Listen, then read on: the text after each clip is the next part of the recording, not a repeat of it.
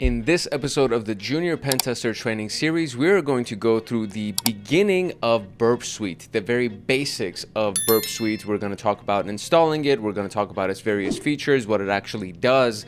And this is one of the most important tools when it comes down to pen testing, specifically when you're pen testing web applications or websites in general. Because of a lot of different reasons, I'm not going to give it away because I want to kind of show you what these things are. And this is a new module that we've started inside of the Junior PenTester training series, all dedicated to Burp Suite. So we have a total of 6 videos, I want to say, that are going to be dedicated to Burp Suite. And we're going to go from the very, very basics, and we're going to go and start doing some advanced strategies and hopefully give you an understanding and an idea of what you can do with this really amazing tool. It's a very, very cool tool. A lot of people use it in the pen testing realm and in troubleshooting in general when you're trying to see what goes on behind the scenes with a website or a web application. So very powerful tool. I personally love it. We've done some really, really amazing things, and I've actually used it in job interview or like tests for job interviews when I wanted to go into junior pen testing. And when I started that whole path, there were some jobs that obviously, if you get past that initial application, they're like, okay, well, we want to see what you can do. So they'll give you a victim site. They'll give you like a test site, and they want to see how well you can pull off the pen testing and what you can find and what you can uncover, so on and so forth. So very, very cool tool. I'm a big fan of it. The overview for the video, we have actually a lot of stuff that we have to cover today. So obviously there's the intro. We're going to talk about what it actually is, the features of Burp Community, which is the free version of Burp Suite.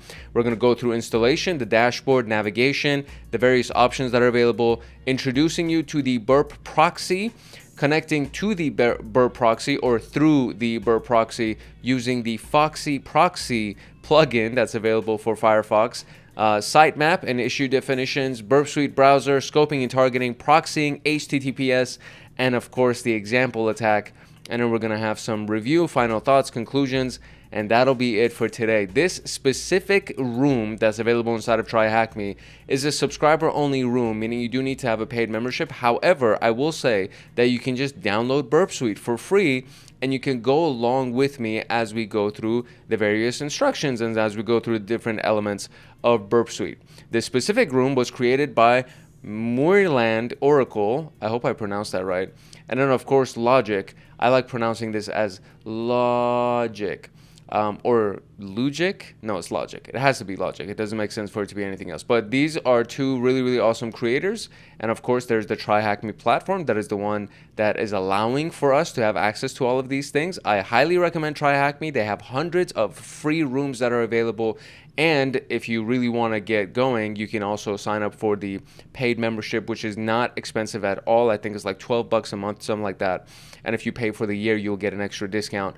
And I get nothing. I get nothing out of it. I have no referral links, nothing like that. I just think that this is a really, really great platform, and I've learned a lot from them, so I always recommend them to everybody else. Universities use TryHackMe to make sure their students have a place to go and get some real-world experience without, getting into a felony.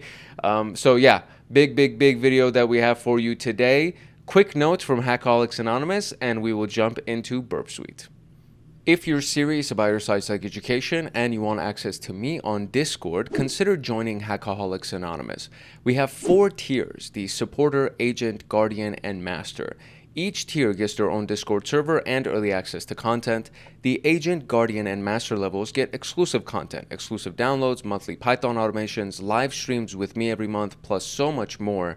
And to join, you can simply click the link in the description below, or you can go to our homepage and click the join button there, or you can go to youtube.com/@hankhacks, hackers/join, and you will be able to join Hackaholics Anonymous. Now, without further ado, let us jump into the Burp Suite basics. So I've already touched on the points in the introduction, so I'm not going to keep repeating this because I want to save you some time here.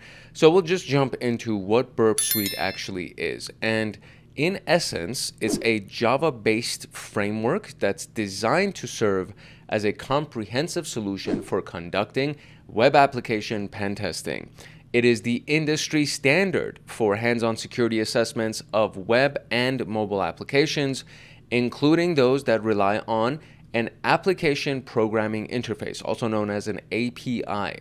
So web apps that use APIs, that make API calls, are some of the most common that you'll run across in the modern era. So this is 2025 that I'm recording this, and the last time that I reviewed Burp Suite was in 2023, I want to say. So a lot has changed over the last year and a half, specifically with AI coming out and the interaction between various AI tools and these websites.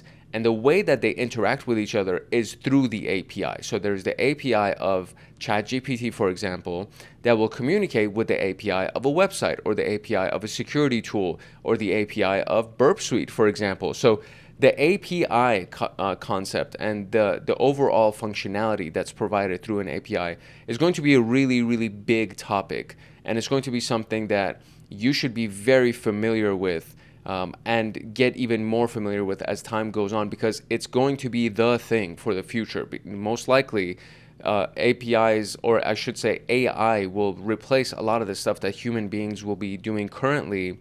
And what we will be doing as human beings is engineering the APIs and managing and administering the API connections between these various AI tools and the end tools that we have. So this is a very, very big topic, and it's very important. And so it's one of those things to also point out that Burp Suite handles these things, right? It can actually interact with APIs and capture those requests and enable the manipulation of all of the HTTP and HTTPS traffic between a browser and a web server.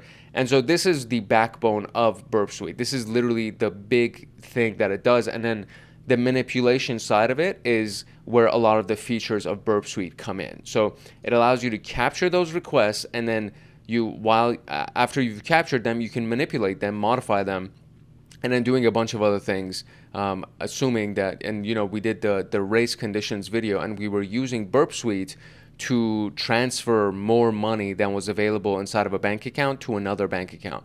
You know what I'm saying? So it's like, that's actually a really crazy thing that you can do using the Burp Suite repeater, for example. So there's like so many things that this thing can do, and it's just a really, really powerful tool. So the ability to intercept, view, and modify web requests before they reach the target server, or even manipulate the responses before they're received by our browser, makes Burp Suite an invaluable tool for manual web application testing. It's available in different editions. We will be using the community edition because it's free, but there's also the enterprise edition, which is paid, and the professional edition, which is paid. And they have much bigger functionality. They can do a lot of crazy things. So Burp Suite Professional is the unrestricted version of the community version. And it comes with, automated vulnerability scanner, the fuzzer/brute forcer that is not rate limited, meaning you can essentially go as fast as you want to, or as many requests as you want to. Saving projects for future use, which is a big one. Built-in API to allow integration with other tools, for example, the AIs. Unrestricted access to new extensions, access to Burp Suite Collaborator, which provides you a way to essentially use servers to collaborate with other creators or other PenTester security professionals. Professional is the highly potent version of this, and Enterprise, in contrast to Community and Professional, is primarily used for continuous scanning. It features the automated scanner that periodically scans web applications for vulnerabilities, like Nessus, for example, which automates the infrastructure scanning. So the enterprise version, which allows manual attacks from a local machine, the other versions allow manual attacks. The enterprise version resides on a server, and it's constantly scanning the target web application. And this is kind of what it looks like for the enterprise version. So it's an automated version of Burp Suite, and it allows you to just set it up, configure the features and the scan types that you want, the assets and endpoints that you want to scan, and it'll just go nuts, and it'll scan for you regularly. And it's very, very powerful, but it also charges, it costs money. So just keep that in mind. And it's not cheap. I don't think Burp Suite Enterprise is actually cheap. Anything that's named Enterprise, like that has the phrase Enterprise in it, I promise you it's not going to be cheap. Which edition of Burp Suite runs on a server and provides constant scanning? And that, of course, is Burp Suite Enterprise. Burp Suite is frequently used when attacking web applications and mobile applications. And that's it. So let's talk about the features that are available to us in the community version of Burp Suite.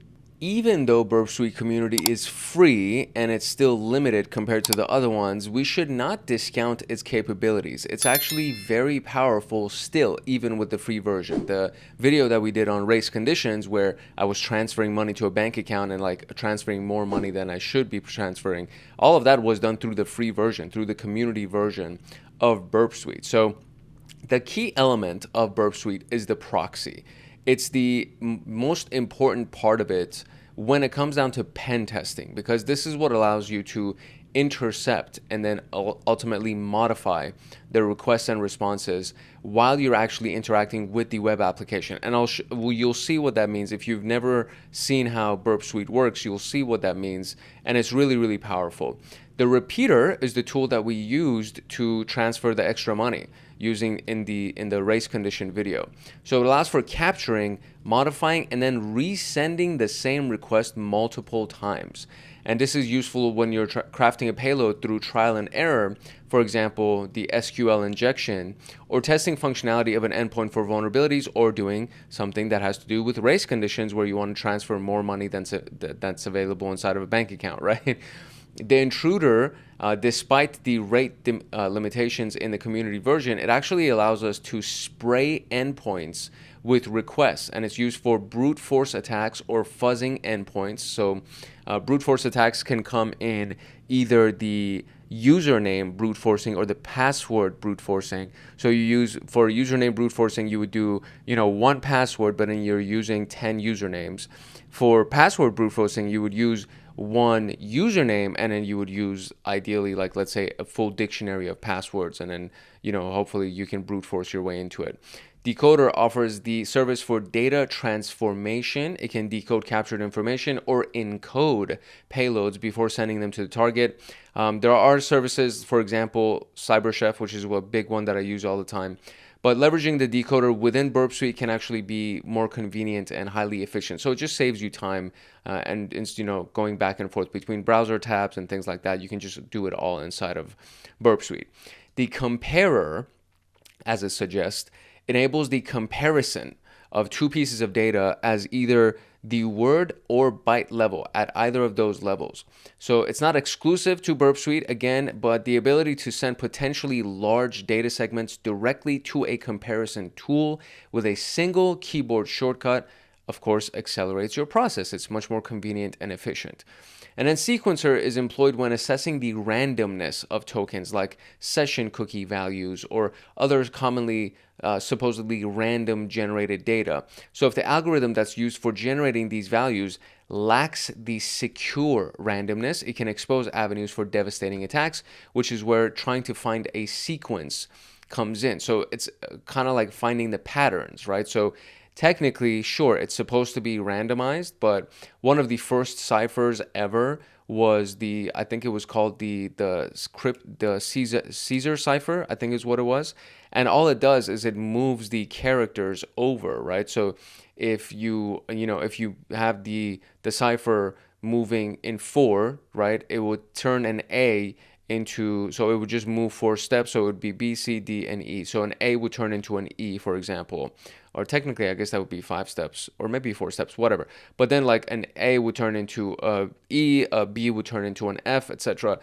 And so that is technically randomization, but what happens is you are limited to the number of letters inside of the alphabet. So ultimately a pattern will emerge, and ultimately you can only do so much as far as randomization is concerned using that specific cipher. So this is where this comes in. If the algorithm that's used to generate these randomized tokens actually lacks secure randomness, meaning it's actually not as random as it should be, then we can figure it out. We can actually figure out the sequence of it, and that's where the sequencer comes in. So beyond these features, the built-in features, there's the Java code base that's available that allows for the extensions to be made, and those extensions will enhance the functionality of Burp Suite.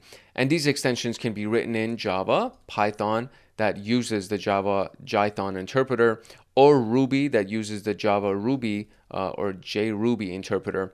So the extender module allows for the loading of extensions and getting access to these frameworks. And while the actual marketplace for it is known as the BAP store, the Burp Suite App Store, and enables downloading of third-party modules. So certain extensions could require a professional license because the person who created them wants to get paid for them, which is understandable, but they most likely will end up being much more functional. There's still a lot of extensions that are actually available for free on Burp Suite community. So the Logger Plus module is a really big one, which can extend the built-in logging functionality of Burp Suite. So really, really cool series of stuff that's available even through the free version of Burp Suite community. So the feature that allows us to intercept requests between ourselves and the target is the proxy. And you should also be familiar with just the general concept of what a proxy server is. It's kind of the in-between between you and your endpoint. And then when we are doing pen testing attacks or doing any kind of hacking attack, the recommendation is use a proxy chain, right? Where you have like several proxy servers. And one of the key elements of the Tor Onion browser is actually the internal proxy chain that's available inside of the Tor Onion browser that basically just kind of sifts and sorts through whatever proxy IP addresses you put in the configuration file, and you can have like a dozen proxy IP addresses, but it still can technically get tracked back to you if somebody is competent enough and they can go through that. So that's one version of a proxy.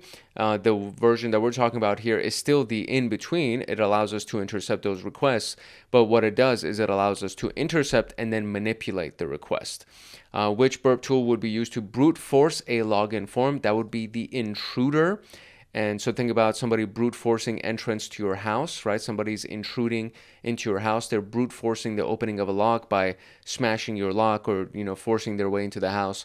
That's kind of how I remember what the intruder does. It allows us to brute force a login form on a website by, using a dozen different usernames or a dozen different passwords, etc. So let's talk about how we can install this thing just in case you don't have access to the TryHackMe platform and you want to run it. So I will say that if you actually have Kali Linux, it should come pre-installed, or Burp Suite should come pre-installed on Kali Linux. This is one of the main reasons why people love using Kali Linux for pen test exercises. And there are a lot of different versions of Linux that also have, or different, distributions of Linux that also have Burp Suite pre-installed on them, because it's not just for pen testing. It can be for vulnerability scanning, security scanning, etc. But Kali Linux, being that I really want to become like a master pen tester, it's my favorite distribution of Linux. And I did the CompTIA Linux Plus training series. So there's a playlist on our channel that is dedicated to CompTIA Linux Plus. It's comprehensive. There's a lot of great stuff that's available inside of that playlist. And in the first episode, in section 3, I believe, there is the, here's how to install Linux. And so it goes through the installation of installing it either on a USB drive, where you can actually, a thumb drive that you can take with you wherever you want and then just launch Kali Linux from any computer, or just to actually install it on your device and just have it as a, one of the operating systems that you can boot when you go to your boot menu. So in either of those versions, I personally have it just on a thumb drive because I want to be able to kind of carry it with me wherever I go in case I ever need it. In either of those versions, when you install Kali Linux, you will get Burp Suite pre-installed on your machine.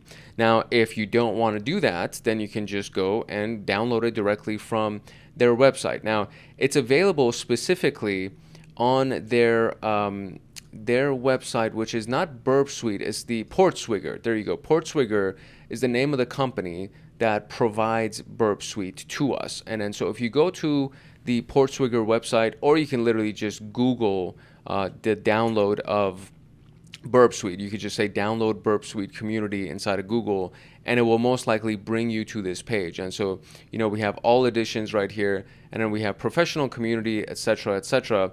And so dynamic application testings, things like that. So you can do this. You can just click on community.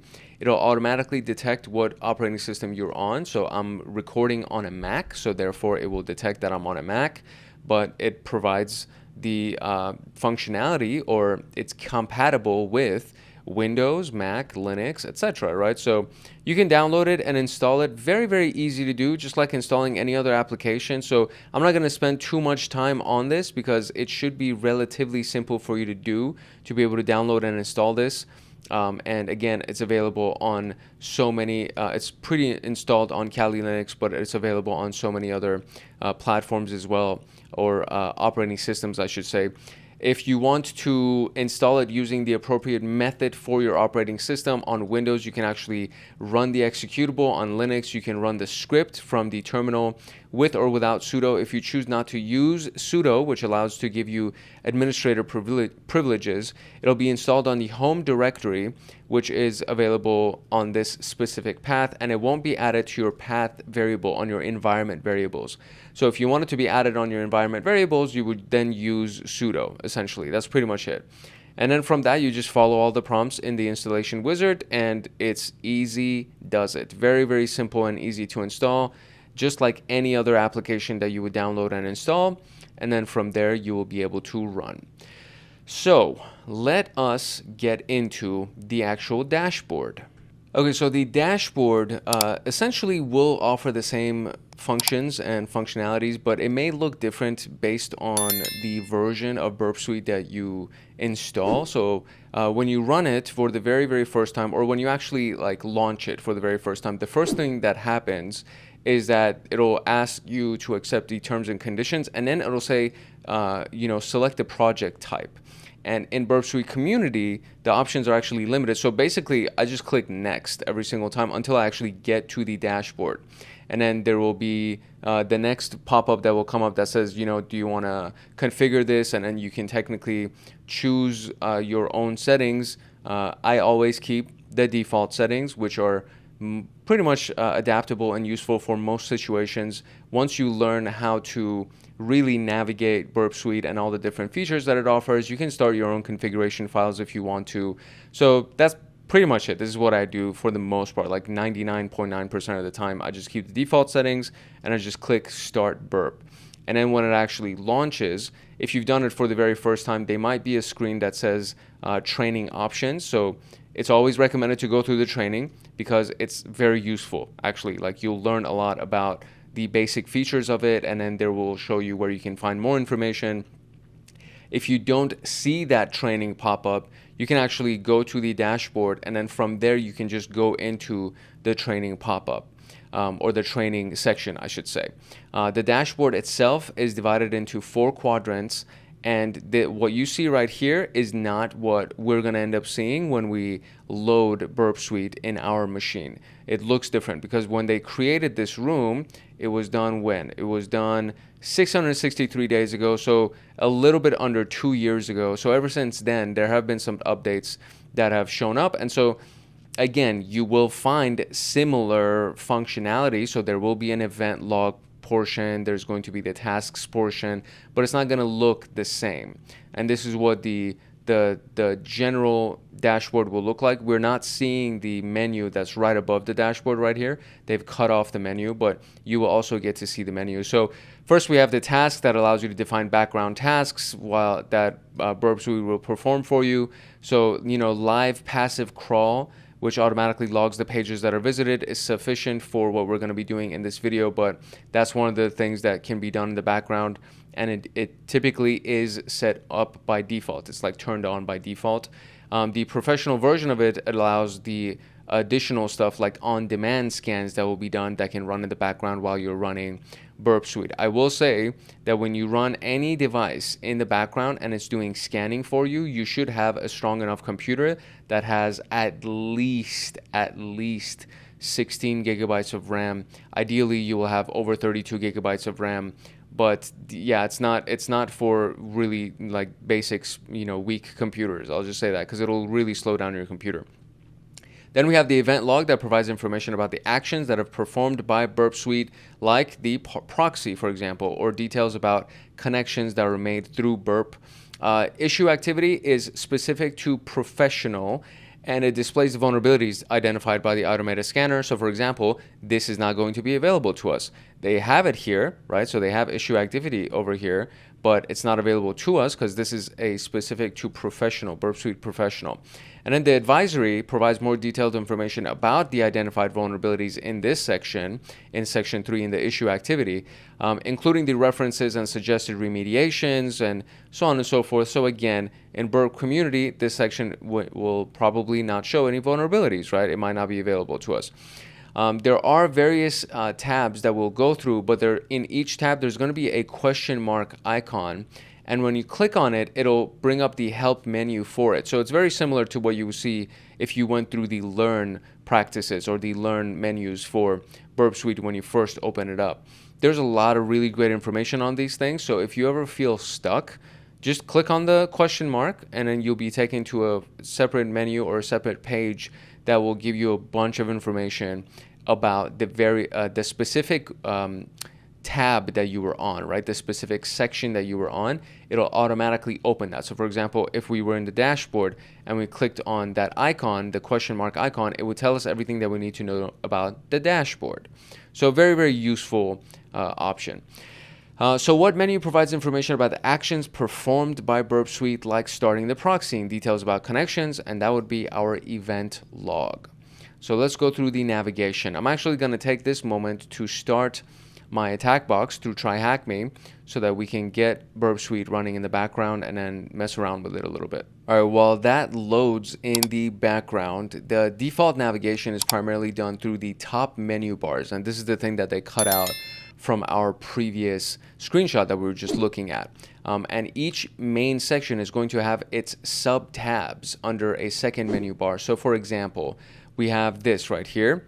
So they are currently on the proxy tab, as you can see right here. And then underneath the proxy tab, we have the intercept tab, HTTP history, WebSockets history, and of course, the proxy settings. And then the proxy settings will take you directly to the proxy configuration portions of settings. But then there's also the settings that's on the right-hand side right here that will just take you to the settings menu.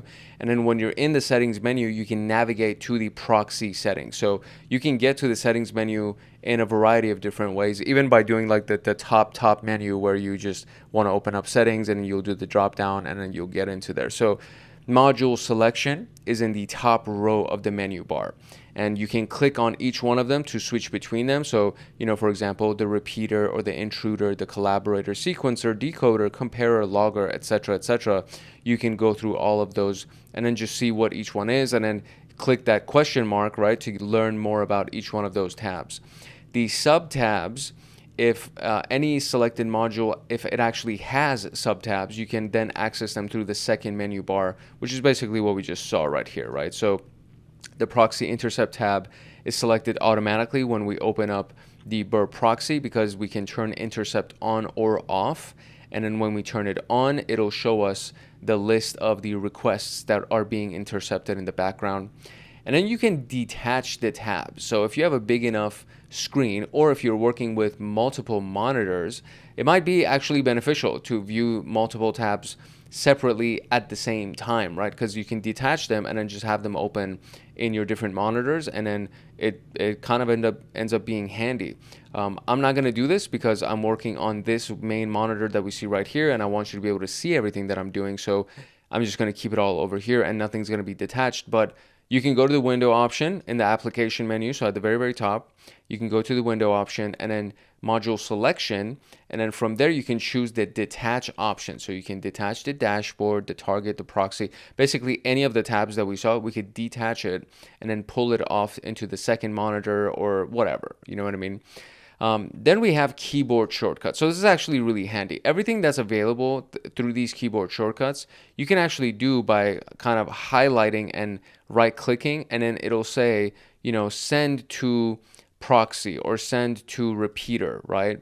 You can actually have those options, but you can also just do Control-Shift-R. In the machine that I have, I don't actually even have to hold down Shift. I can just do Control-R and it'll send it to repeater, or I do Control-I, it'll send it to intruder, and then anything like that. So if I do Control-D, it'll take me to the dashboard. You know what I'm saying? So these shortcuts are actually very, very handy, especially when you become fluent with the workflow inside of Burp Suite. You don't want to right click because that extra half a second that you would right click and then go to the option that you want, you could just do Control P and then go to proxy, or Control I and you'll go to that location. So this specific element right here is actually to switch between the tabs. So when you do Control Shift, you're actually switching between the tabs. So I should clarify that.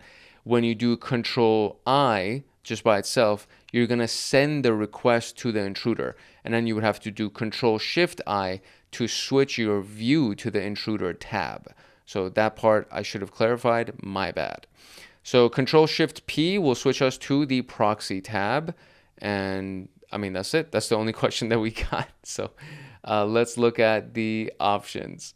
There are two general sets of options that we can use to configure Burp Suite. There's the global settings, also known as the user, and then there's the actual project settings. So your global settings will apply to every project that you work on.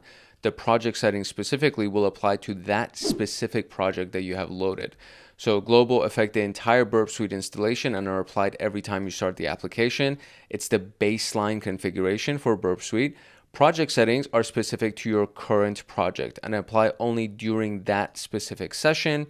And then Burp Suite community does not support saving projects, so this part is kind of not applicable to us, but it is something that's available. So if you want to access the settings, you would click on the settings button, as I mentioned previously, and then it'll open up a new pop-up for you. And this is what it looks like. And then on the left-hand side, you can see you can choose the individual tools, and then from there, you'll go to that tool's settings. So if you go through settings and then click on proxy, it's the same as if you did proxy settings from the proxy tab.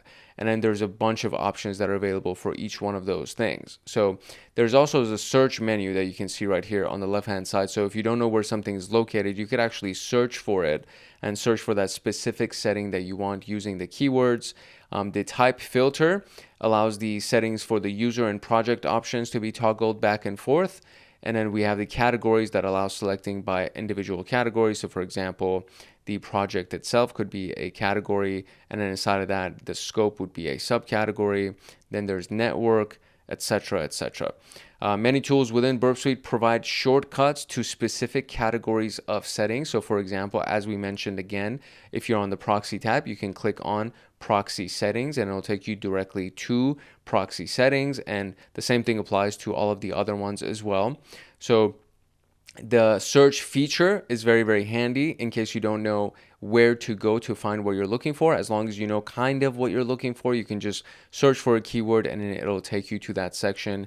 So this one will take some time for you to get used to, but I do recommend you actually go through this settings tab right here, just so you can see what's available under each individual one. I'm not going to spend the time to actually go back and forth with it. This is kind of homework for you to navigate through this and see what each individual one is. And again, remember, there is this question mark button that's available right here that anytime something doesn't make sense. So for target scope, for example, if you want to know what that is, you click the question mark and the page will open up that will explain what target scope is. It'll explain what all of these different elements are, what happens if you add something, what happens if you remove something, how to add or remove something, etc. Same thing for out of scope settings or anything else that's inside of this settings menu. You can click that question mark and it'll open up a page that's specific to that section and it'll explain what those things are.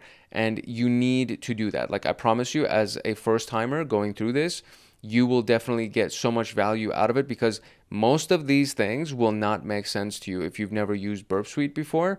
Even if you have used it, I still click on that question mark and I've used Burp Suite dozens of times.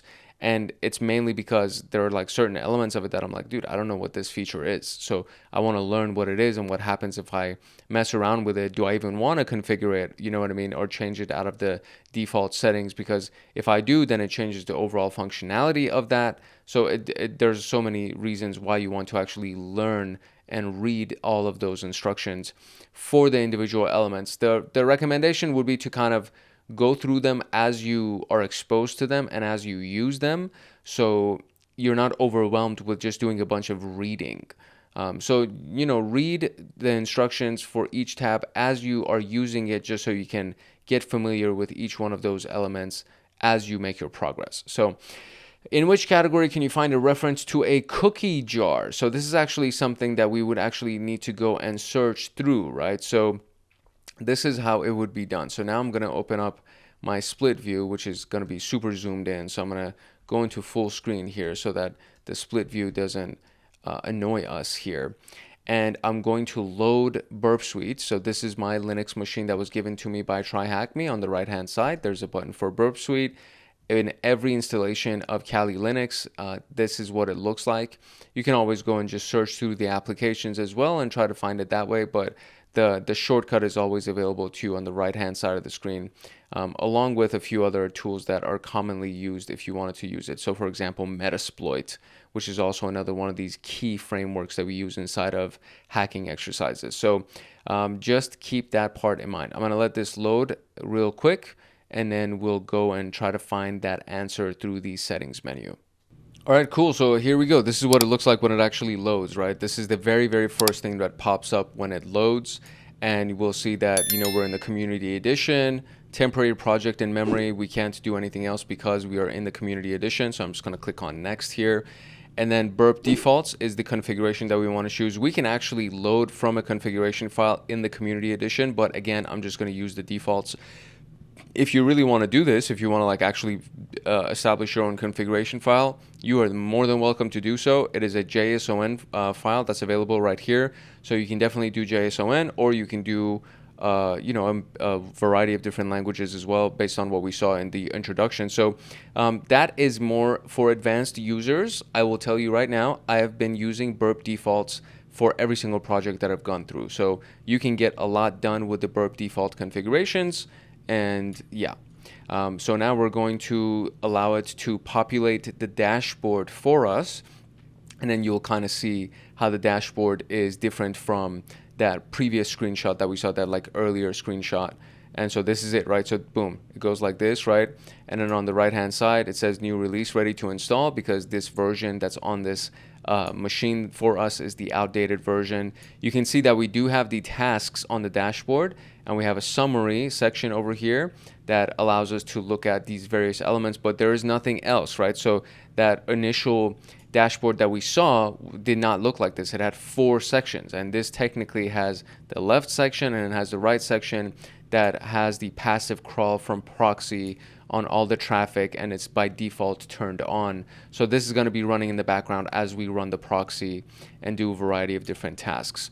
Then we have these higher menus right here. So these are the actual menus that will drop down, and then you can go through these different elements through it. And then these are the tabs, and then in each one of them there's going to be sub tabs. So if I click on proxy, I will see the sub tabs under proxy. Repeater doesn't have anything because I haven't sent anything to the repeater, but there will be sub tabs if I send anything to it. Same thing for intruder and everything else. So proxy is one of the few that actually has sub tabs without any projects or anything being active yet. But then once we send some kind of packet or request to the repeater or the intruder, you'll see sub tabs underneath them. Same thing with collaborator. Sequencer has its sub tabs. Decoder doesn't have anything because it's just a decoder. Comparer doesn't have anything yet. So this is what it kind of looks like just on the tab menu. And then we have the settings on the right hand side that we can just click on, and it'll open up a new pop-up for us with the settings menu. Now, the question that we had was relevant to cookies, right? So if I just go over here and just type in cookies, then I can see that there are a few options available. There's the proxy, and then underneath it, the specific section for cookies with the proxy pops up. There's the repeater and the specific section for cookies on that. And then we have the sessions element that specifically handles the stuff that's done with cookies individually. And it says use cookies from Burp's cookie jar.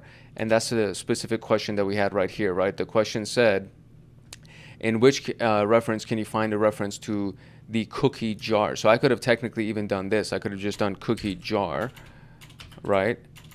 Oh my God. So cookie jar, and it would have only loaded the sessions because there's actually a cookie jar portion that's relevant to the sessions portion.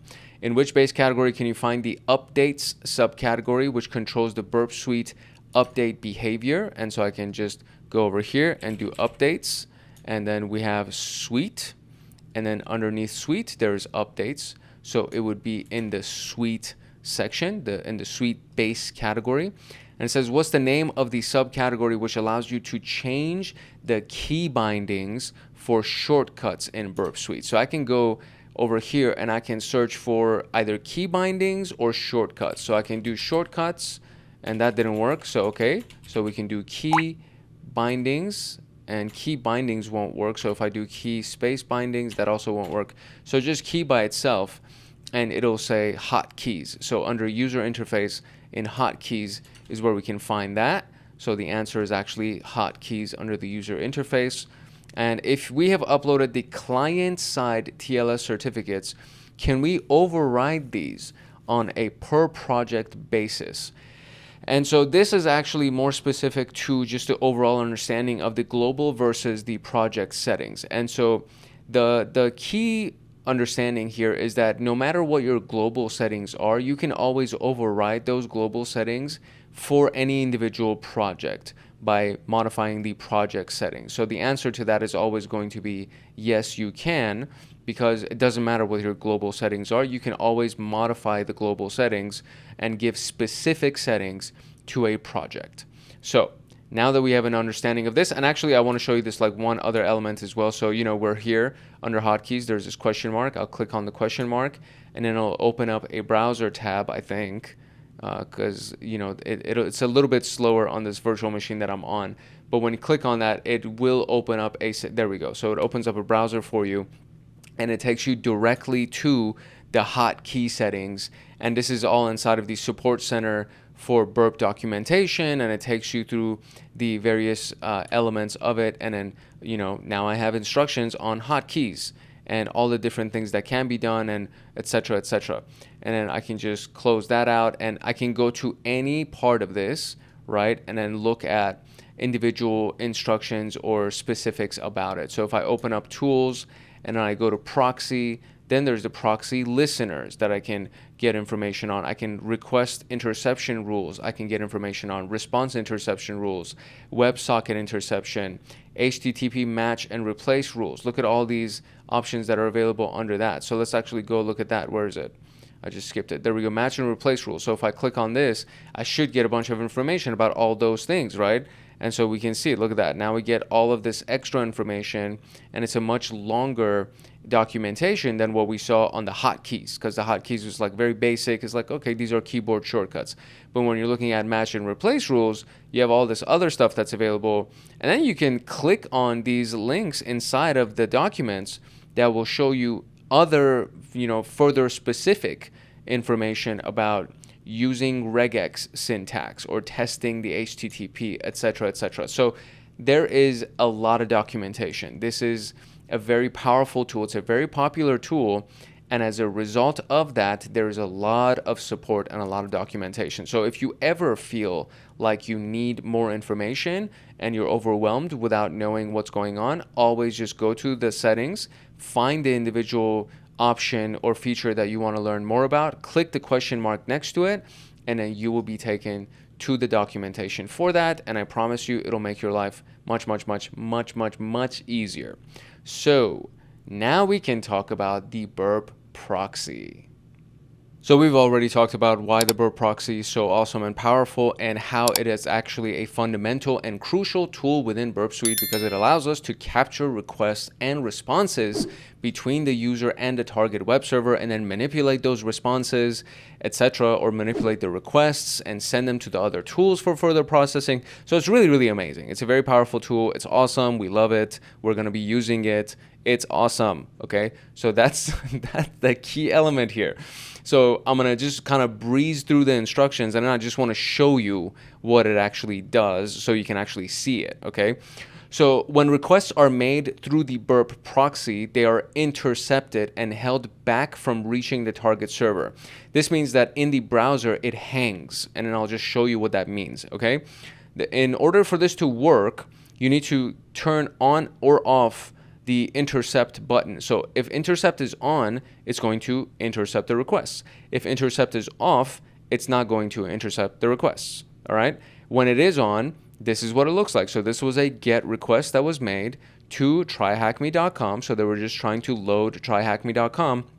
But what happens is we actually get to see the type of request that's being made, and we get to see the user agent. We get to see what the headers are for that HTTP request, and what types of formatting is acceptable, and just so many things that, believe it or not, this kind of stuff ends up being extremely useful, especially when you start doing things like submitting information to forms. And then you'll see the type of request and then the type of information that's being submitted and what can be manipulated, etc. So the ability to intercept requests empowers us to gain complete control over the web traffic, making it invaluable. And capturing and logging also is a really, really important part. So once you do it, when you actually do this, right? So where's the element? Right here. So once we actually have it under intercept, you see the thing. But then when you go to HTTP history, there's going to be a log of all of the requests that were made. And you get to actually see all of those different elements. And then you can load each one of those individual requests and then manipulate them and resend them and do a bunch of stuff with them. So even when the interception is turned off, this logging functionality can be helpful for later analysis. WebSocket support, it's for capturing and logging the WebSocket communication, providing additional assistance when analyzing web applications.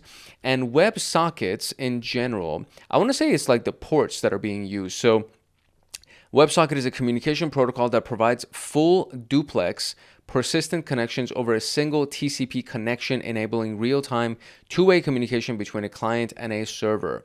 Unlike HTTP, which follows a request-response model, WebSockets allow for continuous low latency data exchange, making them ideal for applications requiring real-time updates. So I was right, it does have to do with ports, but instead of it being the request response model that typically happens through HTTP communication, WebSocket communication allows for both of those things to happen at the same time. So it's more of like a feed that goes in back and forth, a stream of data, so to speak, that goes back and forth. So full duplex communication, both the client and the server can send messages simultaneously over the same connection, and all of the other elements that are really, really useful about it. So that's why WebSocket support is awesome through Burp Proxy.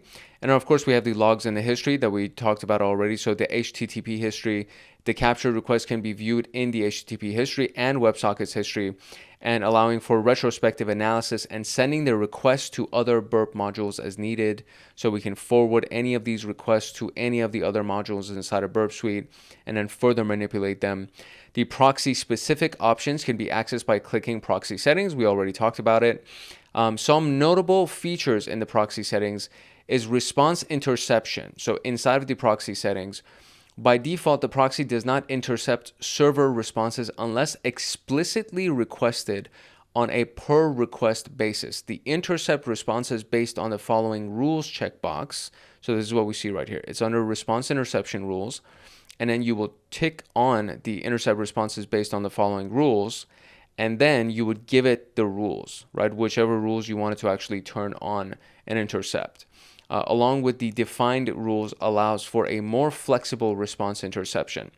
Match and replace. The match and replace section in proxy settings enables the use of regular expressions, also known as regex, which is also, again, very, very powerful, to modify incoming and outgoing requests. If you don't know what this is, I have a full-length video on regular expressions, and it's really freaking handy. Like, it's not hard to learn.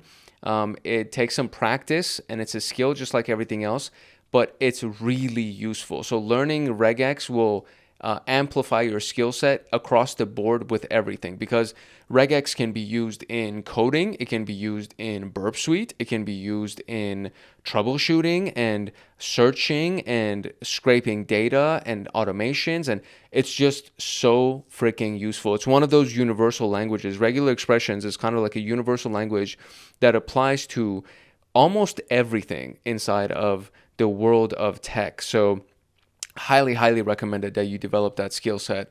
You will run across regex and regular expressions a lot when you're going through cybersecurity. So this is one of those skills that once you learn it, it makes you better at everything else that you do.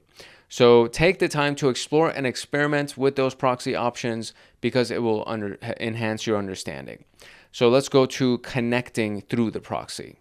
All right, the instructions here are going to tell us what we would need to do to set it up for the very first time, but the attack box that I'm using inside of TryHackMe comes pre-installed and pre-configured with Burp's Foxy proxy, which actually is not a Burp Suite thing. It's actually mostly a Firefox thing.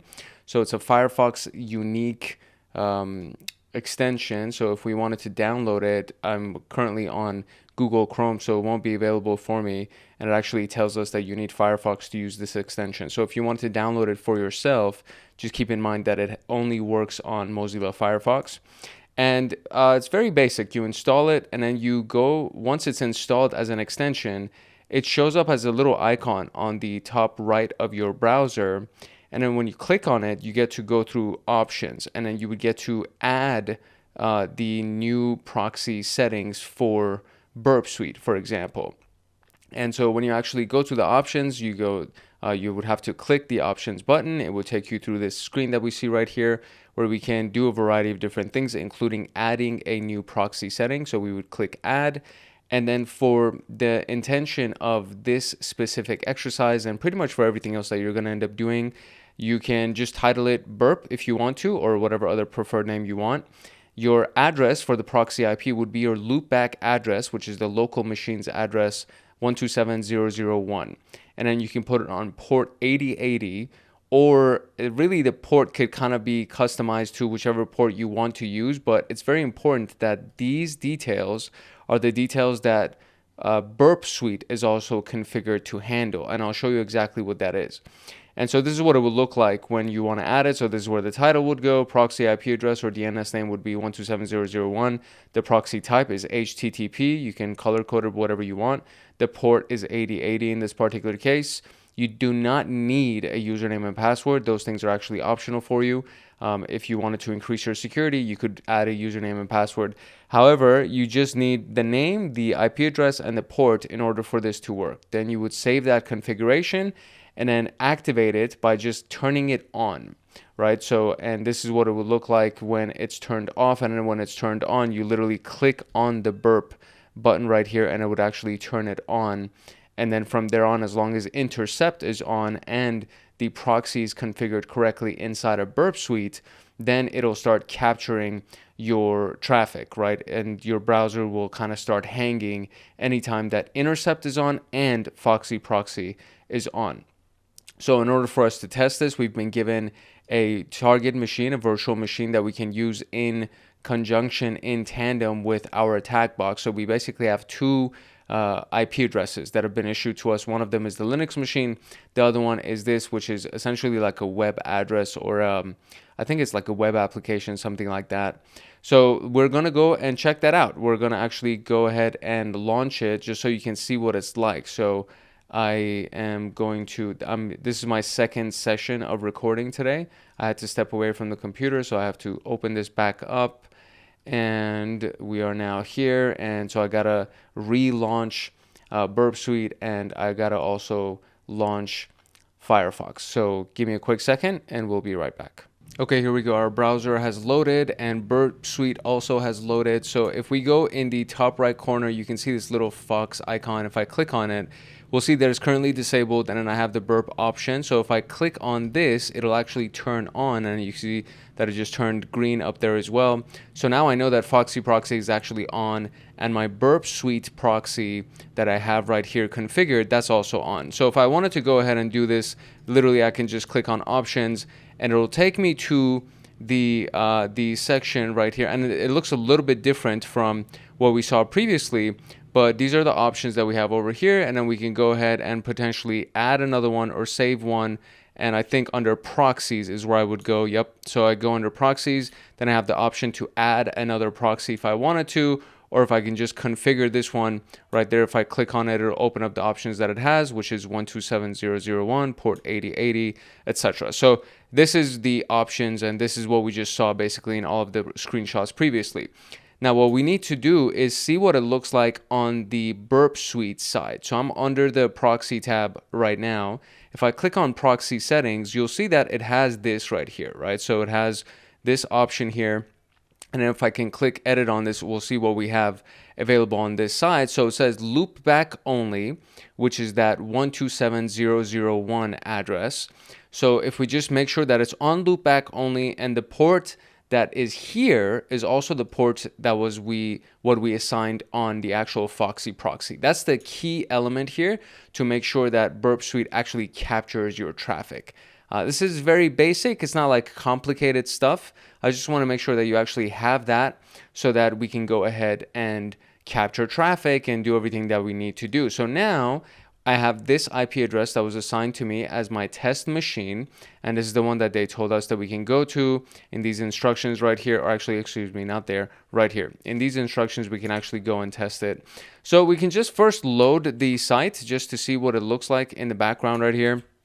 So that's the IP address. If I load it, it'll take me to, I don't know what site this is. I haven't even visited this before, but it will go here. Actually, no, I'm sorry. I've already turned on intercept. So you can see that the requests have actually been captured. So I'm just going to drop all of these requests, and this is what we'll see in the background. And I'm going to turn off Burp Suite because I just wanted to actually load it for you just so you can see what it's like. So we'll make sure that it's on disable, and it is disabled. And we'll press enter one more time just so, okay, there we go. This is the website. This is the actual website. It's Bastion hosting. And then these are the various, I can go to our products and it'll bring us here. And I'm pretty sure we can even go to, yep, there's a contact page where we can submit a form. So all of these things are available to us and we can mess around with these. There is a support page that has another form right here that we can kind of mess around with. So all of these things, you can see that the site is working normally, right? So once I go ahead and turn the proxy on Foxy proxy, and then I go here, the intercept is already turned on, so we can just either turn it off or turn it back on, but intercept would be turned on and Foxy proxy would also be turned on. And then so now, check this out. If I wanted to go back to the home page and if I click this, we'll see that this is loading, right? So this is what we call as hanging. So the browser is now hanging because it's not actually loading the home page because it has been captured inside of Burp Suite. So now I actually see this GET request right here. And if I go down here, I can see the details of the GET request, and it says it's getting the root. This is what that / is. It's getting the root, the home page of the web application, and that's the IP address that it's trying to connect to. And these are the various headers that we can keep in mind or kind of keep track of or whatever. And the referrer, which is where it's coming from, is the / ticket. That's the current place that we're in right now. And just very basic information, right? And then if I wanted to, I can go ahead and just forward this to intruder or repeater or anything like that. Or I can go to HTTP history and it'll show me all of the requests that have been made so far. This is the most recent one, which you will see exactly identical to all the other information that we just saw on the intercept page right there. So I can right click this and I can send it to repeater, for example. And now I see repeater has turned on. And now I have this available over here and I can make modifications to this and I can send it, right? Or I can do this. I can create a tab group. This is where the repeater really shines. And I'll say, okay, I want to add this one tab to my group. Now I have a group right here. And I can go to this and I can duplicate that tab. And this is where the repeater function comes in, right? Now I've repeated, right? I've duplicated that specific request, which is this request that we have here. I've repeated it 20 times, so I have a total of 21 tabs inside of this group. And I can go to my send options, do send it in parallel, so they'll send everything all at the same time. This is the exercise that we did when we were transferring more money than we had in the last video for the race conditions. And in that video, we were able to transfer like over $1,000 from an account that only had a few $100s, right? So this is where the repeater really kicks in, especially if you send it as a parallel. Now, this is beyond the scope of this video. I'm just showing you that that's what can be done. And I can just go here and I can go ahead and just close this group, close all the tabs in the group, and just make sure that we're back to ground zero there. I can also just make sure we close that. There we go. And now we're back here. Everything's all good. So in intercept, now what I can do is I can either drop the request that's being made or I can actually forward it. And sometimes we can obviously make modifications to this and then forward it with those modifications so that it actually sends it to the web server with the modifications that we made. But right now, if I just click forward, we'll see that it actually lands on the home page from the website, and then our intercepted request is now gone. So it's as if we actually just were able to click and then got to the home page, right? So this is what it's like. I'm not going to go too crazy with all of the different examples because we actually have other pieces of this specific video that we're going to cover. I just wanted to show you what it was like to set up the proxy and then actually make a request with the proxy, capture it, see what it's like when the browser actually hangs, right? So if intercept is turned on, your browser will hang. Don't leave intercept turned on unintentionally because it'll prevent the browser from functioning. And when you right click on a request, we can send it to other tools. For example, our repeater, we can forward it, we can drop it, etc. So there are a lot of other things that we can do from the requests that we have intercepted. So now that we know this, let's go ahead and figure out mess around with the other tabs inside of Burp Suite. In the Target tab of Burp Suite, which is what we can see right here, it's on the left of the proxy, we have the sitemap, we have scope, and we have issue definitions. The sitemap allows us to map out the web app as we are targeting in a tree structure. So every page that we visit while the proxy is active will be displayed on the sitemap. So we can actually see that here. So the root, about, assets for whatever, and then as we go, we have contact, privacy, products, ticket, all of those things. Those were the pages that I visited. And this is all while the proxy was actually active. And the feature enables to automatically generate a sitemap by simply browsing the web application. And we can also use the sitemap to perform automated crawling of the target. This is on the professional version, exploring the various links between pages, mapping out as much of the site as we possibly can. Even with the community version, we can still utilize the sitemap to accumulate data during the initial enumeration step. It's particularly useful for mapping out APIs, as any API endpoints that are accessed by the web application will also be captured. And a lot of times we don't actually see the endpoints in the web browser, but when we are, going around, kind of clicking around, whatever APIs were actually being called on, whatever endpoints were being called on, are going to be shown in our sitemap. Then we have the issue definition subtab. Burp community does not include the full vulnerability scanning function, but we still have access to a list of all the vulnerabilities that the scanner will look for.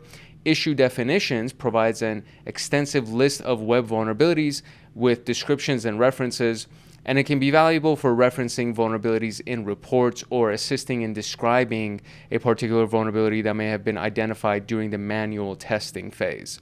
And then we have the scope settings, which allows us to control the target scope. And this is where we can include or exclude specific domains and IPs to define the scope of testing. So you can say, don't scan this part, right? Don't include this IP address or don't include this endpoint. When we do that, we can focus on the web application that we're specifically targeting and avoid capturing unnecessary traffic, which is very useful because you don't want to get too much noise in your captured traffic. So the target tab offers features beyond scoping that allows us to map out web apps, fine-tune the target, scope, and of course access comprehensive list of vulnerabilities. So now we can look around on the site, and we'll be using this throughout the rest of the video. Visit every other page that's linked to the homepage, then check the sitemap. One endpoint should stand out as being very unusual, and visit it in the browser. So visit that endpoint in the browser, or use the response section of the sitemap for that endpoint.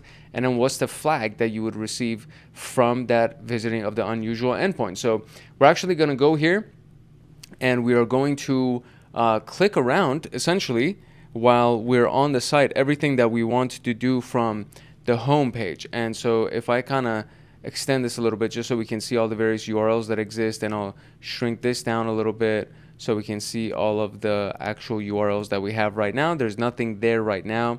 They're saying click on everything from the home page. So if I click on our products, yeah, it's gonna hang in the background. So I should already have our products in the background though.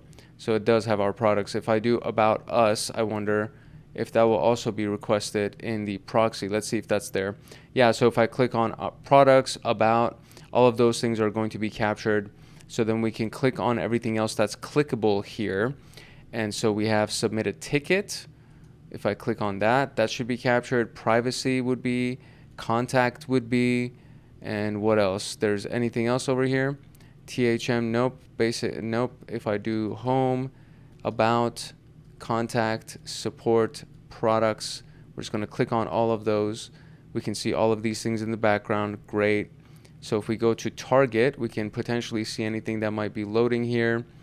Bootstrap bundle, nothing interesting so far.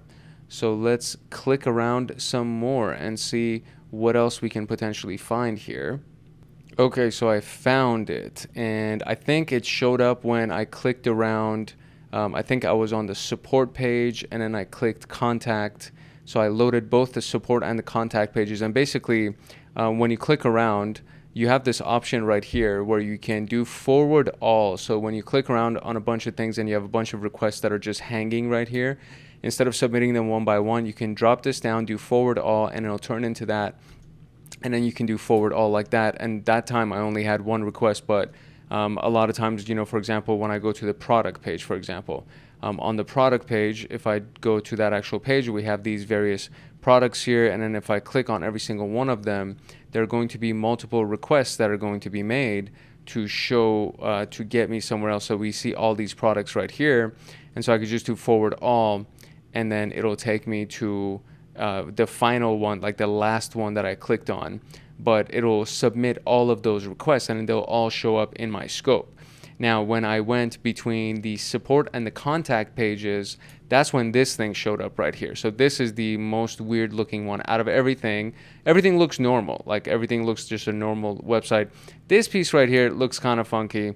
So this is the one thing that I would say I would be curious about what it is. And so we can look in the response. So that's the other side that's like really interesting. So you have the request that would be sent, meaning if you actually went to this, if you followed this get request right here, what, you know, where would you end up, right? Which would be the response of this request. So if we look at the response, then we'll see that this page loads, and then we have this flag right here. And that's the flag that they're looking for that answer.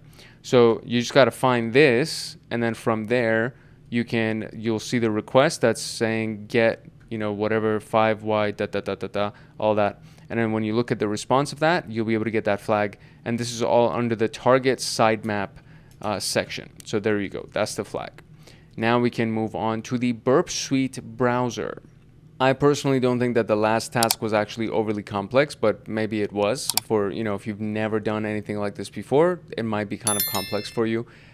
This specific one is much simpler.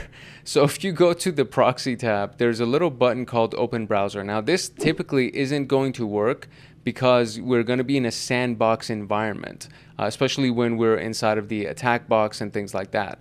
So when you're the root user in the Linux environment, right? So in Linux as a root user, you're going to encounter an error message, which will say, hey, listen, you can't open this because you're in a sandbox environment. So we have to do allow Burp's browser to run without a sandbox. And this is something that will be inside of the settings, tools, Burp's browser. And it's just a check mark that you can do. And when you do that, it'll allow you to open a browser.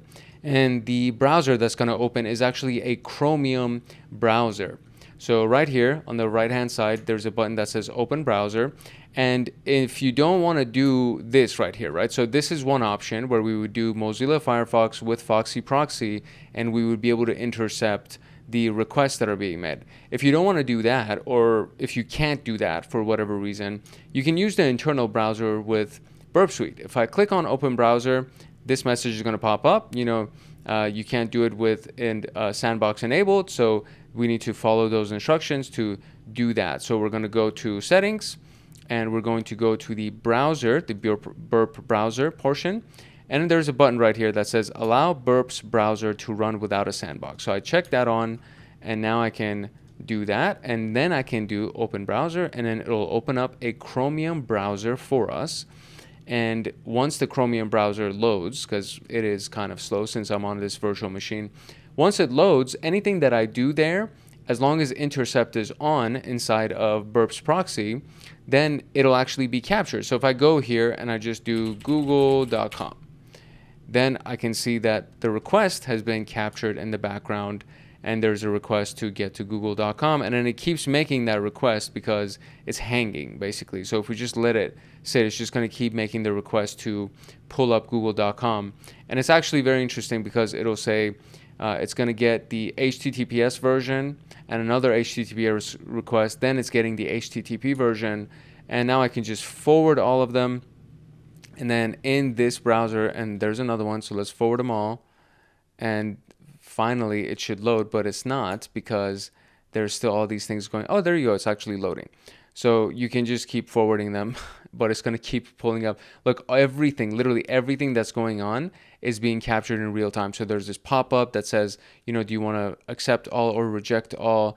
And all of the, look at all these things. These are all the requests that were just made by me just going to Google. And every time I click forward, it just keeps sending more and more requests that are being captured through Chromium, because I would say that this is like a any kind of cookie or any kind of token or anything that's loading in the background of this is being captured inside of the Burp Suite proxy. So anyways, this is the Chromium browser that's available inside of Burp Suite, and it is very handy if you don't have access to Firefox or Foxy proxy, but just keep in mind that it's a lot of requests. Like all of these things that we just see right here at the bottom right here, these are all from just trying to visit google.com, but play.google load ogads.pa client 6 whatever, another play.google, like so many things tried to load by me just trying to visit google.com, right? So it can be very noisy, as the name implies right there, or there's no name that implies it, but as the saying goes is what I wanted to say.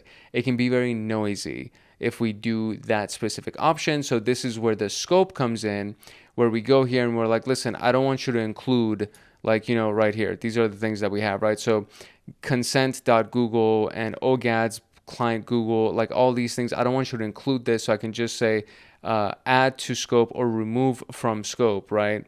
So if I do add to scope, it's going to be within the scope of the capture. So I don't want that. So I just want this, for example. I only want this to be in my scope. So I would just right click on that google.com HTTPS, and then I want to add that to my scope. So that would be the only stuff that's captured inside of my proxy, and it's still going in the background. It's insane. Oh no, I'm sorry, I'm on the HTTP history. That would be the only thing that would be captured inside of my proxy, and anything that only has to do with that specific domain is what I'm going to end up seeing, which makes it way less noisy. So that's where the scope comes in very, very handy. Oh, there we go. That's actually the next topic right here, scoping and targeting. As you just saw, if we capture everything, if we capture all of the traffic and log everything, it becomes overwhelming very quickly, becomes inconvenient very quickly, because then you have to sift and sort through all of that captured traffic to find the stuff that is most relevant to you. You want to focus on a specific web application, for example. So this is where the scope actually really comes in. So the easiest way to do this is we go to the target tab, we right click on the target from the list, and then select add to scope. And then it prompts us to choose whether we want to stop logging anything that's not in scope. And in most cases, we want to select yes. So when you actually do add to scope, you want to stop logging everything else, right? So if I go here, and we'll go back to the target tab, and under sitemap right here, and scope is what we see that is available. We don't have anything in our scope yet. So if I go to sitemap, click on the actual IP address for our test site, the Bastion hosting site, and then I right click that and I'll add to scope. And then we get this option right here that says you've selected to add it to scope. Do you want proxy to stop sending out of scope items to the history or other burp tools? And we say yes. And so, or excuse me, not that, my bad. Always take the same action may not necessarily be something that you want to click. So I just want to say yes. And so now I have something added to my scope. And if I go to my scope, I can see that my target scope only includes that specific IP address. So if anything else is visited or anything else is loaded that has nothing to do with this, then it won't show up in my traffic that's been logged and captured, which is extremely handy. So we can always just find that under the scope settings subtab within the target, and it allows us to control the target scope by including or excluding domain IPs. It's also very powerful and worth spending time. So we can actually even go over here, right? And I can add another one, and I can say that it would be this, right? So google.com, right? So this would be it. And so, excuse me, this is included in the scope. My bad. This is the section where it says include in scope. So I don't want to include in scope. I want to go to the one where it says exclude from scope. So in here, I will go and I'll do, google.com, right? And I want to stop anything that has to do with this. I don't want to capture anything that has to do with google.com inside of my captured logs or anything like that. So now I have Google excluded and I have this IP address included. And that's how we can control what is being captured and what's not being captured. So I already added this to my scope and changed the proxy settings to only intercept traffic from the in-scope targets. So if we actually go to the proxy and we go to our proxy settings and we say only capture from in-scope targets. So let's go and find that specific section. So it's under request interception rules as well as response interception rules. And it's already here for us. So it says, where is it? It kind of messed up.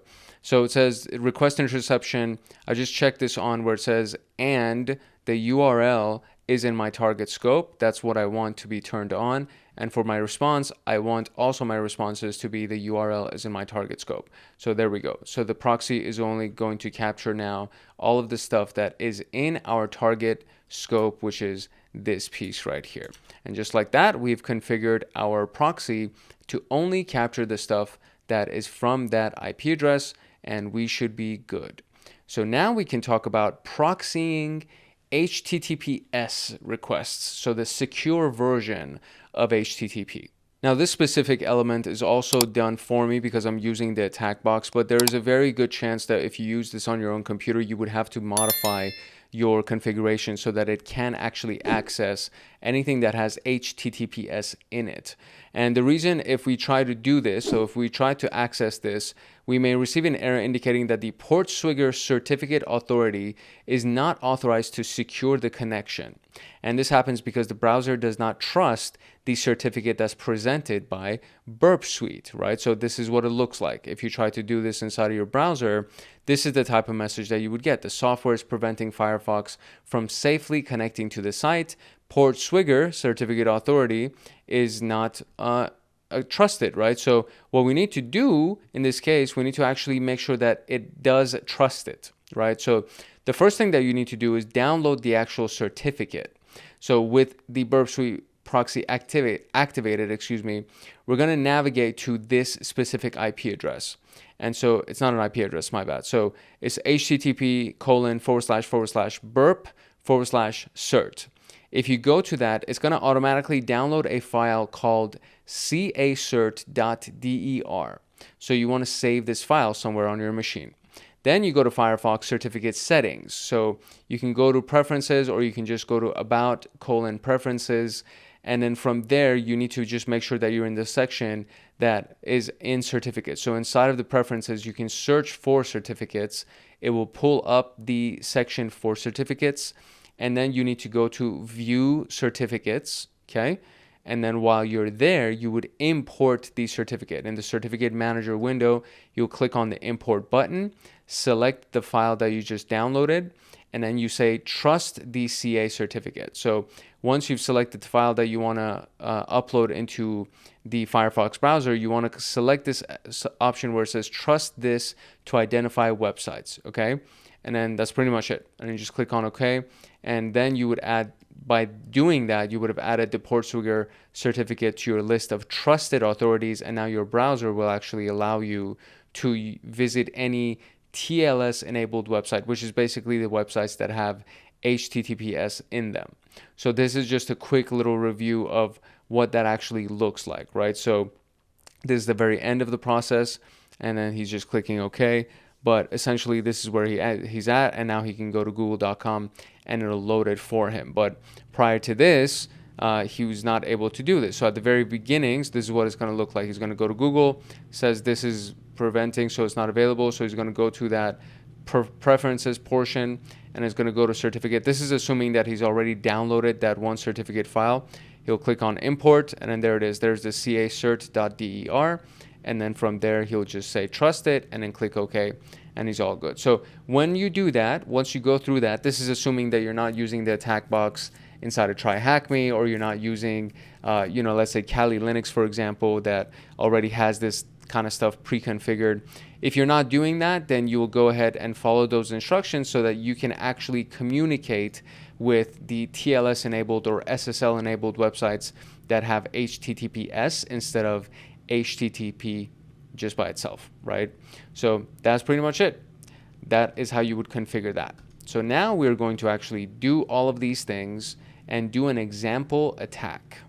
So there's something inside of this browser or inside of this website that we are trying to bypass with this attack, right? If we go to the ticket section, we can actually submit a ticket. And if we wanted to do some kind of JavaScript inside of these forms to submit it, it won't allow us, right? So this is what it would look like. If you went ahead and did this, it's just going to delete anything that is not available or it's not allowed for you to do. So for example, special characters or something along those lines. So I'm going to turn off intercept real quick just so we can actually go to the support website and actually display this, right? So if I go over here, scripts usually start with this forward. You see that little arrow, like that arrow, it just automatically deletes it. It automatically deletes anything that's not a dot or anything that's not an @ symbol. So I could do whatever, right? So if I could actually do, hankhacks@gmail, that's fine, right? But the instant that I try to put a space, it won't work. If I try to do these arrows, it won't work. If I try to do script, I guess it will work. But if I try to put it inside of that, it won't work. So it's automatically deleting anything from that. So what we're trying to do is work around that so we can actually put some kind of JavaScript in here to actually, do some kind of a hack. So this is what I would do. I would do hankhacks@gmail.com. So just a legitimate address.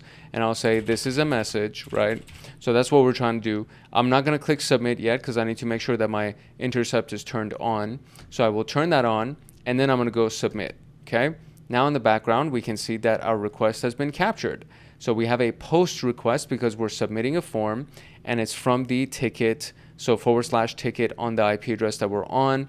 And then at the bottom right here, we can see that now there are the information that we're transferring, the information that we're trying to pass to that site is now here.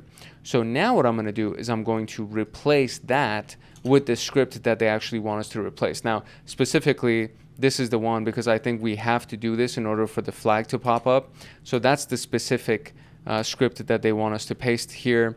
So I could literally just highlight this and then I can do Control V and it'll paste it. So now we can see that it's actually all here. So there we go, we have that.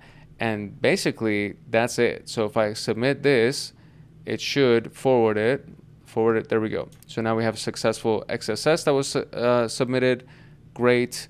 And that's it. So do we get a flag for this? Okay. It's not a valid email address. Did we get a flag? No, it just says successful XSS. Oh, that's it. So we don't need to get a flag. We just need to make sure that we get that successful XSS. So that's basically it, right? That was like a successful cross-site scripting attack that we just did by simply capturing it, right? Intercepting it in the proxy and then modifying it in here and then just forwarding it. And then just by doing that, we were able to get the results that we wanted, which was just that success message that we received at the end right here. So go ahead and try it out. I think since there was no flag that needs to be loaded, if you do any kind of JavaScript or any kind of XSS kind of an attack, which is basically cross-site scripting type of an attack, if you do any of those things, you should be able to get that message, or you can literally just this was just an alert script that basically pops up this message onto the screen for me. So I could have done, hey everybody, and it would have printed hey everybody onto the screen, and it would have still worked that way. So we just want to get past that, right? So hank@gmail.com again, and then we'll do whatever jargon here, and then we'll click submit, and then it will capture the submit in the background, or it should, right? Where's my submit? Capture it. Is it not capturing it? There we go. There's my post request. It's been captured. Now I can see this right here. So I can go over here and I can replace that, and then the message itself could just be anything. It could just say, congrats, right, on passing the first Burp Suite class. And we'll just say that as our alert. We're going to forward it, and there we go. Congrats on passing the first Burp Suite class, everybody. Congratulations. If you made it to this point, that means you passed the first Burp Suite lesson. So this was an introductory room. So hopefully this was eye-opening for you. Hopefully you actually got some cool value out of it, and your mind is open to the possibilities of what can be done with Burp Suite, because it is a very powerful tool. There's a lot of crazy things that we can do with this, and as we go along for the next 3 or 4 or 5 videos inside of this specific training series for Junior PenTester, we're going to be talking about Burp Suite and all of the various elements and the cool little nifty things that we can do with Burp Suite. So we have discovered what the interface was like, right? So what did we do so far? It was a long series of stuff that we did. So we know what it is, the features of Burp Community, which is the one that we're using. We know how to install it, what the dashboard looks like, how to navigate back and forth, the various options that are available. We figured out the Burp Proxy. We connected through it with Foxy Proxy or Chromium as well, the Burp Suite browser. We looked at the sitemap that was generated for us. As we clicked around, we looked at how scoping and targeting works, how the proxying of HTTPS works, and of course we went through that example XSS attack. So there's a lot of great stuff that's available that can be done. And if you have this downloaded, right, or if you have the access to TryHackMe, any of the rooms that have a free room that you can launch an attack box from that room, if you launch that attack box, you can go ahead and open up Burp Suite and just mess around with it. So you don't even need to download it on your own computer if you don't want to. You can just go ahead and go to the very many free rooms, hundreds of free rooms that are inside of TryHackMe, and just launch the attack box from any of those rooms, and then you will have Burp Suite pre-installed and pre-configured for you so that you can go ahead and mess around with some of these things. So just kind of giving you a heads up, if you really want to practice and you don't want to go through the pain of installing it, or if you don't want to pay for the paid version of TryHackMe, this is kind of like a hack that I'm giving you right here, is you can sign up for a free membership, and then from there you can just go ahead and use their attack boxes, which I know that people, like, they know that people are doing these things. This is not something that I'm sharing that other people have not thought of. You know what I mean? It's just that it's just kind of want you to have access to as much as you can. So while you're learning, if you're on a budget, you can still do all the things that you would need to do. But that is pretty much it for our introduction to Burp Suite and the Burp Suite Basics room. If you got value out of this video and you want to get more videos like this one, I encourage you to like, subscribe, and turn on the notification bell so that you get notified the next time that video comes out on the Junior PenTester training series. And of course, as we go along with the rest of the stuff with Burp Suite, and then there's a bunch of other videos that's already on this channel that you can go through, and there's a bunch of playlists that you can take advantage of. So the advanced version of Junior PenTester is the PenTest Plus. So every single Friday, there's a new episode of PenTest Plus that drops until we're done with that. We're already done with Network Plus, we're already done with Security Plus and Linux Plus. People have taken those training series and they passed their certification exam, so I know they're super legit and I know they help people a lot. There's CySec 101. If you have never gone through that playlist, I highly recommend it because it'll fill in a lot of the gaps and it'll set a strong foundation for you. We have the Python for Hackaholics Anonymous, which is exclusive to our membership community. These are all the member-only videos that are available to them. Then there's SOC Level 1, SOC Level 2, and Security Engineering, which is all on defensive security. And then if you're interested in offensive security, you're already watching Junior PenTester.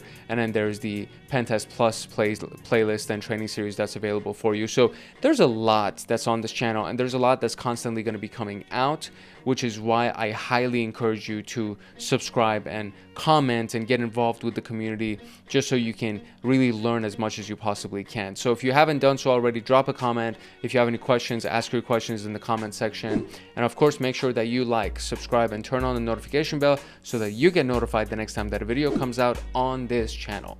If you're serious about your SysAdmin education and you want access to me on Discord, consider joining Hackaholics Anonymous. We have 4 tiers: the supporter, agent, guardian, and master. Each tier gets their own Discord server and early access to content. The Agent, Guardian, and Master levels get exclusive content, exclusive downloads, monthly Python automations, live streams with me every month, plus so much more.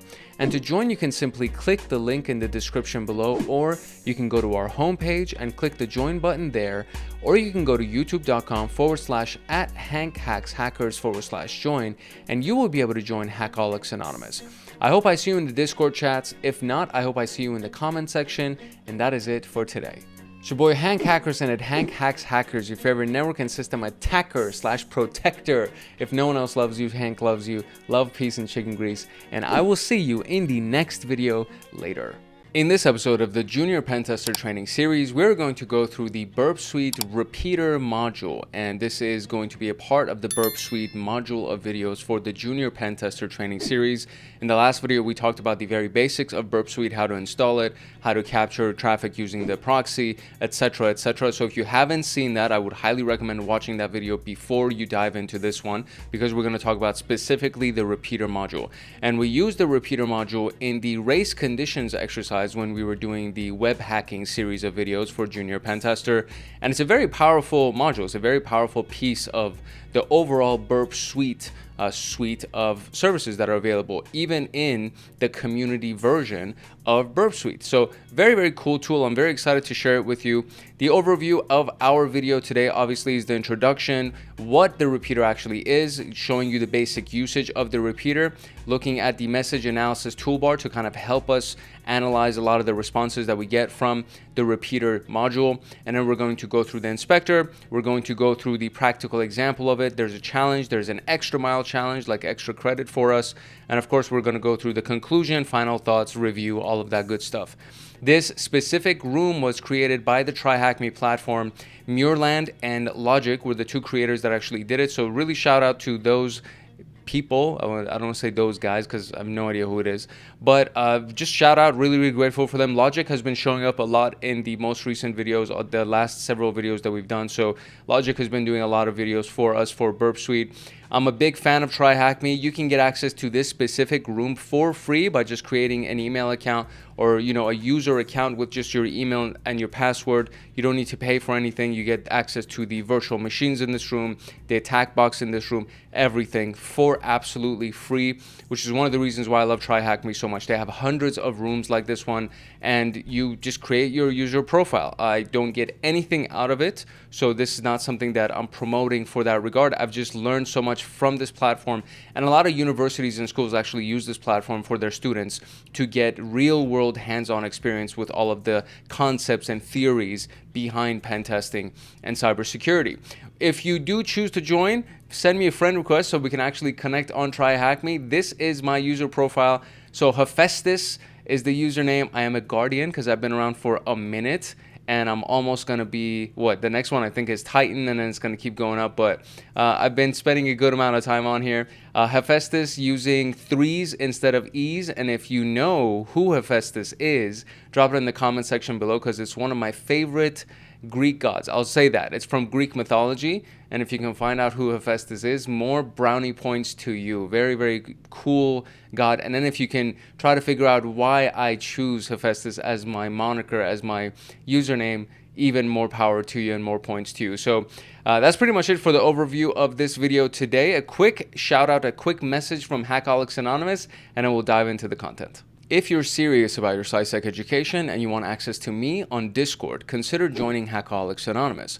We have 4 tiers: the Supporter, Agent, Guardian, and Master. Each tier gets their own Discord server and early access to content. The Agent, Guardian, and Master levels get exclusive content, exclusive downloads, monthly Python automations, live streams with me every month, plus so much more. And to join, you can simply click the link in the description below, or you can go to our homepage and click the join button there, or you can go to youtube.com/@HankHacksHackers/join, and you will be able to join Hackaholics Anonymous. Now, without further ado, let's jump into the Burp Suite repeater video. So the intro really just tells us that the Burp Suite repeater can be used to capture, manipulate, and forward requests that we have made from the proxy feature. It's a very, very powerful feature of the overall Burp Suite modules. And this is something that we did talk about in the Burp Suite Basics room. So if you have not gone through that video, which is the video right before this one on the Junior PenTester playlist, I would highly encourage it, because I'm not going to go through the absolute basics that we talked about in that specific video. But what we're going to learn is how to manipulate and resend capture requests, and we're going to explore the various options and functionalities that are available in the repeater. And it's a very, very useful tool. Like I said, we used it for the race conditions hack that we did, and we transferred like over $1,000 out of one account to another account, and the account basically actually just had $100 in it, and we were able to use the repeater to send $1,000, like $1,300, whatever it was, to the receiving account. So very, very powerful concept and very powerful tool that you can actually use to do some really, really crazy things. And that's pretty much it for the overview. There is a start machine button that goes right here. And this is like a neon green that you can see, very similar to this one. Once you click it, the virtual machine that would give us access to our web application will launch. And then at the very top, there's going to be another button that says Start Attack Box. You can't see it right now because I'm super zoomed in. But then when you click on Start Attack Box, it'll show up in split view. And again, once I zoom in, it's kind of insane to see. So I have to go into full screen like that so that we can really see it. That's what it would look like if I stayed like this. So if we go into the full screen version, this is what it actually looks like. I already have Burp Suite up and running in the background. I already have the web application launched and running. So it should be easy from here on for us to just get access to things and kind of experiment with it. And that's pretty much it, right? So just make sure that you've watched the basics, the Burp Suite Basics, Burp Suite Introduction video. And from there, we're going to go ahead and run into the repeater. So what is the repeater? In essence, it enables us to modify and resend intercepted requests to the target. So it allows you to take a request that you captured with the Burp Proxy and then manipulate that request, send that request repeatedly as many times as you need. You can duplicate it and send it automatically. You can manually send it. There are really cool features with this.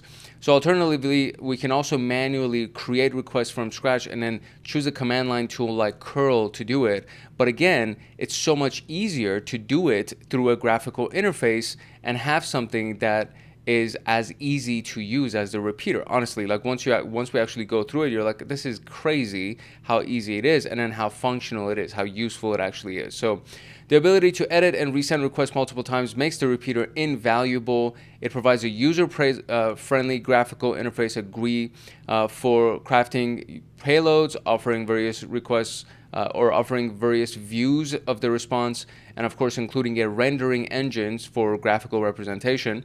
The repeater interface consists of 6 main sections. So this is when you're actually on the repeater inside of Burp Suite.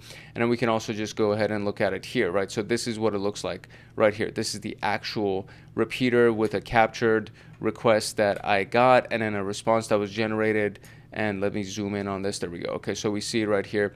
So this is what you can see, right? This is the overall view right here. And so if we go, they give us the breakdown right here. So we have 1, 2, 3, 4, 5, and 6. So number 1 would be the request list located at the top left of the tab. It displays the list of the repeater requests. Multiple requests can be managed simultaneously, and you can actually even create a group. Each new request will be sent and it will appear right up here, right? The request controls that are positioned directly beneath the request list and allow us to send a request, cancel a request, and navigate through the request history. Request and response view is what we see right here in the middle right here. And these are the controls that they're talking about with the button, etc., etc. The request views in the middle, so you have the request itself and then you have a response. So it's basically the largest portion of the interface. And we can edit the request in the request view and then forward it while the corresponding response will be shown in the response view. We can't edit the response because it's literally the response we're getting from the web server, but we can use that response to further manipulate the request and see if we can do other things or get other data. The layout options located at the top right of this view, these enable us to customize the layout of the request and response views. Default setting is side-by-side horizontal layout. You can also choose vertical layout or combine them. So this is what we can see right here. Number 5 would be the inspector. And essentially, a lot of times what you see in requests is not something this small, right? So a request that would be sent or received, or, we send a request to the web server, so not received. But the request that would be sent to the web server typically is, hundreds of lines of XML, HTML, and sometimes trying to find the relevant pieces of it becomes really difficult. So this is where the inspector shines, because it shows you the attributes, query parameters, body parameters, request cookies, request headers, and response headers. And then you can drop this down and go to the specific section of all of this code right here to be able to manipulate it or do whatever you want with it. So when you have really large requests, these inspector elements just become super, super handy. And of course, we have the target, which just has to do with the website that we're interacting with. In this particular case, is tryhackme.com is our target. So you'll end up seeing that as well. So which section gives us a more intuitive control over our requests, and the intuitive control actually comes from the inspector. So it allows us to analyze and modify requests in a more intuitive manner than using the raw editor. So we can say the inspector gadget. Okay, so here we go. Let's go talk about the basic usage of the Burp Suite repeater. So think about if you didn't have access to the repeater.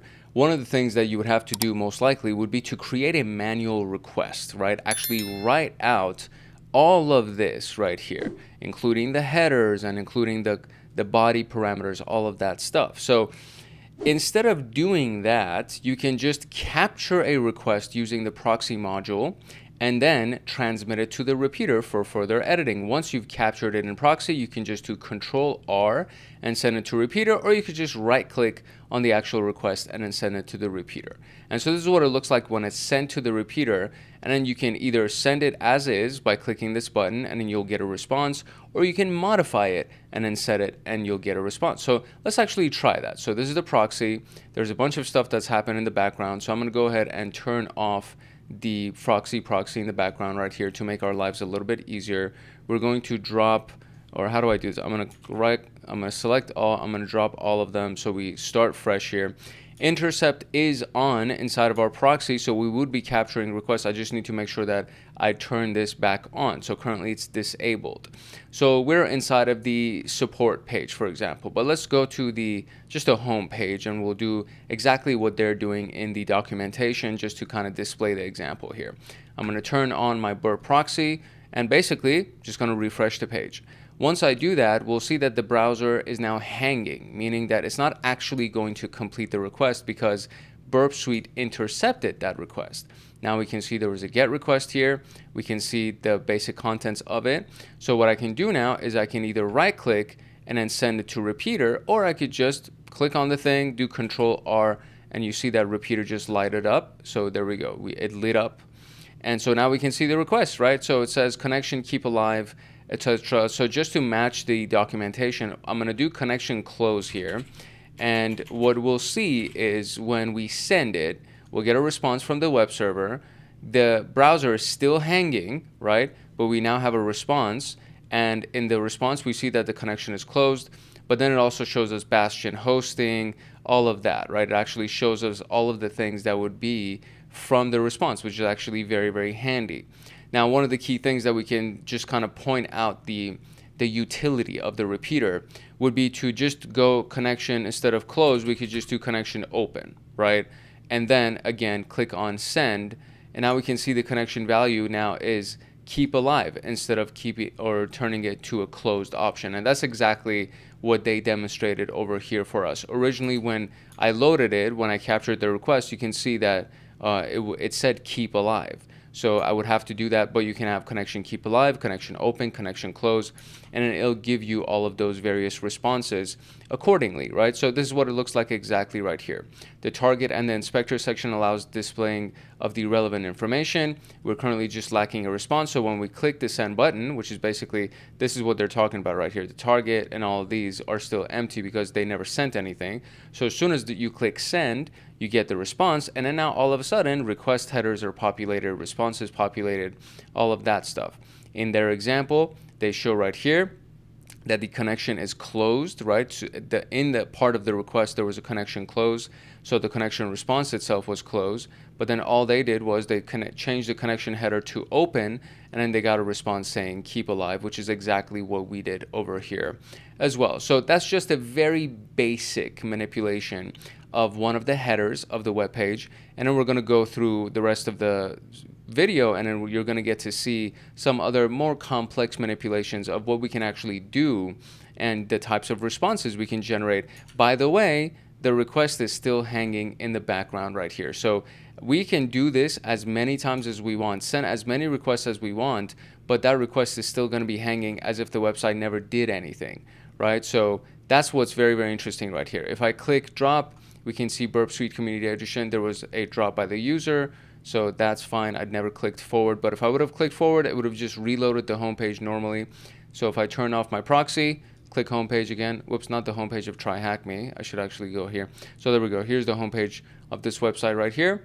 It's as if nothing had happened, and now we have a clear blank slate to start with again. So very, very handy, and you'll see how handy it actually can be as we go through the rest of the video. So which view will populate when you send a request from the proxy to the repeater?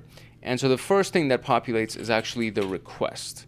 So boom, there we go. There's our answer. All right, so message analysis toolbar. Let's go look at that. The message analysis toolbar gives us presentation options for our request and our response, and it can go from hexadecimal to an actual rendered page. Now, to be able to get the rendered page, we need to go into our settings, our overall settings right here, and then we need to go into Burp browser, and we need to allow the Burp browser to run without a sandbox. So you need to check that, because by default it's going to be turned off. So now that I have that, now I can actually render whatever might be going on in the background. So again, we'll do this, right? We're going to go ahead, enable the proxy, and then I'm going to go ahead and refresh the page. We'll have a captured request in the background. We're going to click on the request, Control R, send it to the repeater, and then this is where we are right here. Okay, so we'll send the request, and now we have a response. And these are the pieces that they're talking about right here as far as the message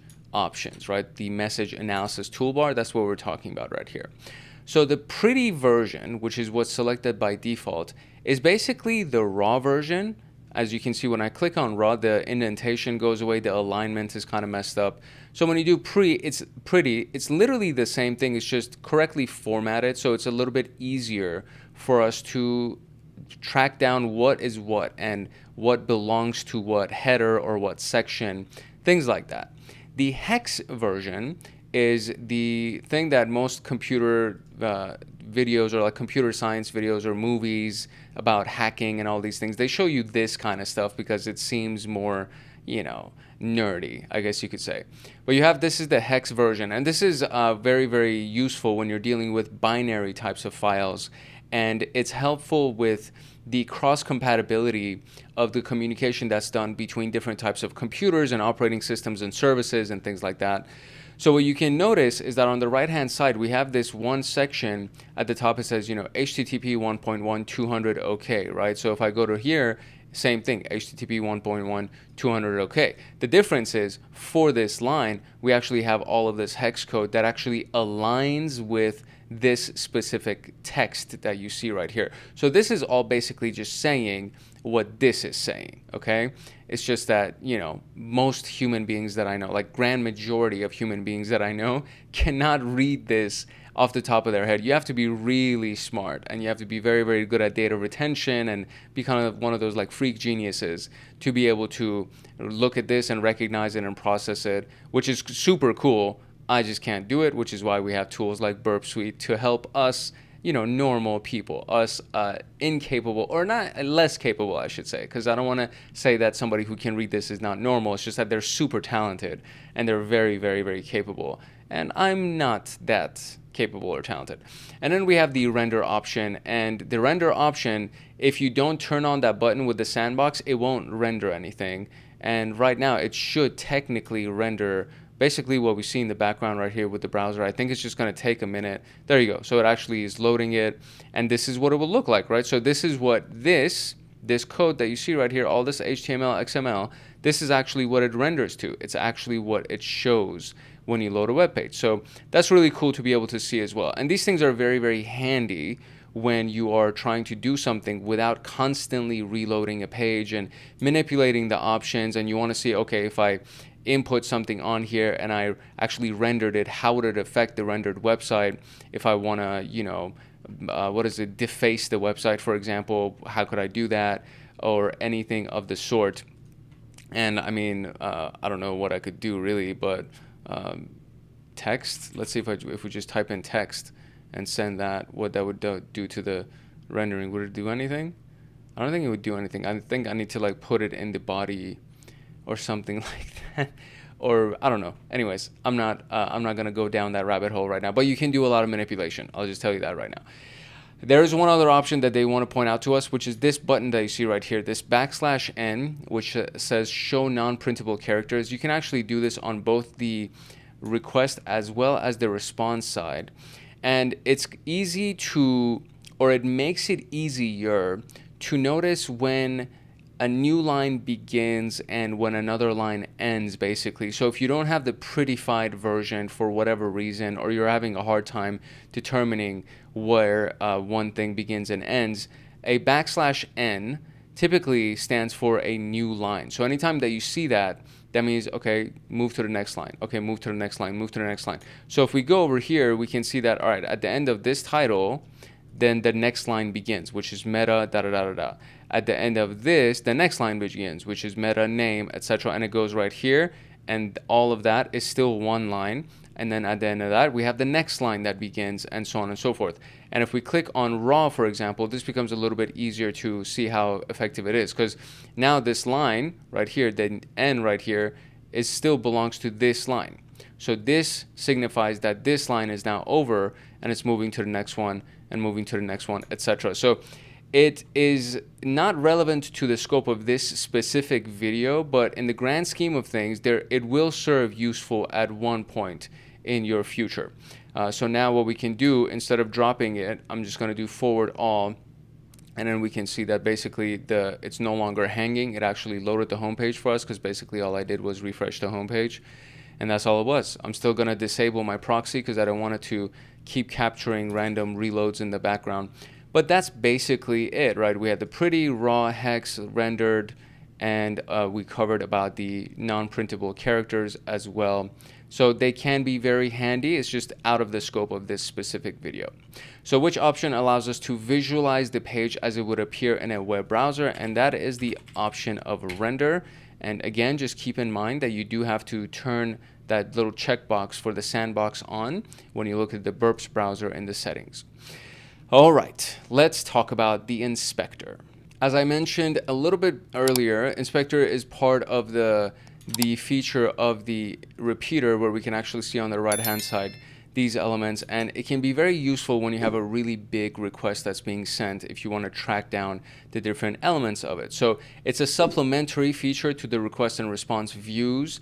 It's used to obtain a visually organized breakdown of the requests and the responses, as well as for experimenting to see how the changes that are made will actually affect the equivalent raw versions. So we can utilize it in both the proxy and the repeater modules, and it's on the far right hand side. As you already saw, this is what it looks like. And if you haven't sent anything, these things are going to be blank, so you need to actually send a request for these things to populate for you.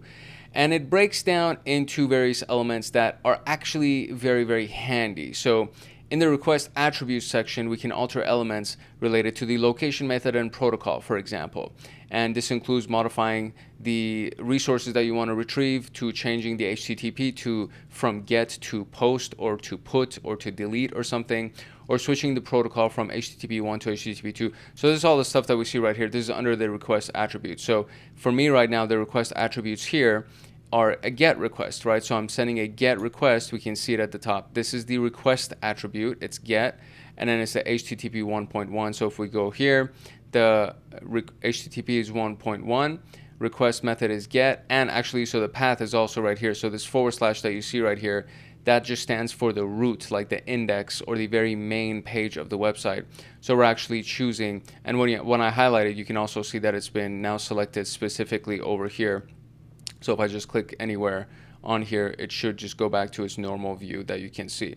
And then we have the request body parameters in this case, which is just text, which is what I manually put right here, which means nothing because I didn't use the parameter value breakdown. So it's actually just looking at it as text instead of anything else. So I can just delete that and then resend it just to kind of reset that for us.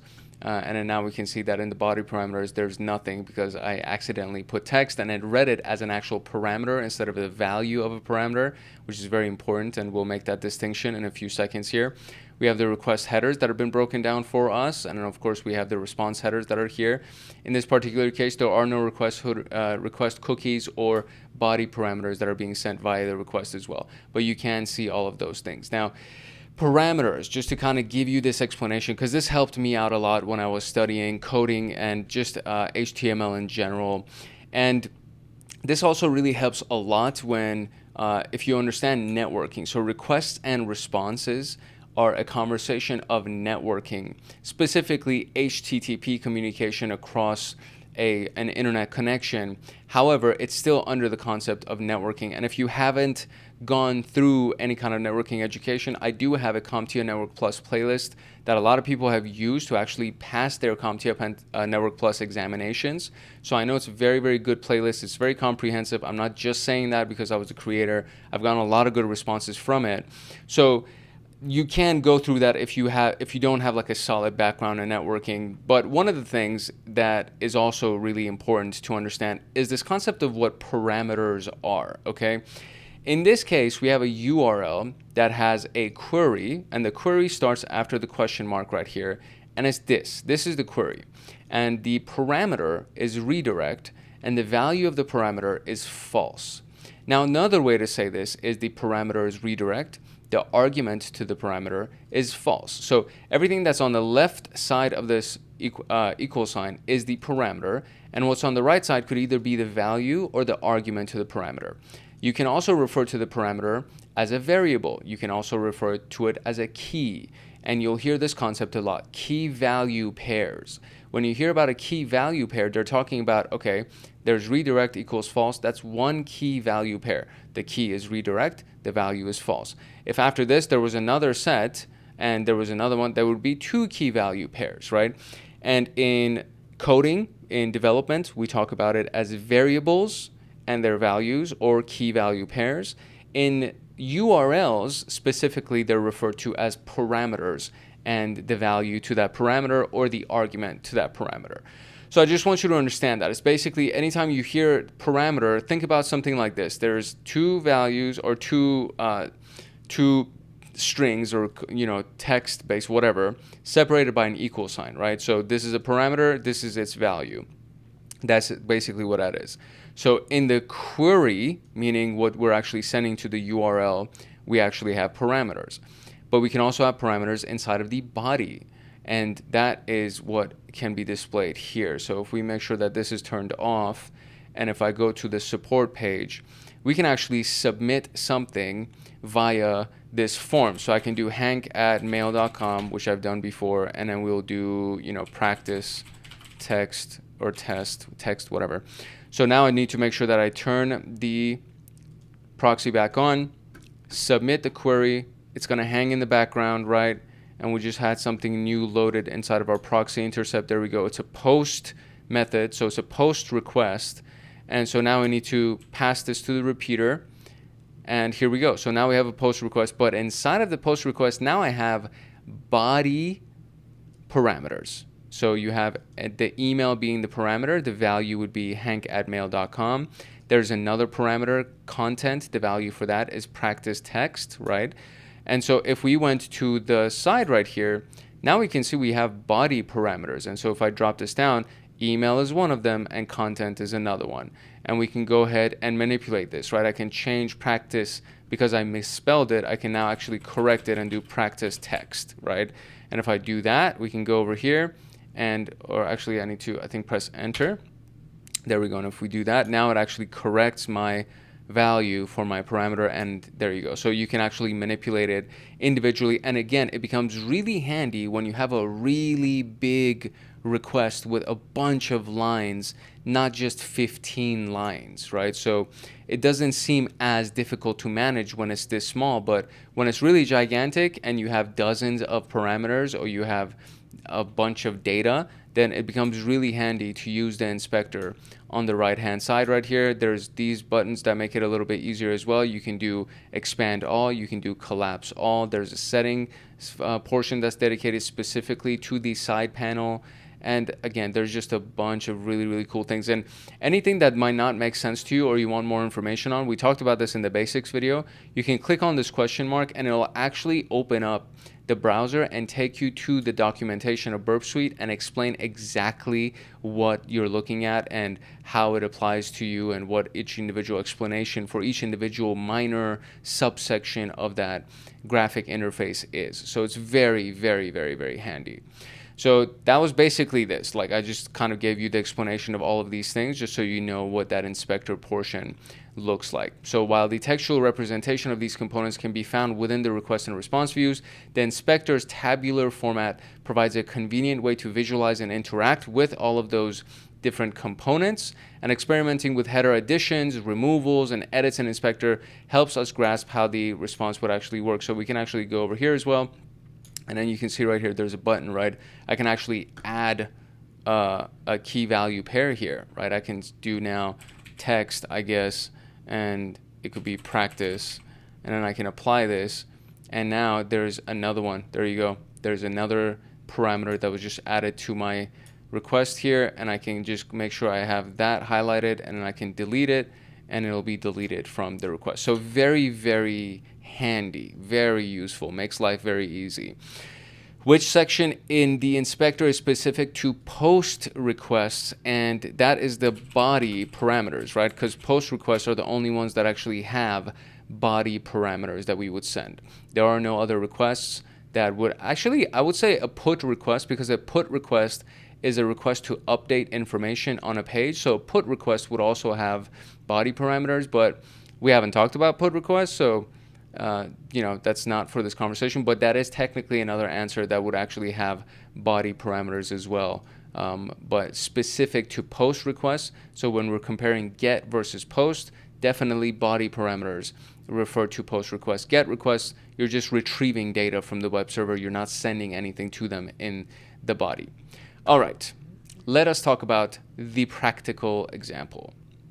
The repeater is very useful when you're sending repetitive sending of similar requests, hence the name repeater. Typically with minor modifications, and this is particularly useful for activities like manual testing for SQL injection,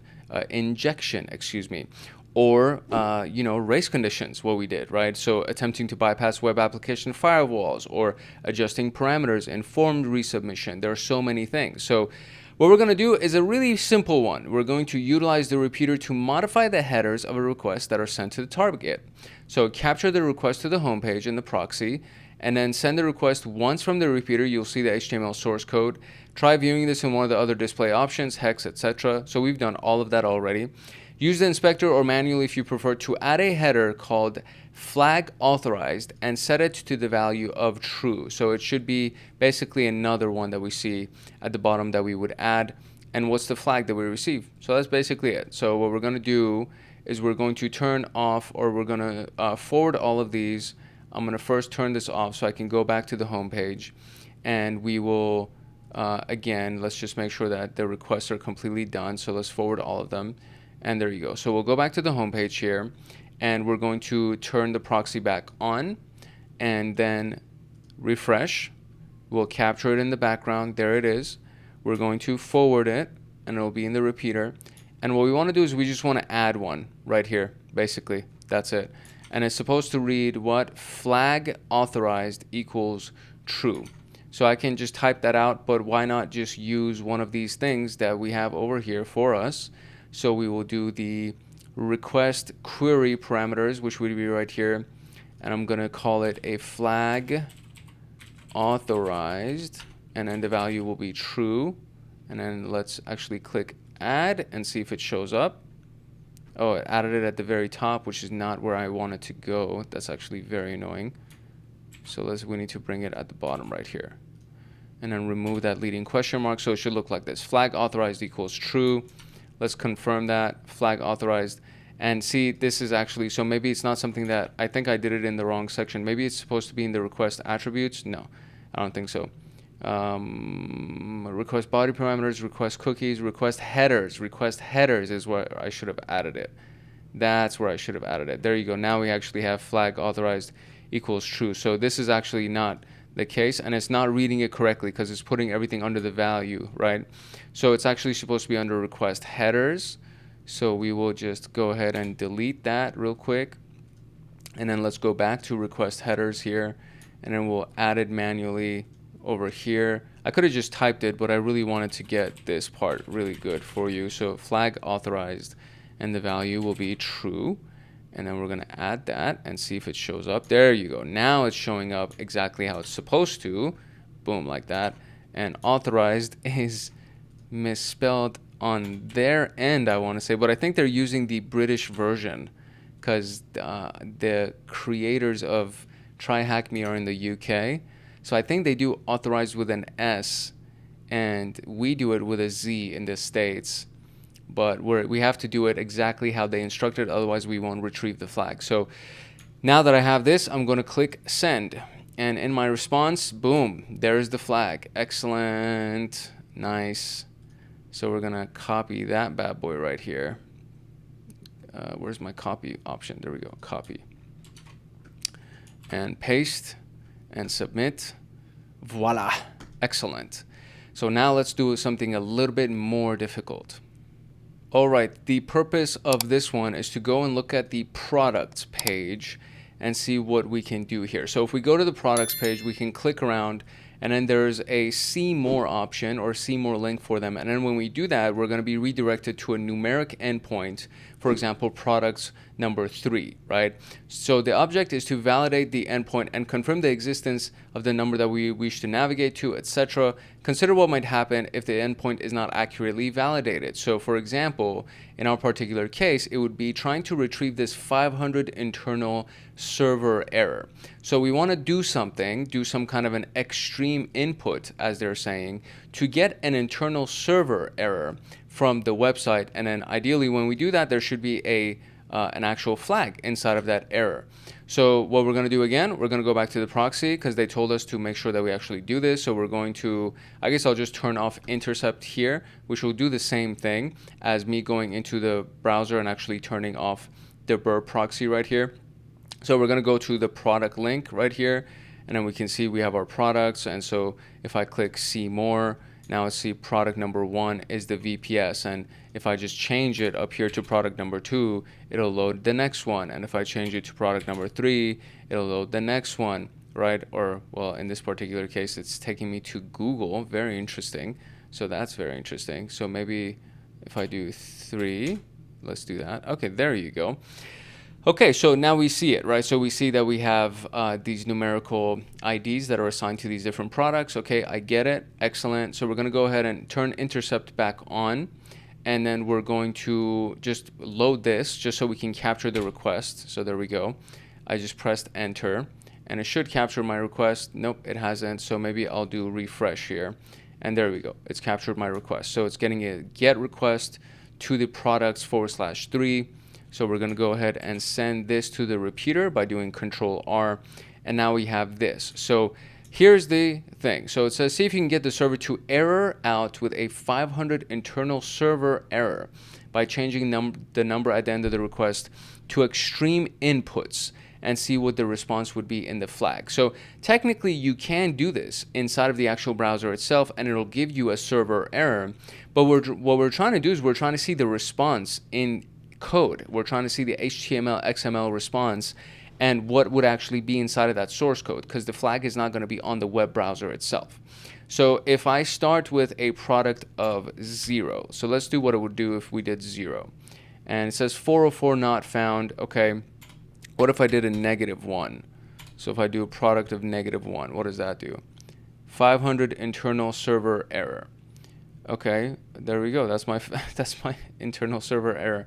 So now is there a flag in here? That, oh, there it is. Look at that. There's my flag. I retrieved the flag. So okay, so the extreme input in this particular case was actually just doing a negative ID. So that's I mean that's kind of easy when you really think about it. That was not that hard. So let's see if that's the flag. I think it is. Okay, great. And there we go. We also just completed that part. So, okay, cool. We're good with this one. Let's go to the extra mile challenge. Let's see what we can get from the extra mile challenge. The extra mile challenge has to do with SQL injection. Now, we have done a fairly extensive SQL injection introduction in the intro to web hacking module for this playlist, for the junior PenTester playlist. However, I actually want to go through this myself and get even more information about this and kind of get a better understanding of this. So they do say that you can skip ahead to the final question and attempt this as a blind challenge if you already are really familiar with SQL injection and you know how to do it. However, I do want to read through it for the people that have never been exposed to this. And if this is something that you would like to learn more about, there is another video that's inside of the Junior PenTester playlist that you can go and check out for SQL injection attacks. So you can go ahead and watch that as well. And it goes deeper into this, and we use a lot more examples of SQL injection. So the prerequisite is, again, the SQL injection room that we actually did to this, so you can go ahead and check it out. The objective here is to identify and exploit a union SQL injection vulnerability present in the ID parameter. Now, a union SQL injection, union has to do with combining two various databases. So SQL is specifically a relational database, okay? So structured query language is what SQL stands for, and it's basically the language to query databases. And specifically, they are relational databases, meaning that they can actually work in conjunction with each other. The data from one database can be used to combine with the data from another database, and then you can receive interesting information once you've learned how to query both of those various databases, right? They need to have at least one specific column in common with each other. So for example, the ID column is pretty standard, where it's like the user ID would exist in all of the different databases that exist, and then from there you can go ahead and try to combine the data from each one of them. Anyways, so what we're trying to do in this particular case is we're going for the ID parameter of the about ID endpoint. By leveraging this vulnerability, the task is to launch an attack to retrieve the notes about the CEO stored in the database. So we know that there's a vulnerability. The specific vulnerability is going to be on the about page. So we need to capture that, specifically about /2. And once you've captured the request, send it to the repeater and right click, choosing the send to repeater. So this is what it will look like, right? So sending it. And then the big thing that we're doing in the first portion is just putting an apostrophe just to see if we can cause the server to error with a simple SQLI, meaning SQL injection, to see if there's actually SQL injection that's actually possible. So when you send something like this, an apostrophe is part of the SQL syntax, the SQL language itself. So if you send it, it might give you an error, right? To say, you know, this is or is not going to work. So you should see that the server will respond with an internal server error indicating that we've successfully broken the query, okay?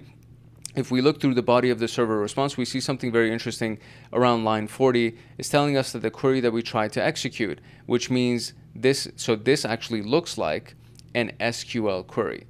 So it says what you tried to execute in this case was you're trying to pull first name, last name, PFP link, role bio from the people table where the ID is to apostrophe.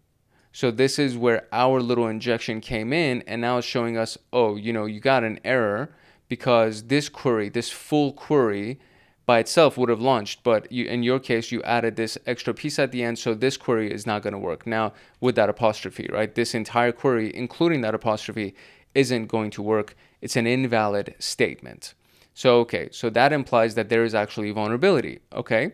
So that error message should absolutely not be sending it to us, because we shouldn't know what is being sent to the server, because now we know that it is actually sending an SQL statement and we can go ahead and modify it. But the fact that we have it makes our job significantly more straightforward. So the database table that we're selecting is people.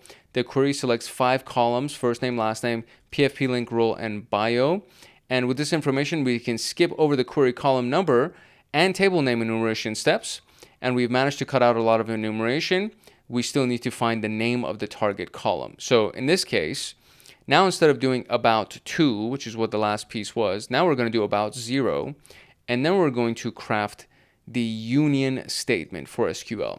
And it's going to say union all. So union all of the databases that you have, all of the tables that you have access to, and select the column name, and everything else would be null, meaning empty, from the information schema columns where the table name is people, right? So you basically want to pull all the column names that are available, don't worry about anything else, from this table of people. And this creates a union query that selects the target, then 4 null columns to avoid the query erroring out. Notice that we also changed the ID from selecting from 2 to 0 by setting the ID to an invalid number. We can ensure that we don't retrieve anything with the original legitimate query. This means that the first row returned from the database will be our desired response from the injected query. Looking through the returned response, we can see that the first column named ID has been inserted into the page title. So into the page title, we can see the ID would be ID none on the about page. So we pulled the first column out of the database, but now we have a problem. The page only displays the first matching item, and we need to see all of the matching items. And so we can do this using concat, group concat, which is a concatenation command. So again, union all select, group concat, column name, null, null, null, from the table people, basically. And so this is what we can see right here. So this is what is sent, right? This is in the header itself. So you can see about /0. Let's zoom in on this a little bit. We can see about /0 union, all select, group concat, column name, etc., etc., etc. All of that is being sent. And then this is all before the HTTP one. So this is all being sent as the very header at the top. And then we can see that as a response, this is what we get about. And then now it's giving us all of the columns. ID, first name, last name, PFP link, role, short role, bio, notes. And that's what we're interested in, is that notes at the end right there. Okay, great. So we're getting some good information. So now we've find all the 8 columns, including notes, and we're most interested in the notes. So we're ready to get the actual retrieve of that flag. So the name of the table is people. We know that. The name of the column is notes. And the ID of the CEO is 1, and it can be found by simply clicking on Jameson Wolf's profile in the About page. This is actually very handy. So if we go to Proxy, turn off Intercept, and go to the About page, and we're looking for the CEO, which is Jameson Wolf. So if we click on this guy, we can see that his ID is 1. So that's actually very useful.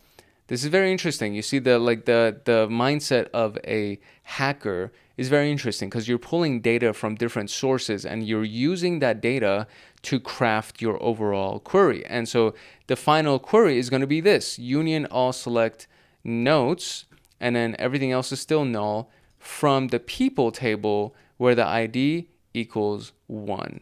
And doing this will get us the flag right here, which has been blanked out for us. And there it is. So enter exploit the SQL injection vulnerability in the site and go ahead and run it. So I'm going to just drag this off the screen just so I can actually type that out. And then we'll go ahead, because I want to practice the command itself. I know I can copy paste. Everybody's going to come tell me in the comment section that, you know, you can copy paste this. I'm like, yeah, I understand. I know I can copy paste, but I want to do it manually. So I'm going to refresh the page right here. The request is going to be captured. We're going to send it to the repeater, and there it is. And so this is the portion where we're going to input that full query for the SQL injection. So let me just pull it up on my second monitor real quick, and then we will fast forward through this. This is going to be a time lapse, and it's going to be really exciting. Ready? It's going to start with the 0, and here we go. There we go. That was it. Pretty quick. So about 0, right? Union all select notes from people where ID equals 1. Send it. And there it is. There's the flag. Just like that. How cool is that?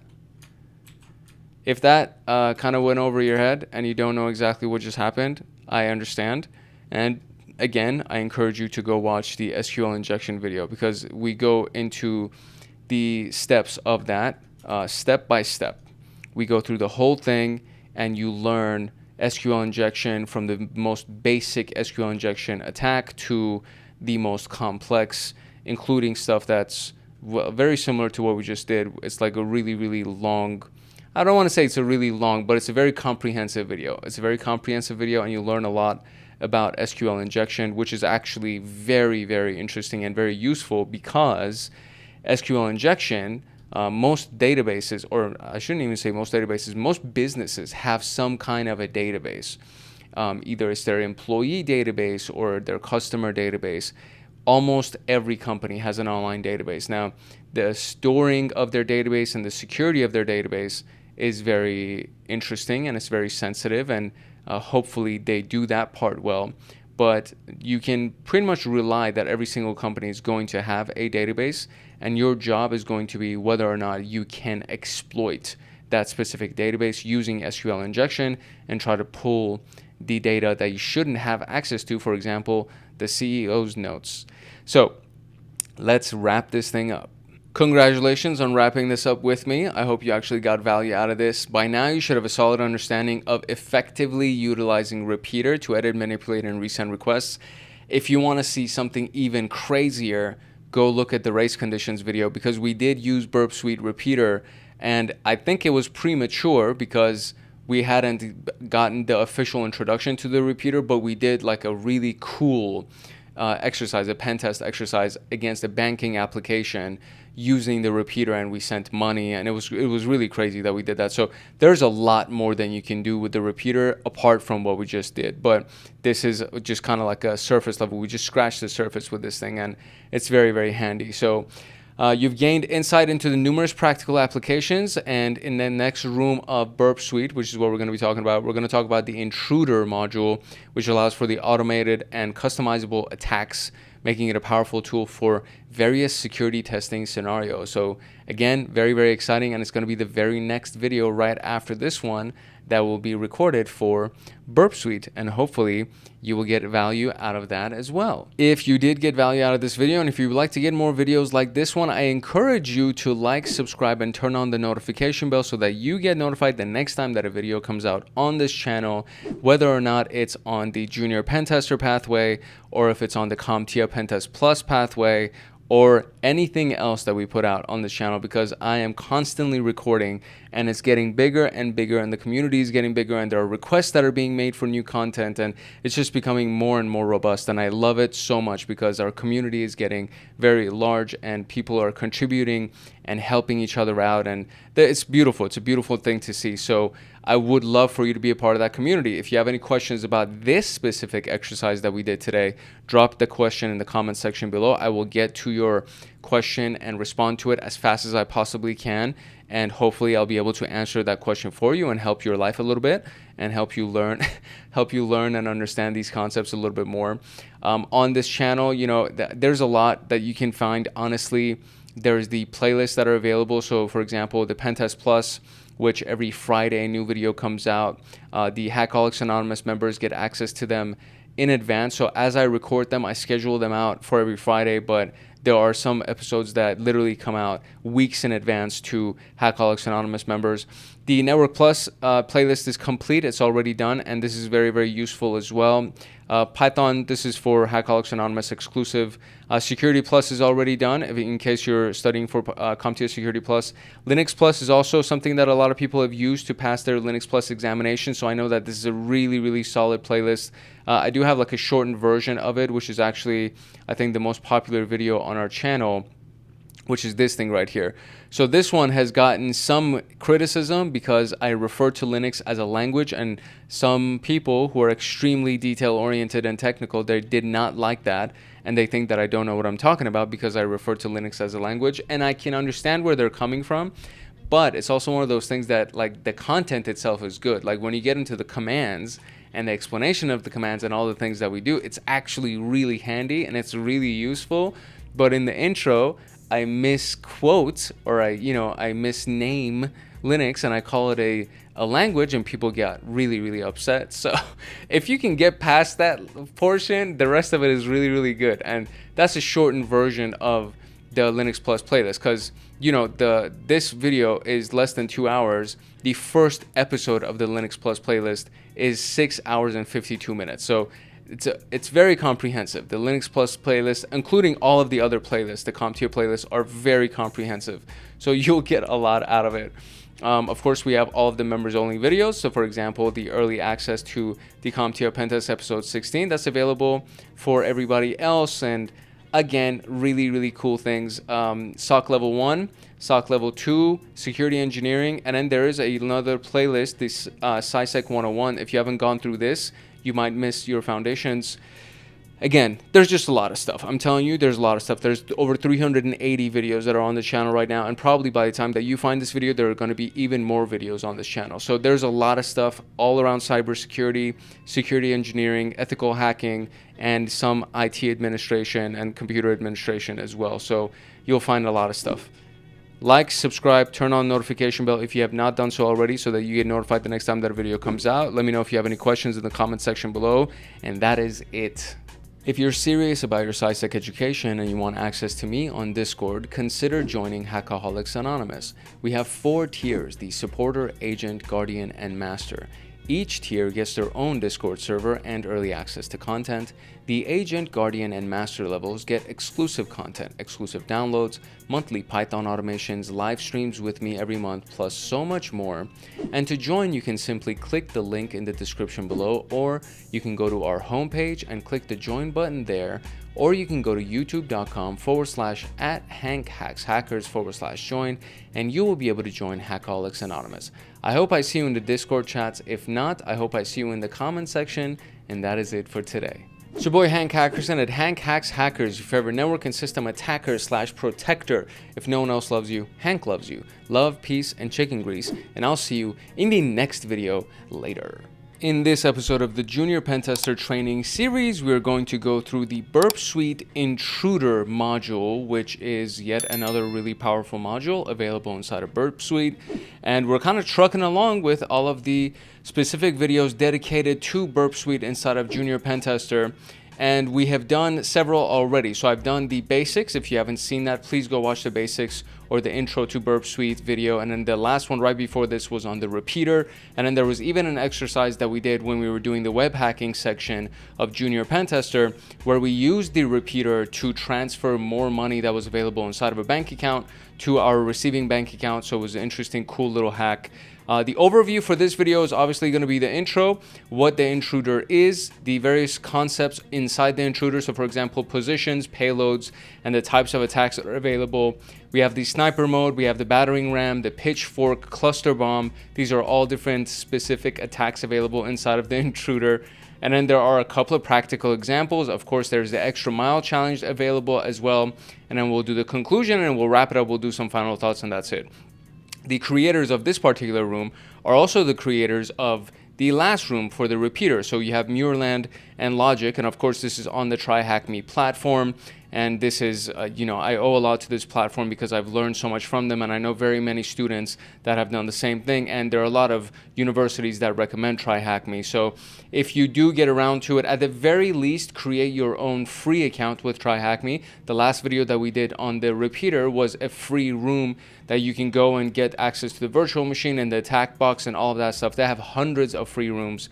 And it's a really, again, just a strong platform. I get nothing from this, and I say this in every single video because people think that I'm promoting it because I get something out of it. I've just learned so much from them, and I get so much value out of this platform that I feel like everybody should use this platform and get the most that they possibly can from it. So this specific room that's available here for the intruder is a subscriber-only room. So it does require a paid subscription, but the paid subscription is not expensive at all, and you can definitely pull it off. I think it's like 12 bucks a month, something like that.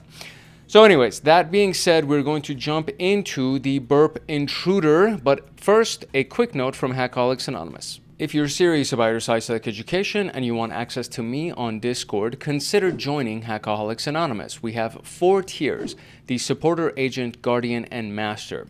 Each tier gets their own Discord server and early access to content. The agent, guardian, and master levels get exclusive content, exclusive downloads, monthly Python automations, live streams with me every month, plus so much more. And to join, you can simply click the link in the description below, or you can go to our homepage and click the join button there. Or you can go to youtube.com/@HankHacksHackers/join, and you will be able to join Hackaholics Anonymous.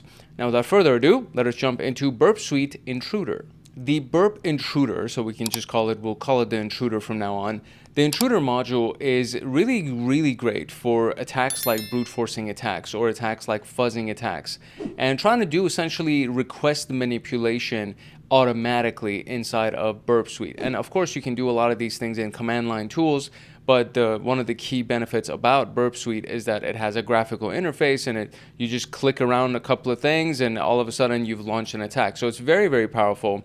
If you're not familiar with the proxy or the repeater, I really highly recommend that you go through the Burp Basics video, which is not the video before this one, but the one right before that. So the first video in the Burp introduction inside of Junior PenTester. So I think it's called Burp Suite Basics or Burp Suite Intro, something like that. It's like a couple of videos prior to this one. The Intruder module is a powerful tool that allows us for automating and customizing our attacks. We have the ability to modify specific parts of a request, perform repetitive tests with various variations of input data, and it's particularly useful for tasks like fuzzing and brute forcing, where different values need to be tested against a target, specifically a web application. So keep that part of it in mind as well. Burp Suite is used for website pen testing and vulnerability analysis, or web application pen testing vulnerability analysis. So we're talking about brute forcing a web form, for example, or trying to do fuzzing attacks against a web application. So we have our virtual machine, that's our target machine, which is going to be done by launching this button right here. It was originally this neon green color. So when you click it, it launches. It takes about a minute. And then same thing for the attack box. There's a button at the top of the screen all the time that says attack box, start attack box. It's a blue button. I've already launched it, and I'm super zoomed in onto the screen to make it a little bit easier for you to view this. But that's basically what it does. When you do show split view, it opens the Linux machine right here. And so I'm going to put it in full screen because it is ridiculous if we're super zoomed in like that. So we'll be able to see it normally, and there you go. We have that. So it'll make life a little bit easier when we're trying to launch some of these attacks. And so I'm going to open up the browser, and I'm going to open up Burp Suite because we will need both of those things to make this happen. And we are ready to go. So let's talk about what is the Intruder. A one-liner example or a one-liner explanation, it's Burp Suite's built-in fuzzing tool that allows for automated request modification and repetitive testing with variations in input values. So input values being the things that you would typically input to a web form, for example, and you want to create a bunch of different variations for what you would put into the web form, and you want to test them, etc., etc.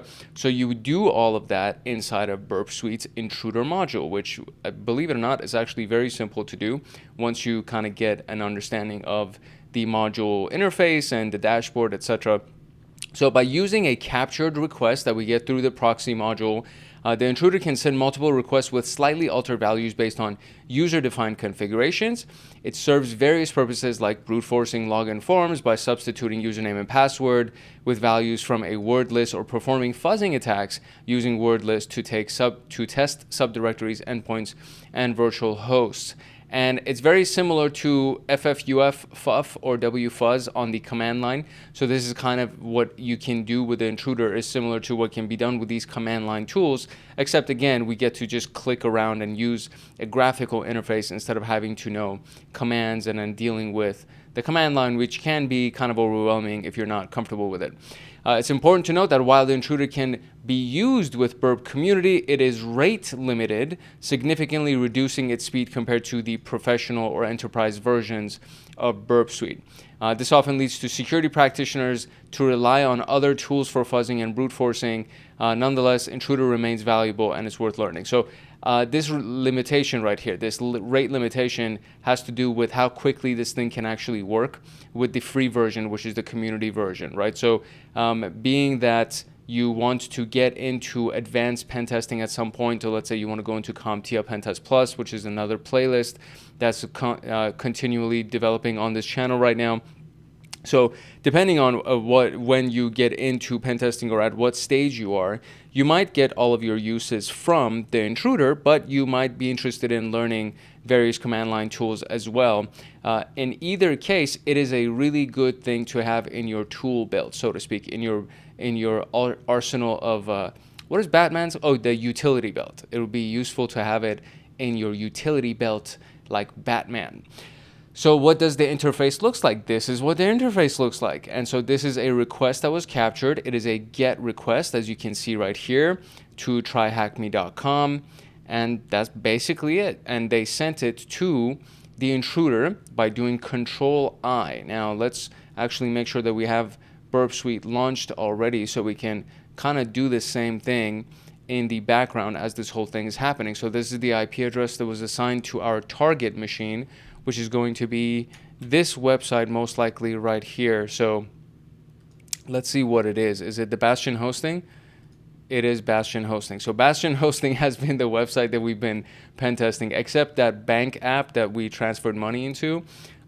So far, we've just been using Bastion hosting for our target website. So a few things that we explained in the basics video. So I'm just going to kind of breeze over them real quick. You always need to have access to the Foxy proxy. And so you need to enable the Foxy proxy by clicking that button. It's pre-configured when we use the attack box. So if you're downloading it on your own Firefox, you have to configure it. Again, refer to the video for the basics so that you know how to configure your Foxy proxy. And from there, now if I just reload this page, we'll see that the Burp Suite, actually the proxy itself, because intercept is on, it captured that request. Now I can right click on this and send it to intruder, or I could literally just have it selected and do Control-I, and then it'll send it to intruder. And then you saw the intruder lit up. And so there we go. This is what we got. So this is what it is when you actually land on intruder. And by default, it has the sniper attack selected, but we will talk about the various other attacks as well. So this is exactly what this looks like right here. So this is exactly where we are now, right?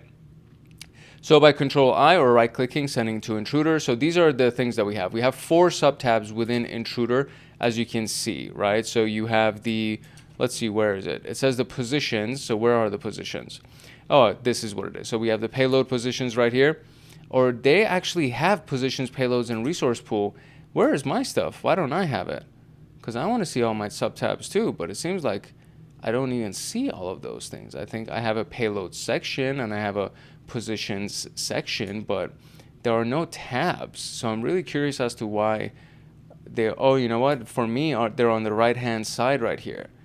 Interesting. So payloads, resource pool, settings, and I guess I'm currently on positions is where I am looking at. So theirs is at the top, positions, payload, resource pool, settings. For me, it's on the right-hand side, payloads, resource pool, settings. Okay. All right, I don't feel too left out now. Okay, so positions allows us to select an attack type, which we'll cover in the future. Configure where we want to insert our payload into the request type template. Payloads is where we can select the values to insert into the positions defined in the positions tab. We have various payload options like loading items from a word list. The way these payloads are inserted into the template depends on the attack type chosen in the positions tab. The payloads tab also enables us to modify intruders' behavior regarding payloads, like defining pre-processing rules for each payload. For example, adding a prefix or a suffix, or performing match and replace, or skipping payloads based on the defined regular expression pattern. The resource pool is not particularly useful in the community version. It allows for resource allocation among various automated tasks.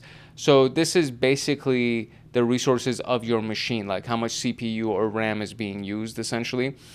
Settings is where we can configure the attack behavior, deals with how Burp handles results and the attack itself.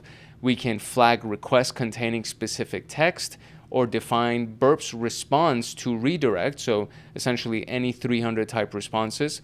So these are things that we can done in the settings. So the term fuzzing, just in case you're not familiar with it, refers to the process of testing functionality or existence by applying a set of data to a parameter. And in the last video, we talked about parameters. So you want to apply a set of data to a parameter. Now, if I wanted to just kind of give you an example here, these technically can be considered parameters, right? So each one of these blue elements can technically be a parameter, and then these black elements right here would be the values of those parameters or the arguments to the parameters, right? So when you say you want to apply a set of data to a parameter, it could mean this, right? It could technically, it's for these parameters, it's not so much the case because we don't actually have a set of good body parameters. So here's what I'll do actually. So I'll drop all of these. I'll turn off the intercept because I want to show you what that actually means. So if we actually go to the website here, and if we go to the support where we can send data, and we'll do, hank@mail.com, that'll be the thing. And then we'll go back here, we'll turn intercept on, and then submit the query. And so again, the browser is going to hang. It's not going to fully load. But in the background, we now have the query over here. And I can do Control-I, send it to the intruder. It'll show up here. Now I actually have body parameters. So these are the parameters that they're actually referencing. And these values we can change and replace with our own, dictionaries, etc., things like that. So if I click on this auto button, and we'll talk more about this in a little bit, but if I click on this auto button, it automatically wraps the elements on the page that it thinks we can replace with other values, because it detects that there are now parameters inside of the body that we can potentially replace with, other types of payloads or things like that. So we will clear all of that just to kind of set ourselves back to baseline. Fuzzing for endpoints in a web application involves taking each word in a word list and appending it to a request URL. So for example, the fuzzing would end up going here. If we were doing the web application URL or URI fuzzing, we would end up putting the directory that we think should end up at the end of this, or it could potentially end up, we just want to see if it has a certain directory, for example, /login maybe, or something like that. You would want to test a bunch of entries that are inside of a word list dedicated to directory enumeration, and then you'll be able to find it using one of the fuzzing techniques. And then we can do fuzzing, for example, using these. Technically, actually, when we do login, it's more considered to be brute force. Fuzzing is specific to the actual URL itself. So anyways, in which intruder tab can we find the attack type, or define the attack type for the planned attack? And that is actually the positions, I believe, is where we would do that. There we go. All right, so let's actually talk about positions. So I kind of showed you this already when we were messing around with that automatic feature. So basically the positions is the locations, the areas where the request that we want to insert our payload. So they inform the intruder about the locations where the payloads will actually be introduced, and we'll find that out in a little bit. Once you're on the positions tab, this is what it looks like. We have these options on the right, which is most likely what we're going to be talking about. And yes, it is. So the things that you see right here, right? So these are highlighted in green and enclosed by these section marks that you will end up seeing right here. So these are actual positions at the bottom right there. So mine have the email and content, right? So it could be a username and password, for example.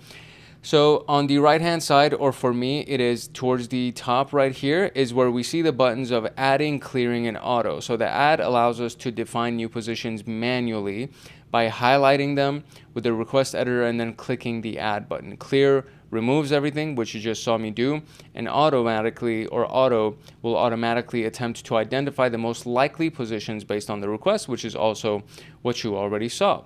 And so this is just a quick little example, right? He clicks auto, and automatically these parameters are now highlighted, and he'll click clear, and it'll go ahead and do it. And he can go and manually highlight them and add them, which he just did. Click clear, it clears it out. So very, very simple and easy to understand, and also simple and easy to do. We are just defining which positions you want the payload entries to be placed, right? So we're gonna just do that a couple of times here again. So if I go over here, just because mine is at the top, just so you can kind of see it. So we have that. I can just highlight this specific element right here, and from here I can do add, and it'll automatically define that. And of course it'll start giving us a bunch of different options for our payloads that we can modify. I can just click clear, and it'll clear it. Let's do don't show me again, so clear that. I can do auto, and it'll automatically assign them for both the content as well as the email. So again, we can just do clear, and we can go ahead and clear it out. And that's pretty much it. That's like the easiest way to display what it's like to use the position filters. Excuse me, I keep hiccuping. But this is actually also very useful when we do things like the logins. So if we go ahead and let's turn intercept off again and see if we can actually find a login page. It's probably the contact page, full name, email, phone number, maybe not. So product or support. Yeah, it doesn't seem to be that we would have a login page as of yet. We might need to enumerate to try to find a login page, but it is what it would look like right here if you were logging in, and you would see that there's a username and a password. And this is very specific to brute forcing, right? Because you can actually brute force somebody's password. Over here, since we're just using a contact form, it's not really much for us to brute force. We can do other types of manipulation and maybe inject some cross-site scripting or something like that. But apart from that, brute forcing is really more specific to the login credentials. So what symbol defines the start and end of a payload position? And it's this thing. I don't even know what this is on my keyboard. Like I wouldn't know how to find it. You know what I mean? How to find it or select it. It's kind of a, what is that? The section. It looks like two S's that are kind of like mingled with each other, but I don't even know how to find that. Like what would be the keyboard shortcut to find that? Now the payloads is where we can actually create, assign, and configure payloads for the attack. And it's divided into 4 sections. We have the payload sets, payload settings, payload processing, and payload encoding. These sets allows us to choose the position that we want to configure a payload set, and select the type of payload we want to use. When you use an attack type that only uses a single payload set, for example, sniper, like a sniper does, or battering ram, right? The payload set dropdown will have only one option regardless of the number of defined positions. If we use attack types that require multiple payloads, so for example, think about the 3 prongs of a pitchfork or a cluster bomb, right? There will be one item in the dropdown for each position that you've identified. And then when we're assigning numbers in the payload set, the dropdown for multiple positions follow a top to bottom, left to right order. So for example, with these 2 positions, username and password, the first item will end up being to the username because it's starting from left to right. And then the second one would end up being the password, right? So the payload settings is where we provide the option specific to the selected payload type. So when we're using the simple list payload type, we can manually add or remove payloads to or from the set using the add text box, paste lines, or load payloads from a file. The remove button removes the currently selected line, and the clear button clears the entire list. So be cautious with loading huge lists because it'll take a long time for Burp to actually load them, and most likely it'll crash. Each payload type will have its own set of options and functionality. The options that are available potentially would be this. So in this particular case, they've manually added these 3 people. You do add one by one, right? You can see this here. There's an add button right here. And so you type it and then you would add it. And so in this particular case, it's a simple list and they're manually adding usernames that they would want to alternate to see which one works, right? Payload processing, we can define rules to be applied to each payload in the set before it's actually sent out. So we can capitalize every word, for example, or skip payloads that match a regular expression pattern, or apply other transformation or filtering. You may not necessarily use this all the time, but it can be very, very valuable when specific payload processing is required for the attack, and you won't really know until you've done like a good amount of reconnaissance and maybe even some preliminary testing just to see if there are any modifications or formatting that is done to your submitted data before it actually gets sent to the server. And then based on the formatting that's done, you're like, oh, you know what, if I establish this rule, right, if I put some kind of a payload processing rule in advance, then maybe I can trick the server, right? And then the encoding allows us to customize, obviously, the encoding. So by default, Burp Suite applies URL encoding to ensure the safe transmission of payloads. There may be cases where we want to adjust the encoding behavior. We can override the default URL encoding by modifying the list of characters to be encoded or checking the URL encode these characters checkbox. So you can override them by modifying the list of characters that you want to be encoded, or just unchecking, excuse me, I said checking, but unchecking the URL encode these characters so that it just doesn't encode anything, right? By leveraging these, we can create and customize payloads to suit the specific requirements, and this is what allows us to finely tune our payloads. So which payload processing rule could we use to add characters at the end of each payload in the set? So let's actually go to payload processing here. So let's go to the intruder. We're going to go to payloads themselves, or I have it loaded right here. So we're looking for processing. So where would that be? All right, so first we need to make sure that payloads is actually up. So this is what it looks like. It keeps it actually on the same screen, which is pretty handy. Then we need to make sure that we have something selected as far as our positions are concerned. And then we'll end up seeing all the options for the payloads. And then we have payload configuration, and then we have payload processing right here. So now it's saying which rule, right? So what's the question? It says which rule for payload processing could we use to add characters at the end of each payload in the set? So we could do add, right? So it's definitely something that we're doing with characters. So we would do add, and then add suffix most likely. So prefix would start at the beginning, suffix would be at the end. So we can do add suffix, and that should be it. Very good. All right, let's go to attack types. There are several attack types which we can declare by clicking on this drop down right here under positions. So when you do this, it'll give you sniper, battering ram, pitchfork, and cluster bomb, right? So let's see what each one of them are. So the sniper attack is the type which is the default and most commonly used option, and it cycles through the payloads, inserting one at a time into each position that's defined in the request. The sniper attack iterates through all the payloads in a linear fashion, allowing for precise and focused testing. The battering ram differs from the sniper in that it sends all the payloads simultaneously instead of sending them one at a time. Each payload inserted into a respective position. This is useful when testing for race conditions or when payloads need to be sent concurrently. Pitchfork attack type enables the simultaneous testing of multiple positions with different payloads. It allows the tester to define multiple payload sets, each associated with a specific position in the request. Pitchfork attacks are effective when they are distinct parameters that need separate testing. The cluster bomb combines the sniper and the pitchfork approaches. It performs a sniper-like attack on each position, but simultaneously tests all the payloads from each set. This attack type is useful when multiple positions have different payloads and we want to test them all together. Each attack type has its advantages and is suitable for different testing scenarios. Understanding the differences will help you select the one that's most appropriate for your use case. So what attack type cycles through the payloads, inserting one payload at a time into each position defined in the request? So it cycles through the payloads, inserting one at a time. That is most likely the sniper. Very good. All right. Let's talk more about the sniper. The sniper is most effective for single position attacks. So for example, password brute forcing or fuzzing for API endpoints.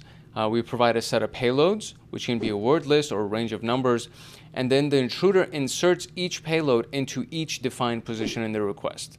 So if we look at the example from before, we have the username and password parameters, right? So this is technically two positions, right? So think about this, right? It says it's effective for single position attacks. This is technically two positions that have been defined here. So in this case, if we have a word list with 3 words, so burp, sweet, and intruder, the intruder would generate 6 requests because it's trying to find variations for 2 different positions. So first, it'll do the username, right? Because it starts left to right. So the username will be burp, password exploited. Username burp, sweet, password exploited. Username intruder, password exploited, okay? Then in this case, it's going to say username PenTester, password burp, username PenTester, password sweet, username PenTester, password intruder, right? So you can see right here, you have either the username that is going to be changed out, or the password is going to be changed out. If the username is being changed out, the password is going to stay the same. If the password is going to be changed out, the username is going to stay the same, which is why you see this, right? Password stays the same as if what it was in the form already, and you get the 3 variations of the user, and then the user stays the same, and then you get the 3 variations of the password. So technically, with the same 3 words that we're testing, because we have 2 positions, we end up with 6 variations. Very simple, right? So we already talked about that. The total number of requests made by the intruder can be calculated as the request will equal the number of words times the number of positions. So if you have 2 positions, 3 words, you would end up getting 6. Very basic arithmetic, right? This is beneficial when we want to perform tests with single position attacks utilizing different payloads for each position. It allows for precise testing and analysis. So if you were using the sniper to fuzz 3 parameters in a request with a word list of 100, so 3 times 100 is what? 300. Now, how many sets of payloads will sniper accept for conducting an attack? And I want to say it's 1. Yep, 1 is the answer. All right, let's talk about the battering ram. This one's a little bit easier to understand in my opinion. So it basically tests the same payload in every position simultaneously rather than substituting each payload into each position. So again, looking at this one, right, the previous, so we have username, PenTester, password, exploited, and again, burp, suite, and intruder are our 3 words. We actually get 3 variations because username ends up being burp, password ends up being burp. Username ends up being suite, password is suite. Username is intruder, password is intruder. So it places the same payload into all of the parameter positions all at the same time, right? So technically you get just 3 variations. So each payload from the word list is inserted into every position for each request made, and the same payload is thrown at every defined position simultaneously, providing a brute force-like approach to testing. It's useful when we want to test the same payload against multiple positions at once without the need for sequential substitution, and we're going to be talking about the further configurations of this and settings related into it to see what's up. So as a hypothetical question, you need to perform a battering ram intruder attack on that example above. If you have a word list with 2 words, so admin and guest, and the positions look like username and password, right? What would be the body parameters for the first request? So it would essentially be this. So I'm just gonna, I don't know if it'll allow me to paste the whole thing. Oh, didn't even, can I copy this or not? Okay, so go here. Yeah, so it won't allow me to paste the whole thing because these are actually longer. So we just manually type it out basically. So it'll be username equals, and I need to get this character at least copied so I can do that part. So that, and then we'll do admin, and then paste that again, and then we'll do ampersand password equals, right? For the first request. So it would be username admin, password equals admin. What would be the body parameters of the first request that Burp Suite sends? I don't know why it's so short because it's technically supposed to be the longer one. So what's the hint here? Submit your answer as username equals payload and password equals payload. That's literally what I'm doing. So it's not working. I see. So we have to actually remove those special characters. They don't want us to use these special characters. So username admin, password admin. That's what it would be. There you go. All right, great. So let's talk about the pitchfork. This is similar to having multiple sniper attacks running simultaneously. The sniper uses 1 payload set to test all positions simultaneously. Pitchfork utilizes 1 payload set per position up to a maximum of 20 and it iterates through them all simultaneously. So to better understand this, we can look at these various usernames, or word lists, we should say. The first one is the username. The second one is the password. So this is what you see, right? So 3 and 3.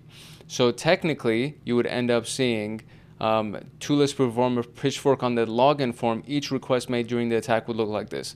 Joel with the password Joel, Harriet with the password Emma815, which is the second one, and then we have Alex with the password skill. So it basically respectively does the first one, the second one, and the third one accordingly, right? So It takes the first item from each list, substitutes it into the request, one per position, then repeats it for the next request, and then goes on to it by the third one until all of the items are essentially done. So in this case, we have 2 sets of 3, so it'll go through each one until all of them are done. But you could have 2 sets of 20, and it'll go through each one of them until it hits that 20 number. So it's important to note that the intruder stops testing as soon as one of the lists is complete. So if you have one that's 10 and one that's 20, it'll stop when the 10 list is finished.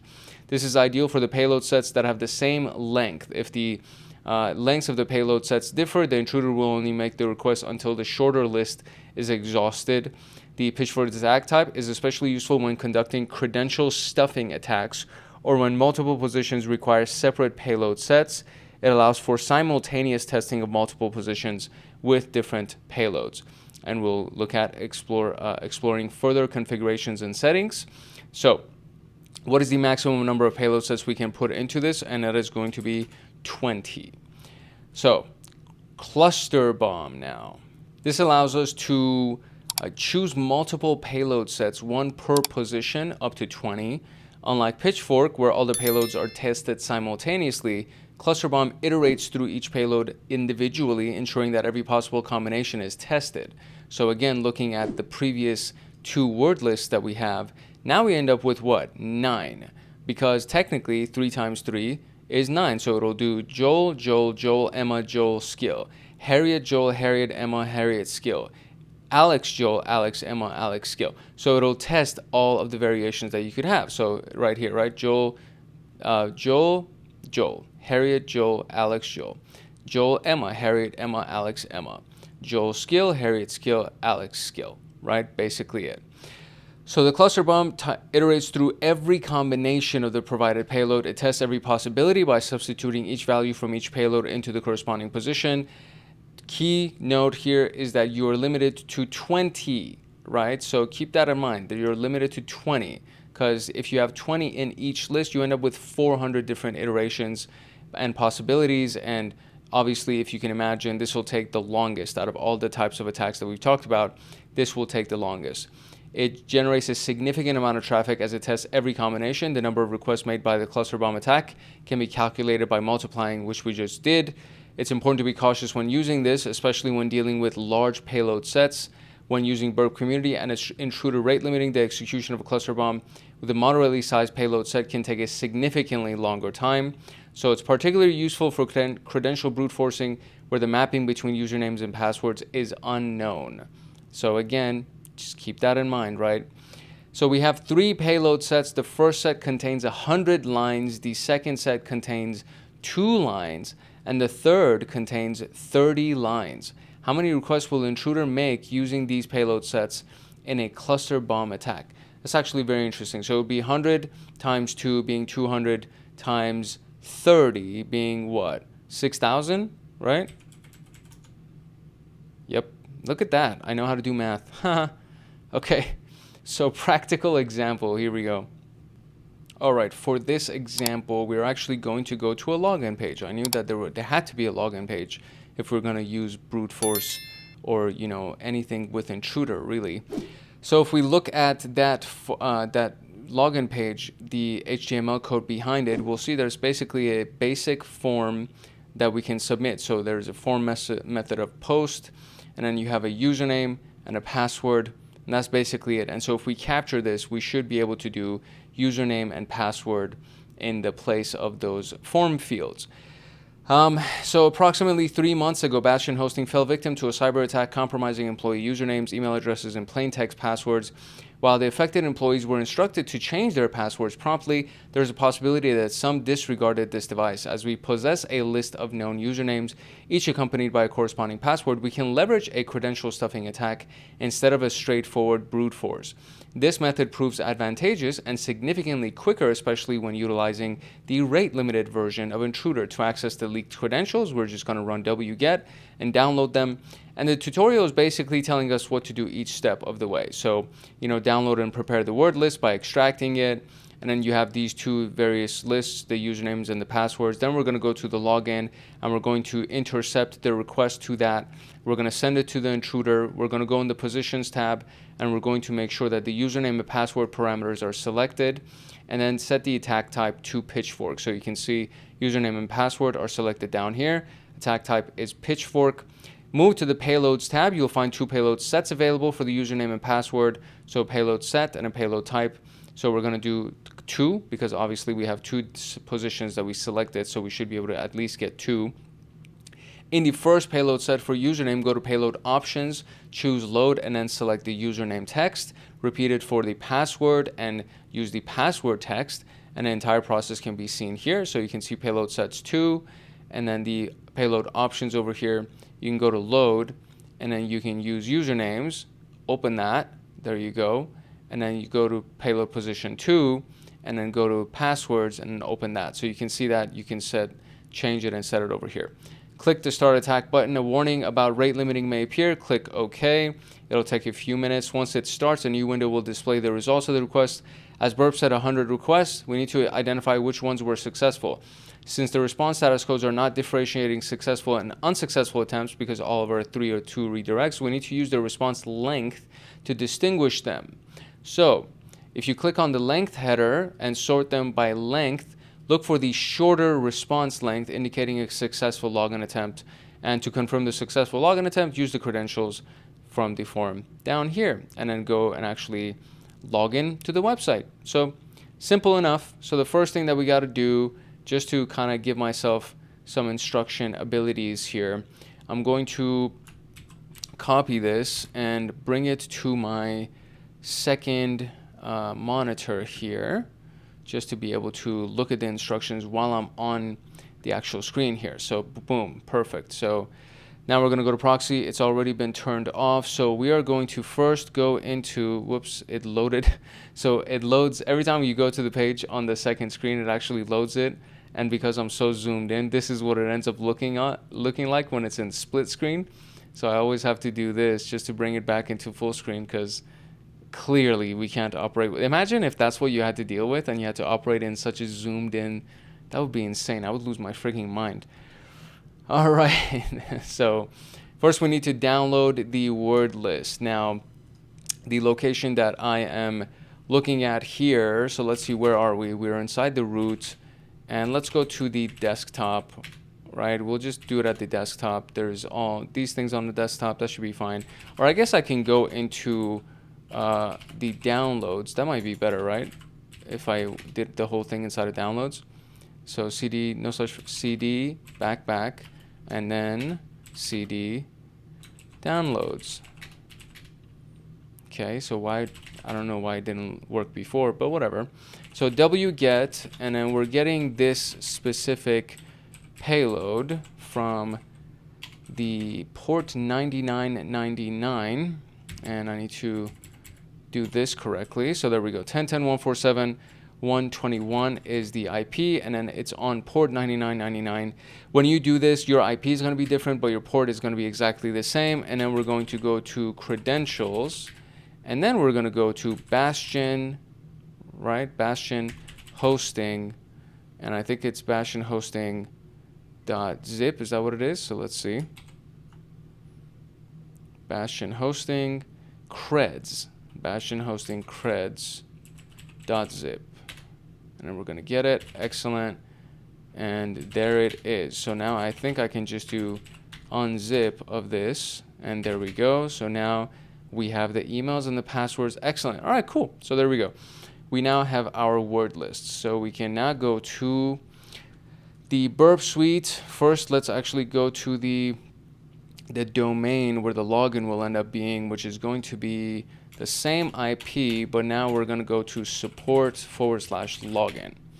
And this is where it is right here. Excellent. So now I can go ahead and turn on intercept and then refresh this page. It'll capture it. And from here, we're going to send it to the intruder by doing Control-I. And there it is in the intruder. So perfect. So now we have this, okay? So what we're going to do first is we're going to declare our location, or you know what? This doesn't seem to be the right one because it's not sending the one that I need. So it's Maybe I should, oh, you know what? That's what I did wrong, actually. So that makes sense. So let's turn intercept off again. We're going to do username and then password in the fields. And we have to submit that first, just so we have a post request. So now I'm going to do login. And now it's going to capture a post request. There we go. So now we send this to intruder. And we have this in the background. Perfect. Now I can do auto select. And now I have those parameters chosen. Excellent. Okay, cool. So now what we can do is we can change the attack type to pitchfork by clicking on this, changing it to pitchfork. And now we should have payload positions. So payload position 1 right here, which is going to be my username, right? I need to go ahead and load the username file from the downloads folder. So we'll do usernames. Excellent. And then we're going to go to payload position 2. And then we're going to load the password list. Excellent. So far, so good. Pretty good. Easy does it. Start attack. And now it's going to work. Okay, community edition is rate limited. No problem. Let's let it run and let's see how long it takes to finish. There's a little progress bar at the bottom right here. So it should be a couple of seconds and then we should have a response. All right, it finished. So now we need to go ahead and look at the shortest one. So if I click on length, there we go. That's the shortest one. Response received. So it's M Rivera and let me in 1. So let's go here and let's go down here and let's try that. M.Rivera, let me in 1. Boom. Password. Yeah. Excellent. All right. So let's go to, now we have a challenge. All right, for the first challenge, we need to actually log in. So I've already just used the credentials that we got, M Rivera, let me in 1, and this is what happens when you land. Like as soon as you log in, you just land on these 2 tickets. You have 3 tickets, excuse me. 2 of them are red, 1 of them is green. So we're presented with a table presenting various tickets. Clicking on any row directs us to a page where we can find a complete ticket by examining the URL structure. We can see that it has that plus the ticket number. So you can see that support ticket and then the number of the ticket, right? The numbering system indicates that the tickets are assigned with integer identifiers rather than complex and hard to guess IDs. This is significant because it suggests 2 possible scenarios, access control and EDOR vulnerability. EDOR is essentially when we can just change this value to anything and potentially see what doesn't belong to us. So ticket number 5 either is not found or it actually doesn't belong to me, so therefore I can't see it, right? So that's what EDOR is, and then you would alternate through all of the different options to see if there is something that potentially you can get access to. And the access control part is properly configured to restrict access only to tickets assigned to our current user. In this case, we can only view tickets associated with our account. The endpoint may lack appropriate access controls leading to the insecure direct object reference. If this is the case, we could potentially exploit it and read all existing tickets, potentially, right? So to investigate further, we're going to utilize the intruder tool to fuzz the support ticket number endpoint, and this approach will help us to determine this. So you have to capture a request while being logged in. Which attack type is best suited for this? That would be the sniper. I can just guess that from the top of my head. And configure an appropriate position and payload. The tickets are stored at values between 1 and 100. Then start the attack. You should find that at least 5 tickets will be returned with a status code 200, indicating that they exist. So the hint says you will need 1 position, the numeric ticket endpoint. Your payload should be a list of numbers between 1 and 100. Look at the numbers payload type for this. So, okay, that might be easy for us to kind of pull off. So first, let's turn intercept back on here. And then I'm just going to reload this to actually have that payload. There we go. Now we have support ticket. So we're going to send this to the intruder so we can go ahead and mess around with it a little bit. And now we see this portion, support ticket, this, right? So I'm going to turn this right here. I'm just going to add that to add the position to just the number, because that's basically what we want to switch out. We're going to end up doing a sniper attack, so that's all good. Now the simple list right here is interesting, so we can actually do a number. So there we go, list of numbers. And so payload count, request count. So it says from 1 and we'll go to 100. That's basically it. And you're going to go 1 step at a time. And I think that should be it. I think that we should be able to do that and we'll get it done. So using the response tab in the attack results windows by looking at each successful 200 access code in your browser, find a ticket that contains the flag. So you should find at least 5 tickets that will be returned with a status 200, indicating that they actually exist. And I want to say that's pretty much it. So I'm just going to click start attack. Let's see what happens. All right, cool. It finished. So now we're looking for the ones that have a status code of 200, which 1, 2, 3, 4, 5, 6. So there are actually 6 of them that have a status code of 200. We have 6, 47, 57, 78, and 83. Now, what's interesting about this is that most of those will probably, or some of those will actually be the ones that are our tickets anyways. So I'm going to go over here. Hopefully when I click intercept off, I'll still have my results in the background, and I do. Great. So if we go to what is it, if I just click back, it'll take me, so 657 and 78 will most likely, yeah, we have 657 and 78. So these definitely are not the ones that we're worried about. We want to try 47, 83, and 89. So let's see what we can find here. So if it goes to ticket 6, so if I go to 47, Santa's Festival, okay, that's fine. What's the next one? 47, I have 83 and 89. So let's go to 83. There we go. Boom. There's the flag. Yeah, I love it when things work. That's awesome. All right, so now we go here, paste that bad boy, and we are done. What? What do you mean unauthorized? That is the flag. Don't give me that.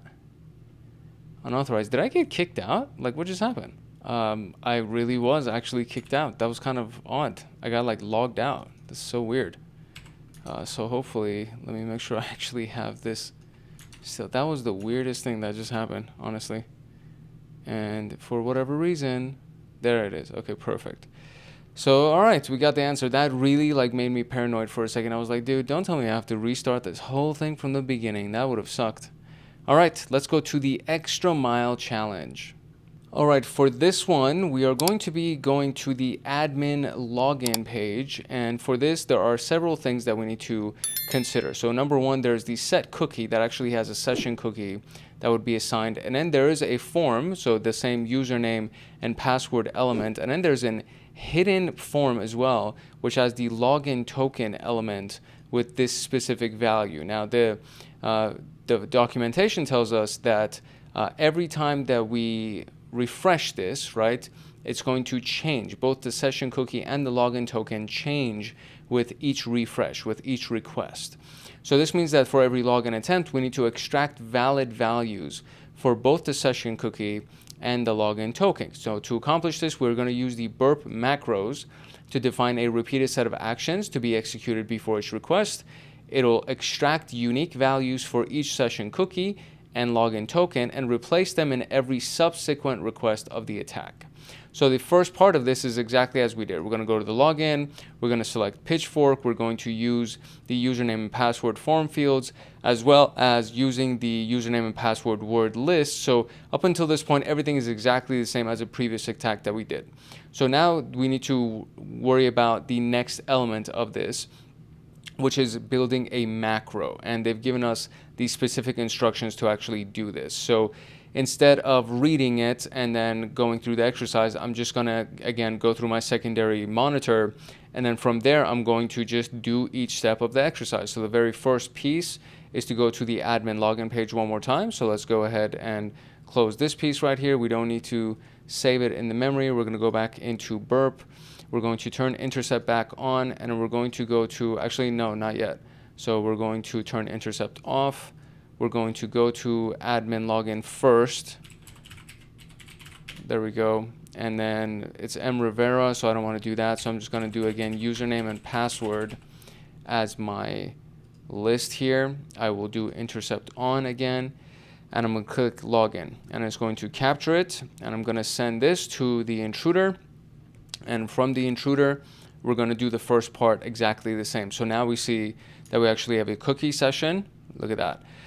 We have the session cookie, and then we have the username and password, and then there's a login token also that's available here. So with this, I'm going to automatically select these elements for myself Now, specifically, they're saying to do what? So, switch over to the payloads, load the same username and password. We can see right here that they actually don't have their session and their login token selected. So auto won't work for us in this particular case. I actually have to go over here to the username, add it, then I have to go to password and then add it, and then that'll be the way that I'm going to do this. And from here, we're going to turn it into a pitchfork, right? Because that's what we're doing. Yep. And then from there, we're going to go for payload number 1. We're going to load the username list. For payload number 2, we're going to load the password list. So far, so good. Up until this point, everything's all good. So we're going to now do this element right here to the main settings tab at the top right of Burp, go to the sessions category, etc., etc. So what we're going to do is piece by piece, we're going to go through all of those elements together. So the first thing is I'm going to go to the settings, which is what I have over here.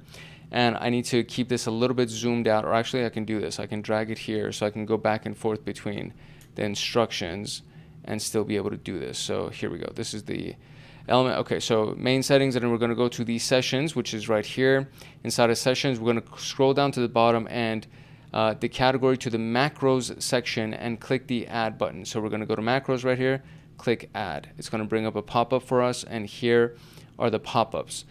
The menu that appears will show us our request history. If there isn't a get request to admin login in the list, navigate to this in your browser and you should see a suitable request. So I need a get request for admin login on this specific IP address. So that's the piece that I'm looking for specifically. So let's go and try to find the admin login get request. And there it is. So for me, it's item number 70. So we click this with the request selected. We need to click OK. And there is that element of it. So far we're good. And now give the macro a suitable name, which I'm just going to leave it macro 1. I don't need to do anything crazy. And then click OK. So there we go, macro 1. We have it. Now there are a lot of steps to comparatively speaking. So the following GIF shows the entire process for, oh no, that's something that I already did. So we're actually good this specific portion. So now that we have a macro defined, we need to set a session handling rule that defines how the macro should be used. So in this portion, in the sessions portion, we're going to go up to the session handling rules, which should be at the very, very top right here that we can see. Now in the session handling rules, we're going to click add again, and the new window is going to pop up in details and scope, and we're in the details tab by default. So we see details and scope right here, right there, right? So we have that. And in the appropriate description, which again, I'm just going to do rule 1, doesn't really matter. Then switch to the scope tab, which is what we have here. In the tools scope right here, deselect every checkbox other than intruder. So I'm going to turn all of these off and just keep intruder on. We don't need this to apply anywhere else. In the URL scope section right here, we are going to choose use suite scope. Oh, there it is. Use suite scope. Perfect. This will set the macro only to operate on sites that have been added to the global scope. And if you have not set a global scope, keep the use custom scope option as default and add that portion. So I have not declared a global scope. So we're going to do custom scope, and then include in our scope is going to be adding of our individual one, which is going to be basically our IP address, 10.10.147.121. That's basically what I'm doing. So I didn't set up a global scope as we did in the Burp Basics room, so we can just manually enter that one specifically. So now we need to switch back over to the details tab and look at the rule action. So details tab, rule action, perfect. And we're going to click add in this case. It's going to cause a drop down menu. And with this, we are going to do run a macro. And now we're going to select our macro right here. And we go ahead and do what? I think that's pretty much it, right? This will now override all the parameters in the intruder request before we send them, and it means that we will get the login tokens and session cookies added straight to the request. We should restrict which parameters and cookies are being updated before we start the attack. So we're going to select a few things here. We're going to select update only the following parameters and headers. So right here, update only the following parameters and headers. And then we're going to click edit. And in here, we should be able to add a few things here. So in the, where is this right here, right? I think I'm in the right place. So in the enter a new item text field, type login token. So right here, we're going to do login and we're going to do token, and it's going to be all one word with a T capitalized. And then I'm going to click add and then close. Update only the following cookies. And I think that's pretty much it. No, okay. So update only the following cookies. There we go. Update only the following cookies. Boom. Perfect. And then we're going to select on that, and we're going to do session, and then we're going to press add, and we're going to close that. Okay, great. So far, so good. And now we're good to click OK to finalize this. And we are now done. So now we have a macro defined that's going to substitute in the cross-site request forgery token and session cookie. And all that's left to do is go back to the intruder and start the attack. We should be getting 302 code responses for every request, so the 302 status code. And if you see 403, then your macro is not working properly. So we should be getting 302. We should be getting 302. Ideally, we will be getting 302. So let's go. We should be good now. Now what we're going to do is click on start attack, and fingers crossed. Let's see if this actually works. And we are getting 302 response codes. Great. All right, so we're going to let this thing run. It's going to run over 100 iterations, and it should take about a minute or two.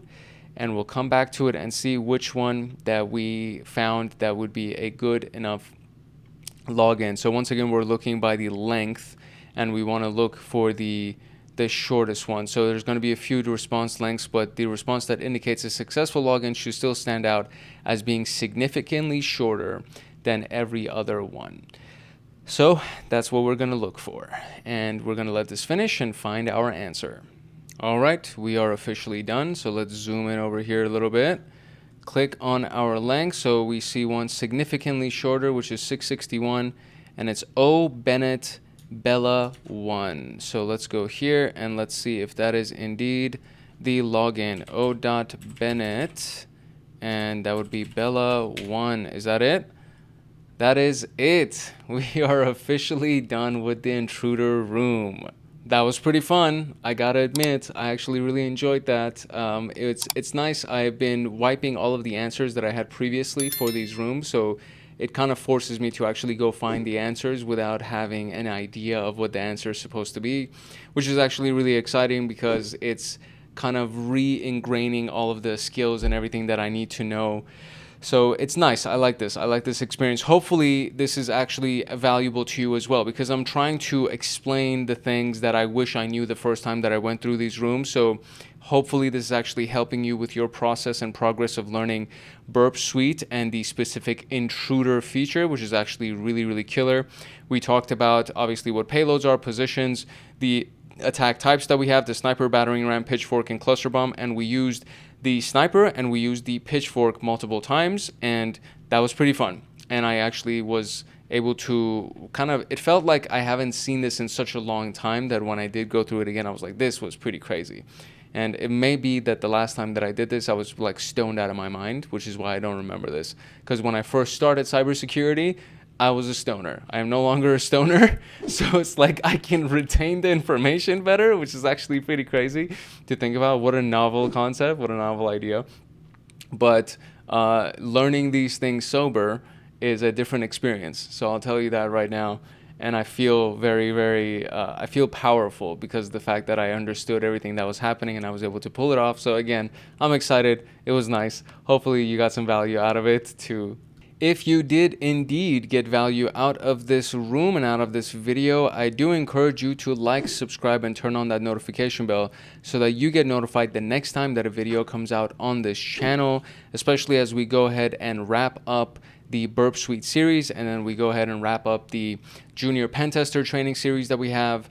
And we will definitely be dropping more videos on CompTIA Pentest Plus every single Friday. And that's kind of the more advanced conversation around penetration testing and hacking. So all of these will really easily transition to all of the advanced stuff with CompTIA Pentest Plus. And then we're going to do Certified Ethical Hacker. We're going to do AI Cybersecurity, Evil GTP or GPT, Evil GPT, which are the rooms for dealing with malicious attacks from an AI. So all of that stuff is going to be really, really interesting.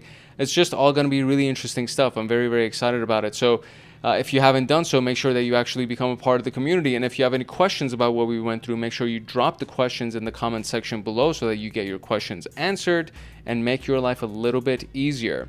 There's a bunch of stuff that's available on our homepage, all these different playlists that exist.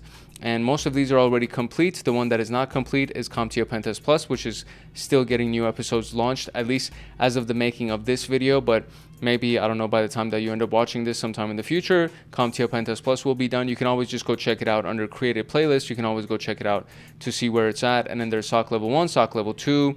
And then there's, of course, CySec 101, which is a really big deal. If you haven't gone through that, I recommend you go through all of that. So there's a lot of really, really cool stuff. And there's going to be more stuff that's going to come out. And then we have, of course, our members that are joined on our channel, and it's continuing to grow as well. This is not the total number of members. I think we have a full 50 members inside of Hackaholics Anonymous, so I'm super proud of that. I love those people. They really make this whole thing very, very rewarding, I should say. It's just really, really nice to be able to have a membership community. I never thought we would get to this position, so I'm extremely humbled. I'm extremely grateful. And I cannot wait to meet the rest of the people that would end up joining that community. So make sure that you like, subscribe, and turn on the notification bell to actually join a part of our YouTube community. But if you're interested in joining Hackaholics Anonymous, here's how you can do that. If you're serious about your SysAdmin education and you want access to me on Discord, consider joining Hackaholics Anonymous. We have 4 tiers: the Supporter, Agent, Guardian, and Master.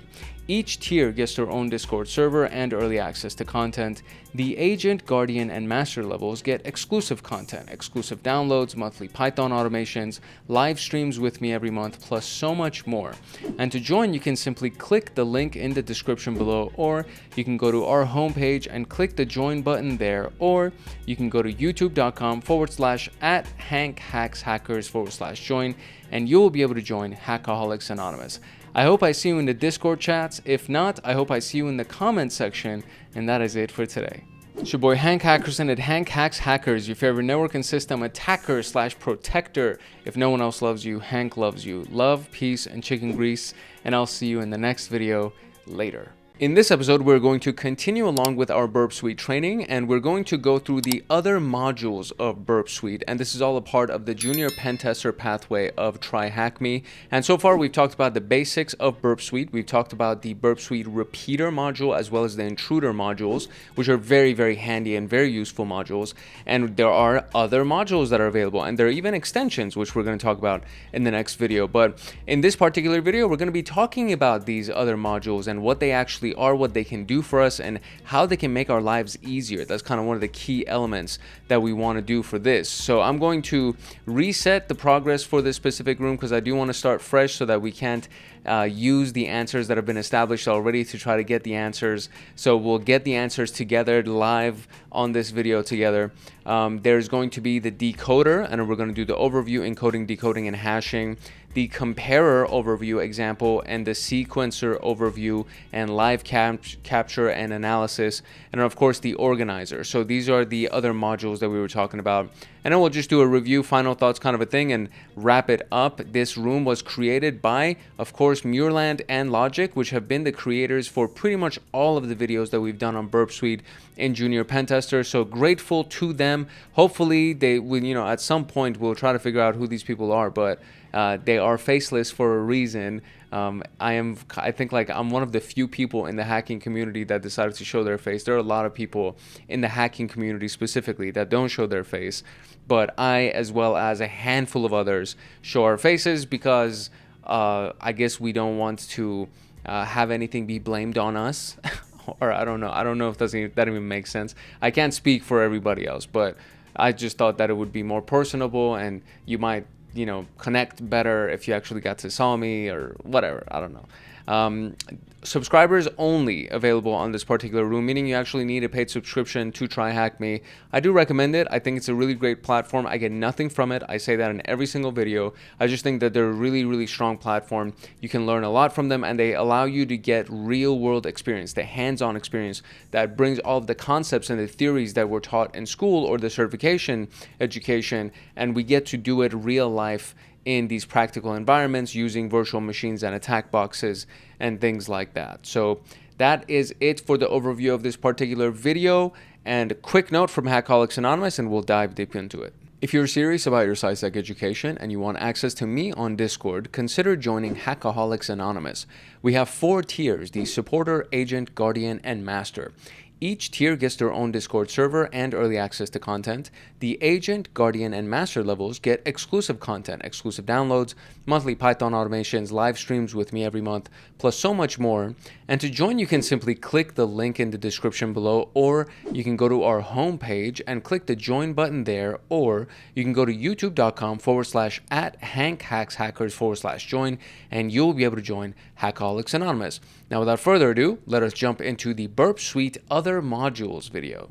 Now, the modules that we're going to be talking about in this particular video are the lesser known modules, but they don't necessarily mean that they're not as useful as the repeater and intruder. It just so happens that the repeater and the intruder are extremely popular, and they're very well known, and they're widely used. So we're going to be talking about all the other ones. This includes the decoder, comparer, sequencer, and organizer tools, and they allow for the operations with encoded text, enable comparison of data sets, allow the analysis of randomness with captured tokens, and help you store and annotate copies of HTTP messages that you may want to revisit later. These appear straightforward, but accomplishing them with Burp Suite can substantially save time, thus emphasizing the importance of learning to use these things effectively. So if you could do all of these things without having to switch to different software and to the command line and do all of that, if you can do all of them inside of one software, being Burp Suite, then it'll definitely make your life significantly easier, and you can just get a lot more done inside of the same software. So without further ado, that's my phrase that I always say, and they actually have it over here. So we're going to jump into this whole thing. We do need to launch the machine, so I always wait, or I always do this in advance, but now I'm going to do it while you're here. So first, I always launch that virtual machine, the target machine, or whatever, I guess we can call it the target machine. And then there's the attack box. So I'm going to do this, and I always get this notification. And then what happens is that, especially when I'm zoomed in, it'll even pop this out, and then it's going to load it on the side, and it's super zoomed in. So I always go out of split view until the machine is ready, and it takes about, let's say, 2 minutes for it to actually boot completely. So once that is all good, we'll actually be able to run with it and do some exercises. So while that's happening, let's read through the decoder's overview. The decoder, as the name implies, gives us data manipulation specifically to decode data. But then what's nice is that it also provides the function to encode data that prepares it for transmission to the target. So it also allows us to create hash sums of data, as well as providing a smart decode feature, which is very similar to the magic function of CyberChef. So CyberChef is typically the tool that I use for encoding, decoding, and everything else, because it's such a powerful free tool. You don't need to download it. You can access it directly from your browser. There is a downloaded version. There's like a version that you can actually download onto your computer, but I like using the desktop version, especially, or the web browser version, especially if you have access to the internet, mainly because the fact that there are updates that take place, and you just want to be able to have access to all of those updates as they happen. But when we paste anything in here, there's typically in the output, right next to the output, there's a little magic wand that pops up that automatically detects it, and it'll be like, oh, you know what, I think this is URL encoded, let me decode this for you, and then it'll go ahead and do it without you having to drop any of these things right here. For example, the URL decode recipe, right? So without you actually having to drop that, it'll automatically detect it, and it'll help you do it. So I like CyberChef tremendously. I use it very, very frequently in very many exercises, and we've used it a lot in all of our videos, or I would say most of our videos. So it is a tool that most people should be familiar with, especially if you've been going along with this channel for a while. So if we wanted to access the decoder inside of Burp Suite, we would just go to the decoder tab at the very, very top, and it'll take us there, and then it gives you a couple of boxes. And on the top one is where you put the text or the string or whatever that you want to either decode or encode. And then on the right hand side, you actually get to see the options for decoding as, encoding as, creating hash value, so on. So this box serves as the workspace for entering or pasting data that requires encoding or decoding, which is the first box. Consistent with other modules, data can be moved to this area from different parts of the framework via send to decoder. So that's always really handy as well. You can capture something from the proxy and then send it to the decoder, or use something from the repeater, for example, send it to the decoder. So it's very, very handy in that regard. At the top of the list on the right, there's an option to treat the input as either text or hexadecimal bytes. As we move down the list, drop-down menus are present to encode, decode, or hash the input. Smart Decode is located at the end that attempts to auto-decode the input for you, which is this piece right here. And so you can see text or hex. You can treat it as either one, and then from there you can try to decode or encode it, or get the hash sums from it. When you enter the data in the input field, the interface replicates itself to present the output of the operation. We can then choose to apply further transformations using the same option. So which feature attempts to auto decode, and that would be the Smart Decode option. Okay, so let's start with this first, and that was like a really, really basic overview of this thing, but it does happen to be kind of one of the simpler tools. I think it's like one of the simpler modules that's available inside of Burp Suite. So let's actually do a couple of exercises with it. There are going to be several exercises that we're going to do at the end of this particular section, so it's actually really useful. And unfortunately, if you don't have access to TryHackMe, you won't be able to do the last one, which is kind of a complicated one. Actually, you could technically, because we always start with the basic string. I think there's one of them that's URL encoded that you would have to type manually. But essentially, you can do what it is that we're doing over here. So it shouldn't be that complicated. So encoding and decoding with the decoder. So we'll look at manual encoding and decoding options. And these are identical whether you are decoding or encoding, whichever menu you choose. So you have plain, URL, HTML, base64, ASCII, hex, octal, binary, and gzip. So plain is the raw text, plain text. URL is URL encoding that's utilized to ensure safe transfer of data in the URL of a web request. It involves substituting characters for their ASCII character code in hexadecimal format, preceded by a percentage symbol, and it's vital for any type of web application testing. So more often than not, if you're having issues with web application URLs, a really big, like high probability is that you just didn't URL encode it, or you didn't URL decode it.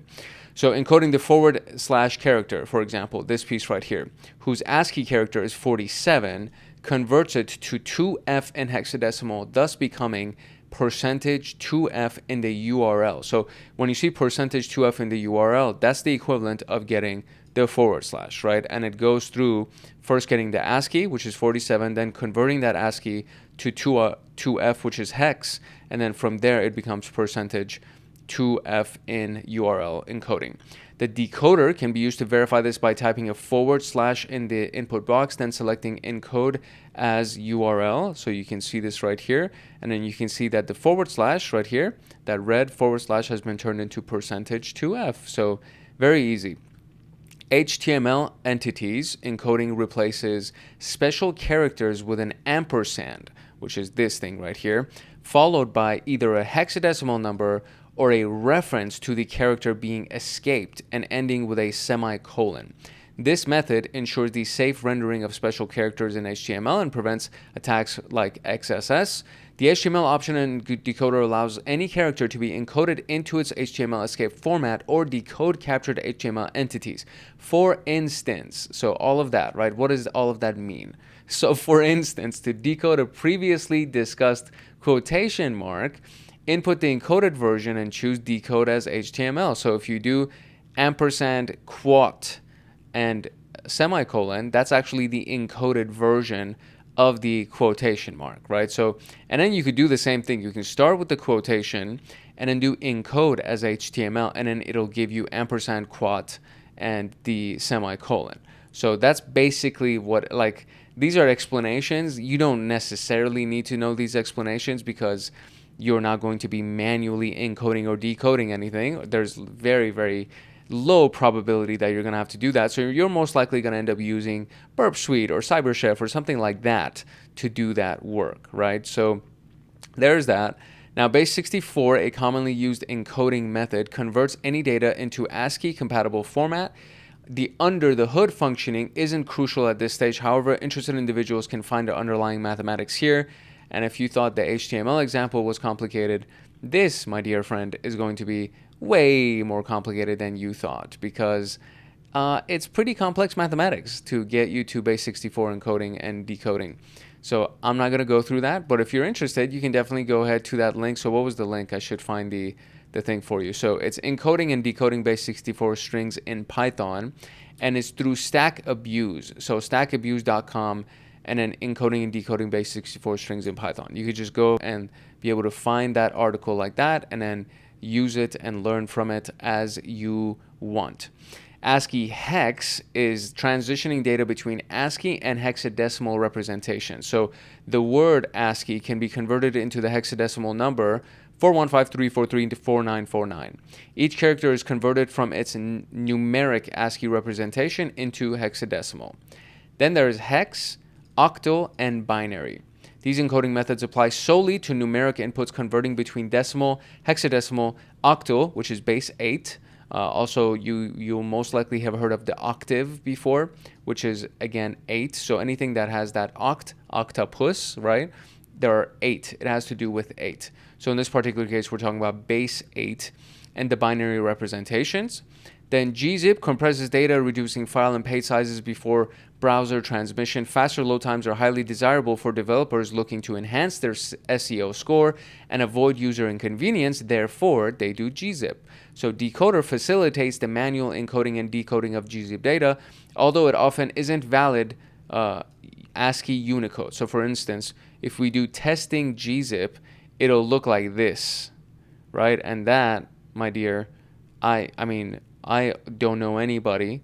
I don't know very many people that can read the other types of binary or code as well. But this, if you can decipher this and turn it into testing gzip, then you are a freaking genius, and you should not be watching this video.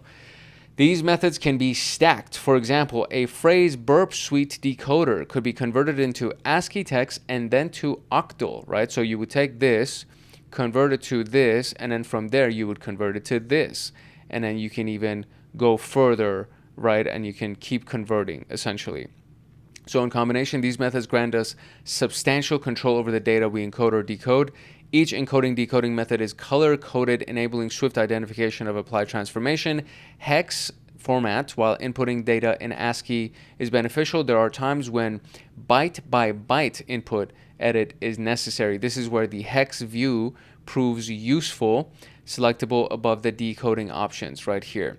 And this is where you see the byte-by-byte version of something, right? This feature enables us to view and alter the data in hexadecimal byte format, which is very vital when working with binary files or other non-ASCII data. Smart Decode, which is the last option we'll talk about, tries to auto-decode something, right? Auto-decode something that's been encoded. So for example, this whole shebang right here is automatically recognized as HTML encoded and is accordingly decoded. So we can see the example right here. They'll paste it, and then you do Smart Decode, and then it gives us Burp Suite at the bottom. So it's been recognized as HTML encoding. While it's not perfect, it can be a quick solution for decoding unknown data chunks. So if you don't know what type of format you're dealing with, you can typically use Smart Decode or the magic option in CyberChef, very similar to that, to be able to detect it. CyberChef has very many more options and operators, so I rely on it more, mainly because of the fact that the options inside of the decoder of Burp Suite are limited. There aren't that many variations. But in either case, we're going to be using the Burp Suite decoder to answer these questions. So let's actually go ahead and split view here, and we'll open this up in full screen so we can actually see it. And then we'll go back to the bottom right here. Actually, I need to even start Burp Suite because this machine is barely started. So I'll start Burp Suite and then we'll go ahead and run that first question. All right, here we go. It is started and we can go ahead and jump right into it. So the very first exercise is to just base64 encode this, which is very simple. If you're going to type it out, make sure that you do capital L, capital S right here. There is no dot at the end of it. It's just the stuff that's only inside of this little section. So we are going to click on decoder and then we're going to paste our little block of text right there. So let's start simple. Boom, we see it. So we'll go on the right hand side here. We're going to encode as base64 and that's it. This is what we got. So we're going to copy this now and we're going to go here and we're going to paste it. And there we go. Excellent. URL decode this one. So this is the one that I was talking about that you would have, it would be kind of tough to manually type that. But if you want to do that, pause, type it, and then we'll move on. So 1, 2, 3. Okay. So we're going to go here now. We're going to paste this here and we're going to smart decode. And it says next decoding. So this should be, I think, the actual answer. So I just did smart decode, but I guess you could have just done URL decode. There you go, next decoding. So it could have been decode and then you would do URL, right? And then it would still give you the same thing, basically, next decoding right there. The next one is going to be smart decode to decode this one. So I'll go ahead and smart decode this one. Since I guess I could have done the other one. So smart decode and then, ooh, interesting. So it first decoded it into, what is this? I think URL and then URL decoded. And then from there, it gave us the actual number. That's actually really cool. So it gives us the decoded text, which is 47. Excellent. Now, here's the thing. So we're going to encode this in multiple formats. We're going to base64 encode, then take the output and convert it into ASCII hex, and then encode that into the hex string, or encode the hex string into octal. So we're going to go from base64 to ASCII hex to octal, and it's going to be this piece right here. So we're going to copy that. We're going to go and paste this here, and first we're going to encode it as base64, and then we're going to encode the base64 as ASCII hex, and then I wonder if I can do another one. Can I do another one? Right? Yeah, I have 3 levels. And then we're going to encode this as, what was it? The last one? It was octal. So we're going to encode the last one as octal. So we should be able to, this should be the answer, ideally. You can see that it went from this to the other ones. So let's see if that's actually the right answer. Nice. There you go. I like this feature of it a lot, actually, the fact that we can just stack it on top of each other and keep encoding. That is actually really, really handy. And then when we did this smart decoding, and this is what I'm really curious to try. So if I take this at the very, very top right here and paste that and then do smart decode, let me see, let's do this, paste that, smart decode. Now it can't detect it fully. So I would need to decode this as, what is it, octal, right? And then we would get that and then decode this as ASCII hex and then decode this as base64, and there it is, encoding challenge. So that part is really, really handy and I actually like it a lot. So let's talk about hashing now. Now, if you don't know what hash is or what hashes are, I highly recommend you watch the cryptography video that's a part of the CySec 101 training series. The CySec 101 playlist is towards the very beginning. And we talk about the various types of cryptographs as well as the various types of hash algorithms and the difference between hashing and cryptography. Cryptography can be decoded or it can be decrypted, right? And encryption can be decrypted so long as you know the key. A hash is a one-way process. It transforms data into a unique signature, and for a function to qualify as a hashing algorithm, the output it generates must be irreversible, right? So a proficient hashing algorithm ensures that every data input will generate a completely unique hash. For instance, using the MD5 algorithm to produce a hash sum for the text MD5 sum will return this. And that will be, as long as the first MD is caps lock and there's a number 5 and then the sum is lowercase, this will be returned every single time exactly the same way. So using that same algorithm for MD5 sum, now in this particular case, the sum is also capitalized, then it'll give you a completely different hash, right? So, and that's the key element here, is that assuming that you have, you know, a really big database of hash values, that you have the plain text version of those hash values stored in that database, you can technically find what the equivalent of any hash is, as long as you have the plain text value stored inside of a database somewhere. So these hashes are commonly used to verify the integrity of files and documents. Even a tiny alteration to the file will significantly change the hash sum. And this is very, very key in digital forensics and forensics in general. When you take an image of a computer, as you pass it along the chain of custody, if the hash value changes along that chain of custody until it gets to court, basically, if that hash value changes at all at any point, then you can assume that it's been tampered with, right? The image of that computer has been tampered with. So the MD5 algorithm is deprecated. It should not be used for contemporary applications. It's not meant for security because it is very, very old compared to all the new algorithms that have come out. This was just an example of what it would look like and what it's like. But essentially, hashing is the same. The concept of hashing is the same. Doesn't matter what algorithm you use. You could be using SHA-512, and it should yield the same exact result for the same word. And if you alter the word in any way, that would end up changing. Same thing with files and so on. So hashes are used to securely store passwords, since the only way hashing process makes the passwords relatively secure, and even if the database is compromised, they will still need to have the plain text value of those hashes to be able to find it. When a user creates a password, the application hashes and stores it.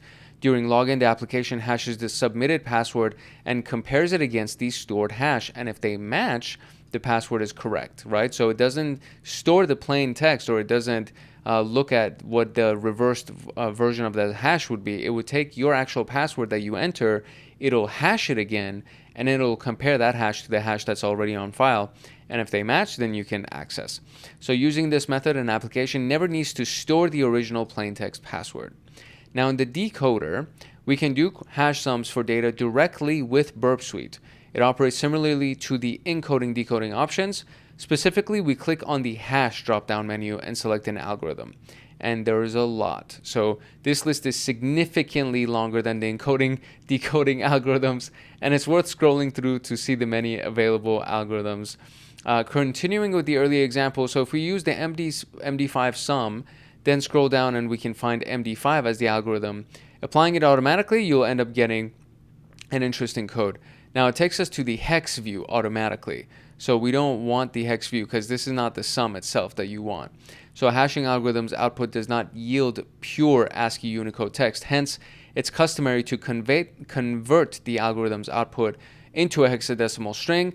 This is the hash form that you would be most familiar with. So this going from applying the ASCII hex encoding to make sure you get it. So this is the full process. They do MD5 sum, they choose the MD5 algorithm, right? And it turns it into that, and then they'll go from here and encode that into ASCII hex, and then you'll have the hash that you're most familiar with, right?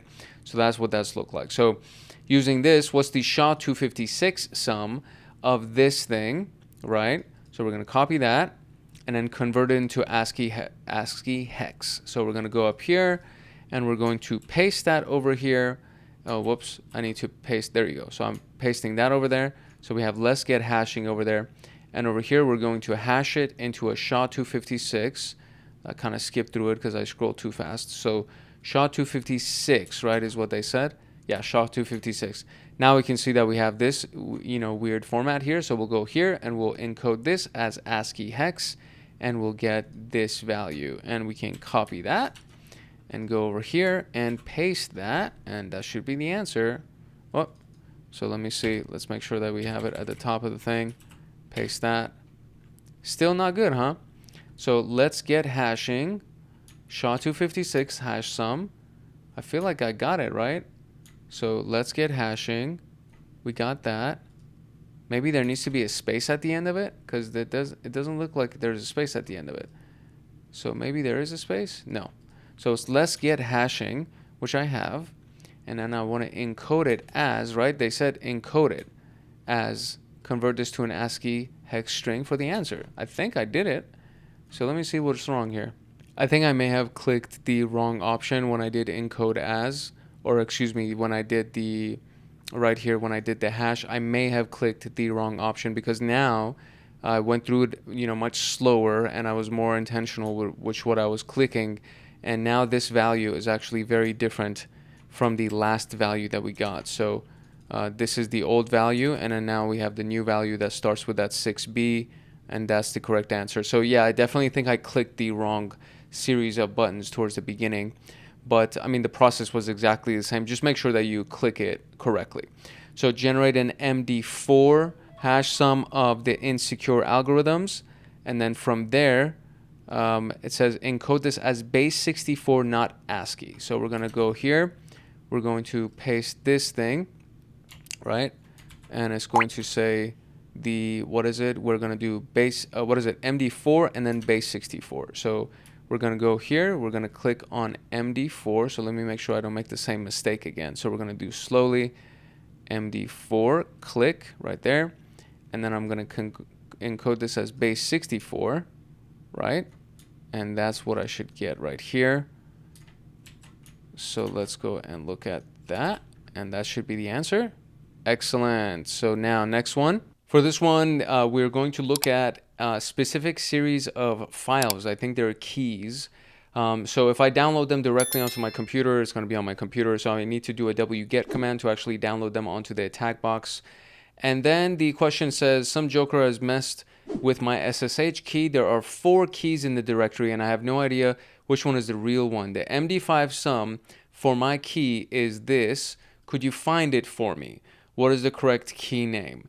Now, I'll tell you this, right? For me, in this particular case, in this instance, I would most likely do like an actual command line command to get all of the MD5 hash values instead of trying to attach them to the specific Burp Suite instance that we have. So just because we're doing this for Burp Suite, I'm going to use the Burp Suite instance to do it, but I would most likely do this directly inside of my command line. So there it is. There's the altered keys file. We can see it right there in the green. That's the altered keys file. So we just need to do unzip real quick, and then we'll do altered keys, unzip, and there it is. So now we have 4 keys, or actually we should have let me see, altered keys. There we go. It's actually inside the keys directory, I think. I think it's this thing right here. So if we go into that keys directory, yeah, now we have the keys. Okay. So, I mean, really, MD5 sum, literally, you could do this, right? And then do MD5 sum key 1, and then MD5 sum key 2, or that's actually, I misspelled that. I did KD. So MD5, let me clear this and start from the beginning. So MD5 sum key 1, MD5 sum key 2, MD5 sum key 3, MD5 sum key 4. Okay, that's how easy that is. And then we can go over here, and he says his keys is 3166, and so it's key 3. The answer is key 3. But let's go ahead and do it inside of the this thing right here, Burp Suite. So how do I even do this? I actually don't know how to attach files to it. So could you find it for me? The hint says what? Copy and paste each of the keys into the decoder and hash them with the file. Oh, I see. So we would need to, oh man, see, that's an extra step, dude. So I would need to go open up my, I think it's called Caja for the file explorer, basically, so that I can go ahead and like just find the thing. So if we do system, no places, there we go, places, and it's in, I think, my desktop. It's not in my desktop. So if I go on my root, and it's in my root. So there you go. It's the keys. And then I would open it up and then take this whole thing, right? So control all, control copy, and then paste that whole freaking thing in there. That's insane to think about it, honestly. And then go ahead and, yeah, I would much rather just do the MD5 sum on the command line. This is the one version of this that it would be much simpler if we just did the command line. But, you know, so the MD5 hash sum is this. So we're going to do what I think the ASCII, right? So we're going to encode that into ASCII hex.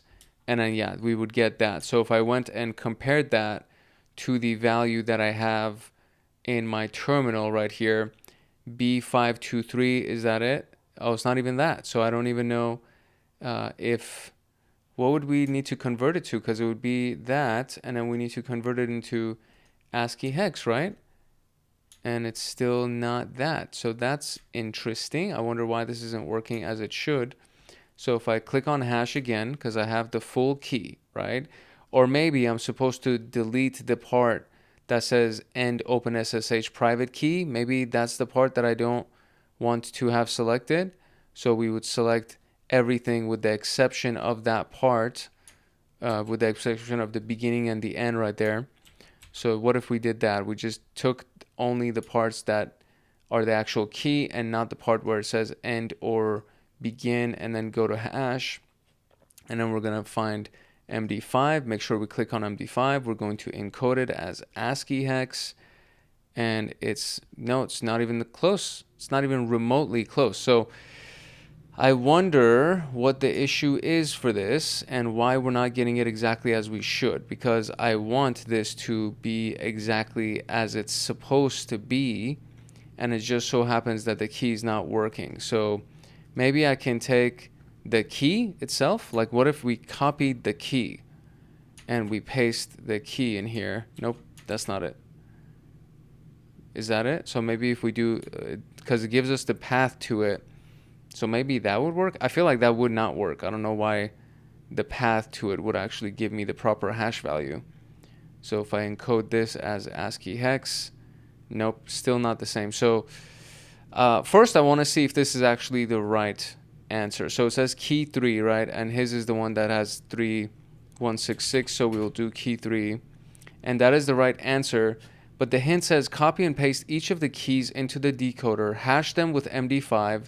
You're looking for the key that has an MD5 hash equal to one of those. Ensure you don't remove the final new line from the end of the keys. Maybe that's what the issue was.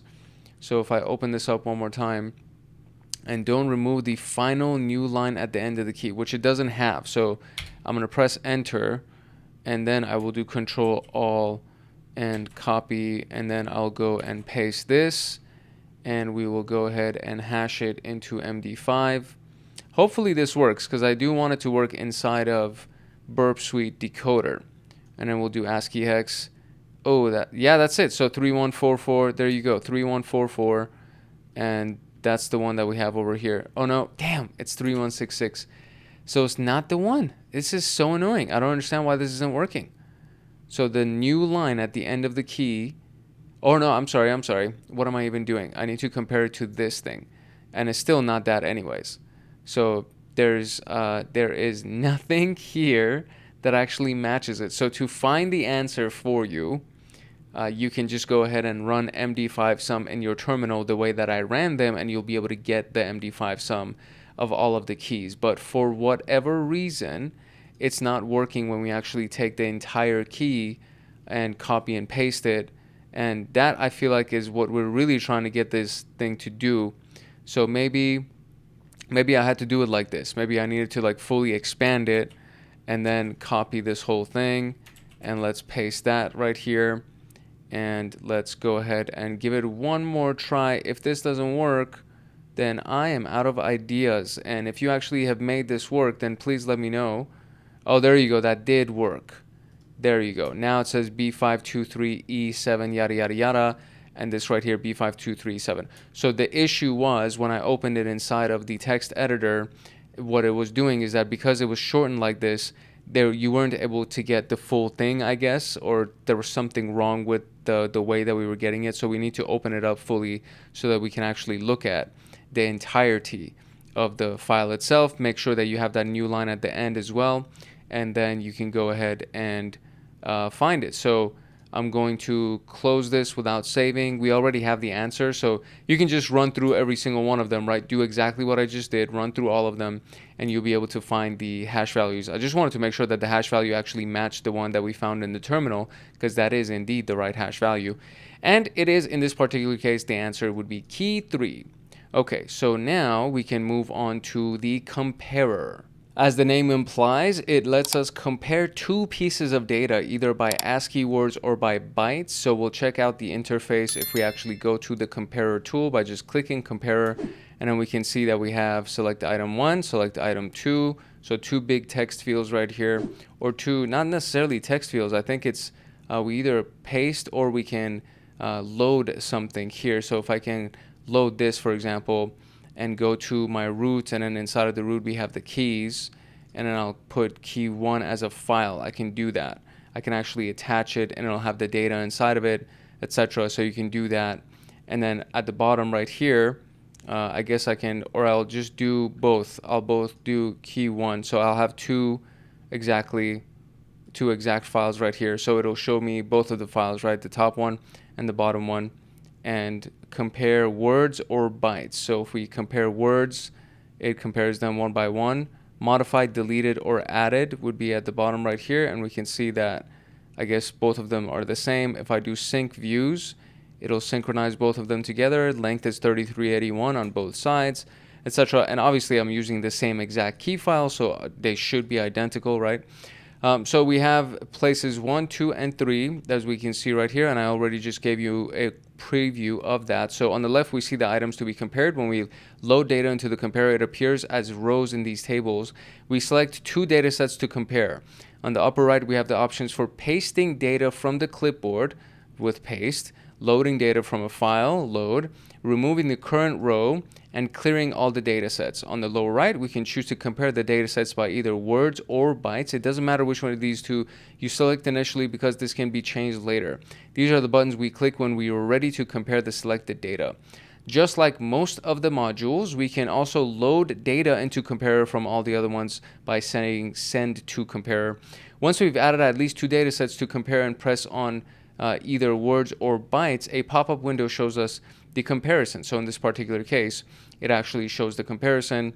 And so this one on the has been separated by a space. This one on the is right next to each other without the space. So it can actually show you the difference. It highlights it for you, which is very, very nice.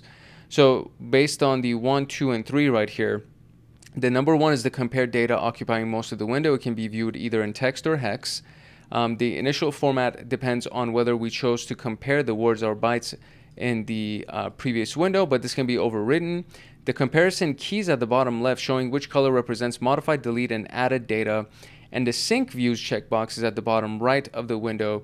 When selected, it ensures that both sets of data will sync formats. In other words, if you change one of them in hex, the other one will adjust to hex as well, or vice versa.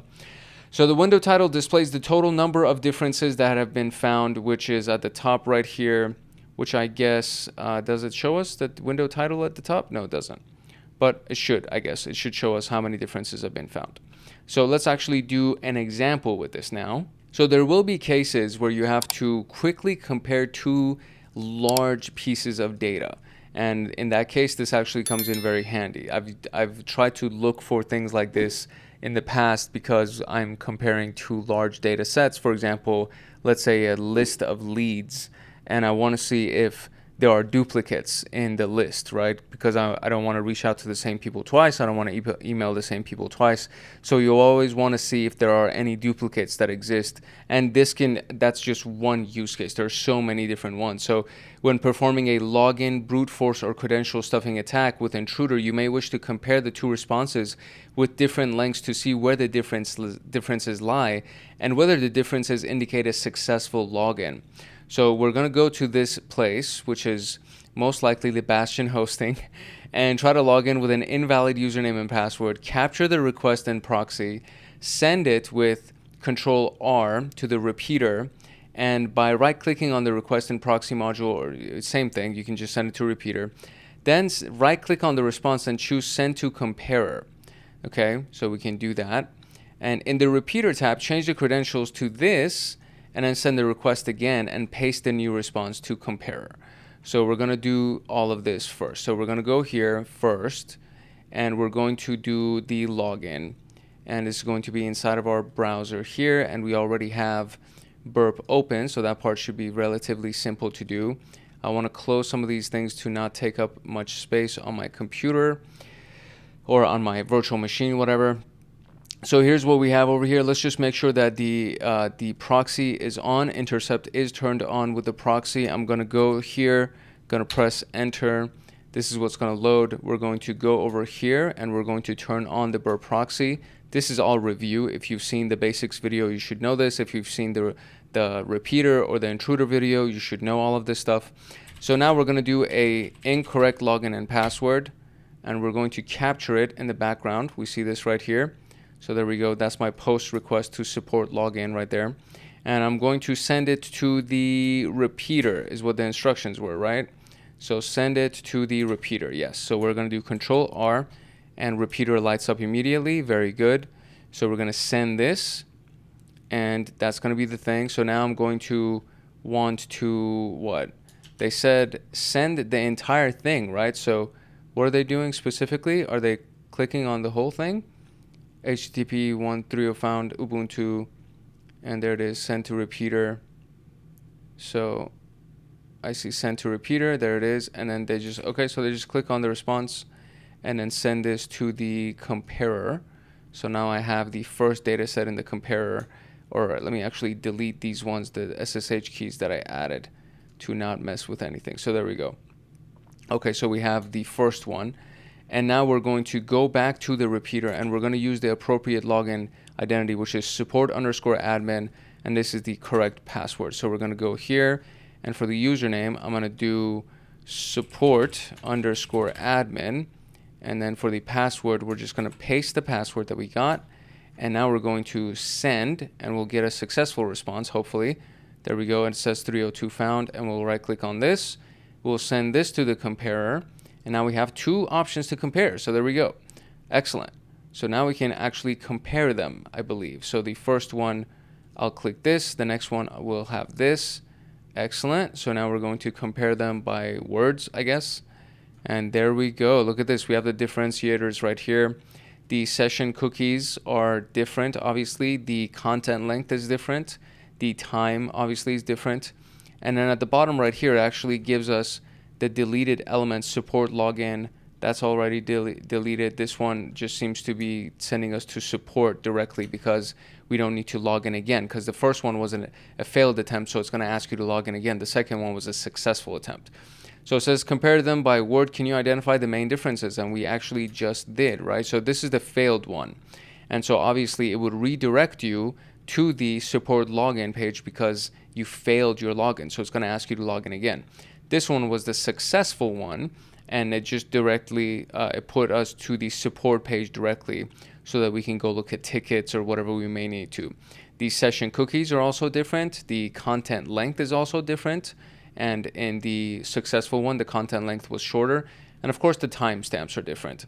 And we have this length at the very top right here, which is the 679,598. Oh, and in the title right there, it says the 8 differences were found. So we can actually see that. So 1, 2, 3, 4, 5, 6, 7. Where's the 8 one? So 1, 2, 3, 4, 5, 6, 7. Where's number 8? We don't have an 8th. I can't see the 8. But whatever, we got it. Let's go look at Sequencer. This module allows us to evaluate the entropy or the randomness of tokens. And tokens are strings that are used to identify something and should ideally be generated in a cryptographically secure manner. These tokens could be session cookies, they could be cross-site request forgery tokens used to protect form submissions, and if they aren't generated securely, then in theory, we could predict upcoming token values. The implications could be substantial, for instance, if the token in question is used for password resets. So let's start by looking at the sequence interface, the sequencer interface. So for me, it's the third option, or the one on the left. For them, yeah, it's also on the left for them. So this is the interface. We have live capture, manual load, and then sequencer settings, so we can see these fields. So this is the more common method, which is the live capture, and it's the default subtab. Live capture lets us pass a request that will generate a token to the sequencer for analysis. For instance, we might want to pass a post request to a login endpoint to sequencer, and then knowing that the server will respond with a cookie. So with the request passed in, we can instruct the sequencer to start a live capture. And then it'll automatically make the same request thousands of times, storing the generated token samples for analysis. After collecting enough samples, we stop the sequencer and allow it to analyze the captured tokens. That's actually really freaking cool. So it'll capture thousands of them and it'll store them, and maybe it might find a sequence, like a pattern, right? That's actually pretty damn handy.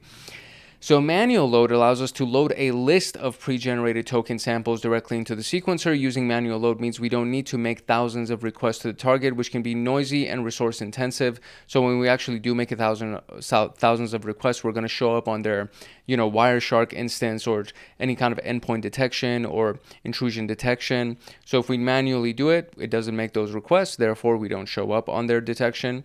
So it does require that we have a large list of pre-generated tokens. That's the other piece of it, right? So what does sequencer allow us to evaluate? And it allows us to evaluate tokens. Now, tokens is not the right answer. So what's the answer here? It allows us to evaluate entropy. There we go. That's what we're actually evaluating.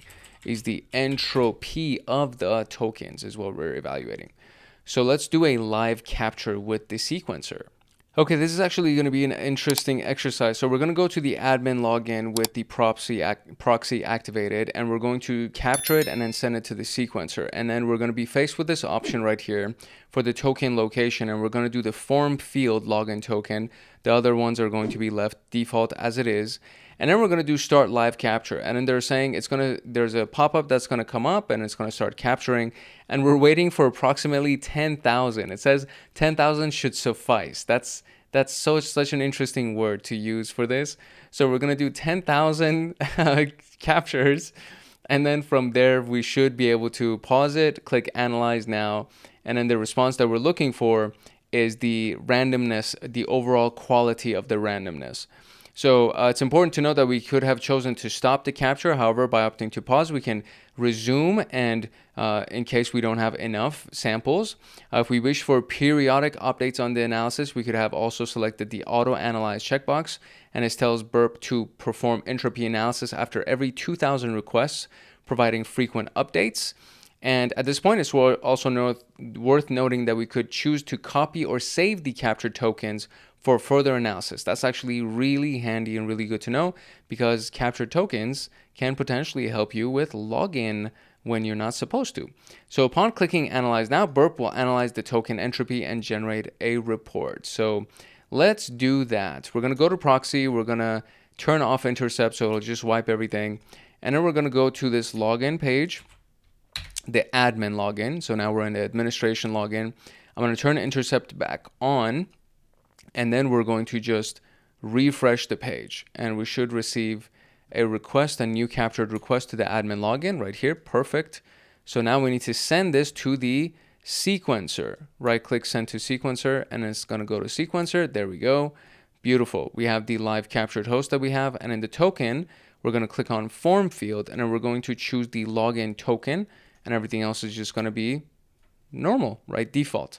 Then we're going to click on start live capture, and we're going to wait for it to capture 10,000. So it's moving very, very quickly. So that's cool. So it's already over 1,000. It's about to be over 2,000. So I'm just going to, get back to you when we get to 10,000. All right, cool. So we are officially over 10,000. That should suffice. So we're going to pause, and then we're going to do analyze now. And it's going to start analyzing. And so there we go, doing special tests. And this one seems to be a little bit quicker than the other one. Okay, there we go. Overall results, the quality of randomness within the sample is estimated to be excellent. And at a significant level of 1%, the amount of effective entropy is estimated to be 108 bits, which is the randomness. And so we can see this report right here. And we have character level analysis. We have bit level analysis. We have analysis settings, all that good stuff. But the answer that we're looking for is excellent, is the specific level of the randomness, right? The quality of the randomness is excellent. Cool.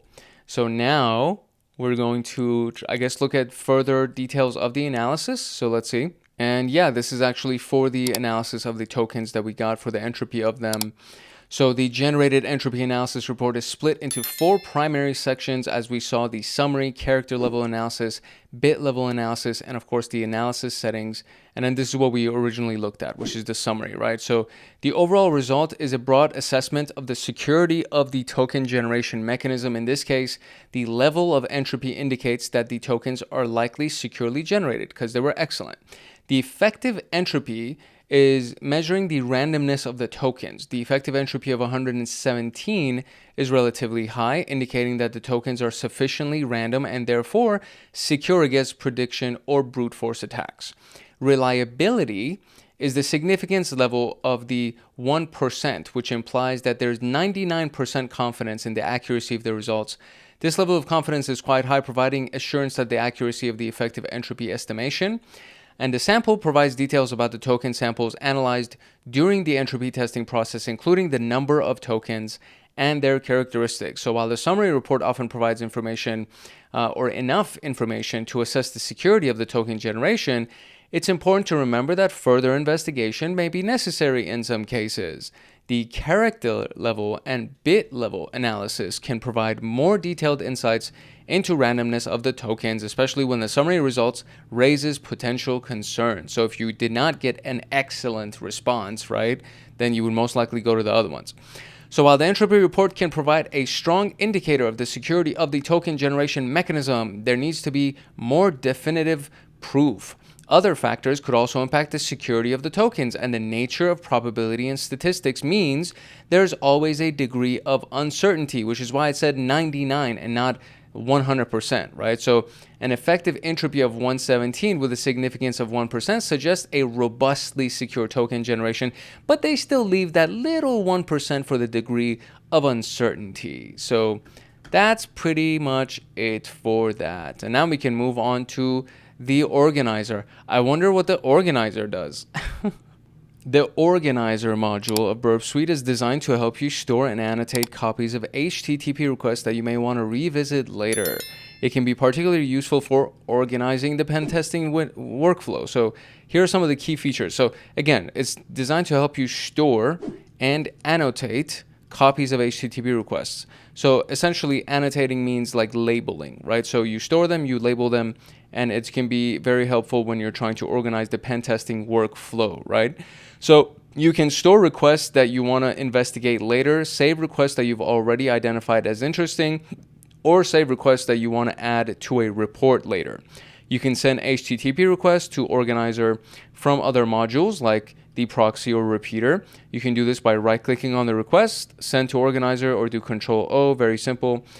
Each request that you send to the organizer is read-only of the original request saved at the point that you sent it to the organizer. So this is also very key to remember. This is requests, right? These are not the responses. We're saving the requests.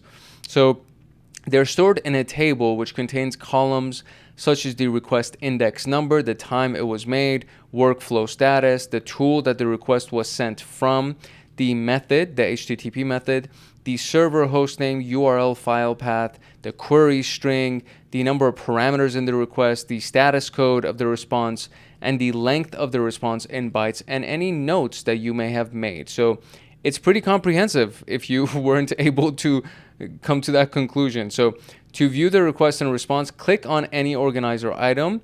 The request and response are both read-only. You can search within the request or response, select the request, and then use the search bar below the request. So we can actually see that right here. And I guess I stand corrected because I did mention that we were not going to get the response. But since we're saving the request, I guess it's automatically also saving what the response would be for that specific request, which is actually pretty handy. So I'm very curious as to from where they sent it. It looks like they're sending it from the proxy, the HTTP histories where they're sending it from. So the request and the response both are being sent over, which is handy actually. So are saved requests read only? And the answer to that would be a big resounding yay. So you can click on any of the organizer items and the request and response are both read only. And that's it. We are officially done with the extra modules of Burp Suite. So as a summary, the decoder allows us to decode and encode data, making it easier to read and understand the information. Comparer allows us to spot the differences between two data sets. We can use all of that for finding vulnerabilities or anomalies. The sequencer helps in performing entropy analysis, which is the randomness of the tokens, providing insights into the randomness of their generation and consequently their security level.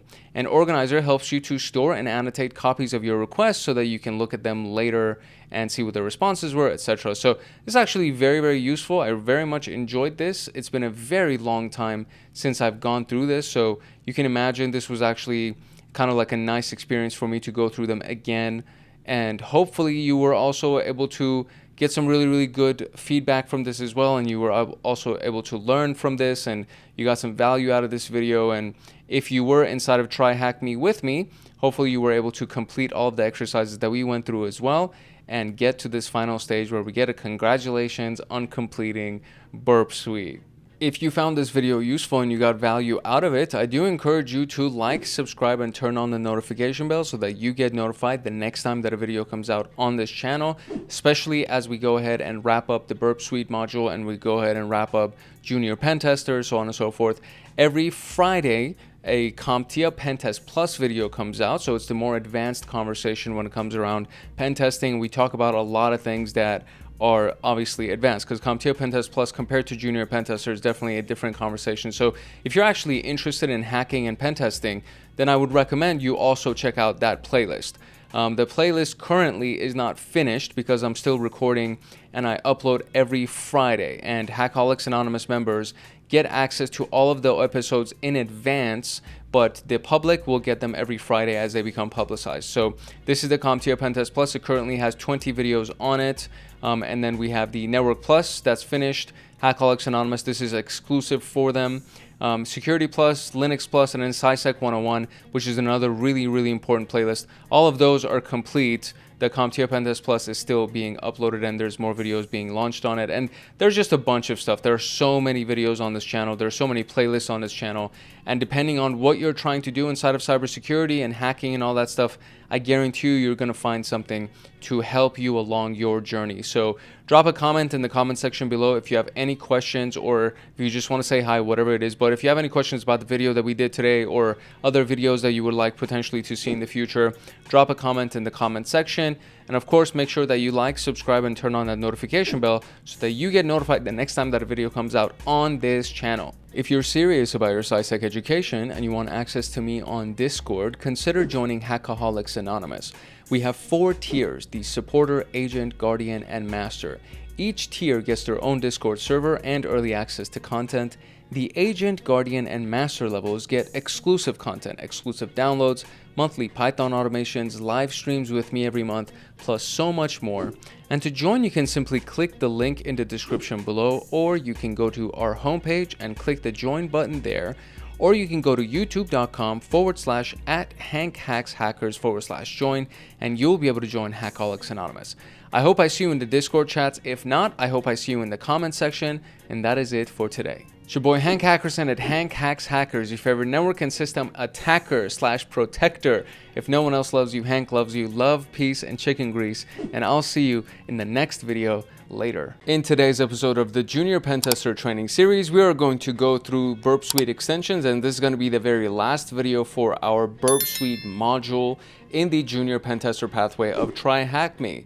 And so far, we've talked about the basics of Burp Suite, how to set it up, how to install the Foxy proxy, how to capture traffic, how to run the repeater to actually do a variation of attacks, how to run the intruder to run a variation of attacks. And then we talked about all of the other modules, something like the comparer and the sequencer and the decoder and all of those things. And now we just want to talk about the extensions just to kind of give you a full comprehensive perspective of what Burp Suite is, what it does, and what it is capable of.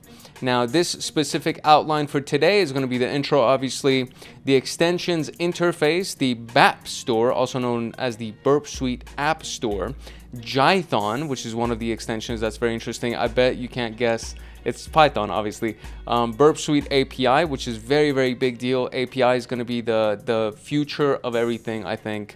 especially as we get more into AI and the integration of AI with tools like Burp Suite, for example. And then we're going to go through the conclusion, do some final thoughts and things like that. This room is brought to us by TryHackMe, created by Muirland and Logic. So very, very grateful to these two right here, because they've done all of the stuff that we've used so far with the Burp Suite module that we've gone through. And of course, very grateful for TryHackMe for giving us the platform to learn hacking and to launch virtual machines and do everything without getting felonies, because doing pen testing and ethical hacking and all that stuff against people that haven't given you permission is a felony. So shout out to TryHackMe. I highly encourage you to check them out if you don't already have an account. If you do have an account, then request me as a friend. My username is Hephaestus. So let's see if I can get that for you real quick. And so Hephaestus is spelled like this, right? So this is for the Greek god of creation, the one that created like the lightning bolts and the weapons for all the other gods. So it would be Hephaestus, but the E's are replaced with 3s. So 3s instead of E's. And you can find me and we'll be friends, and then we'll keep track of each other's progress, and hopefully you'll learn some really, really cool hacking training in addition to all the stuff that we have available on this channel. So that's pretty much it for the overview. Quick note from Hackaholics Anonymous, and we'll dive into it. If you're serious about your SysAdmin education and you want access to me on Discord, consider joining Hackaholics Anonymous. We have 4 tiers: the supporter, agent, guardian, and master. And each tier gets their own Discord server and early access to content. The agent, guardian, and master levels get exclusive content, exclusive downloads, monthly Python automations, live streams with me every month, plus so much more. And to join, you can simply click the link in the description below, or you can go to our homepage and click the join button there, or you can go to youtube.com/@HankHacksHackers/join, and you'll be able to join Hackaholics Anonymous. Now, without further ado, let's dive into the Burp Suite extensions. For the purposes of this video, we're going to be talking about the Burp Suite extensions and the BAP store, essentially wherever you can get all of the extensions for Burp Suite.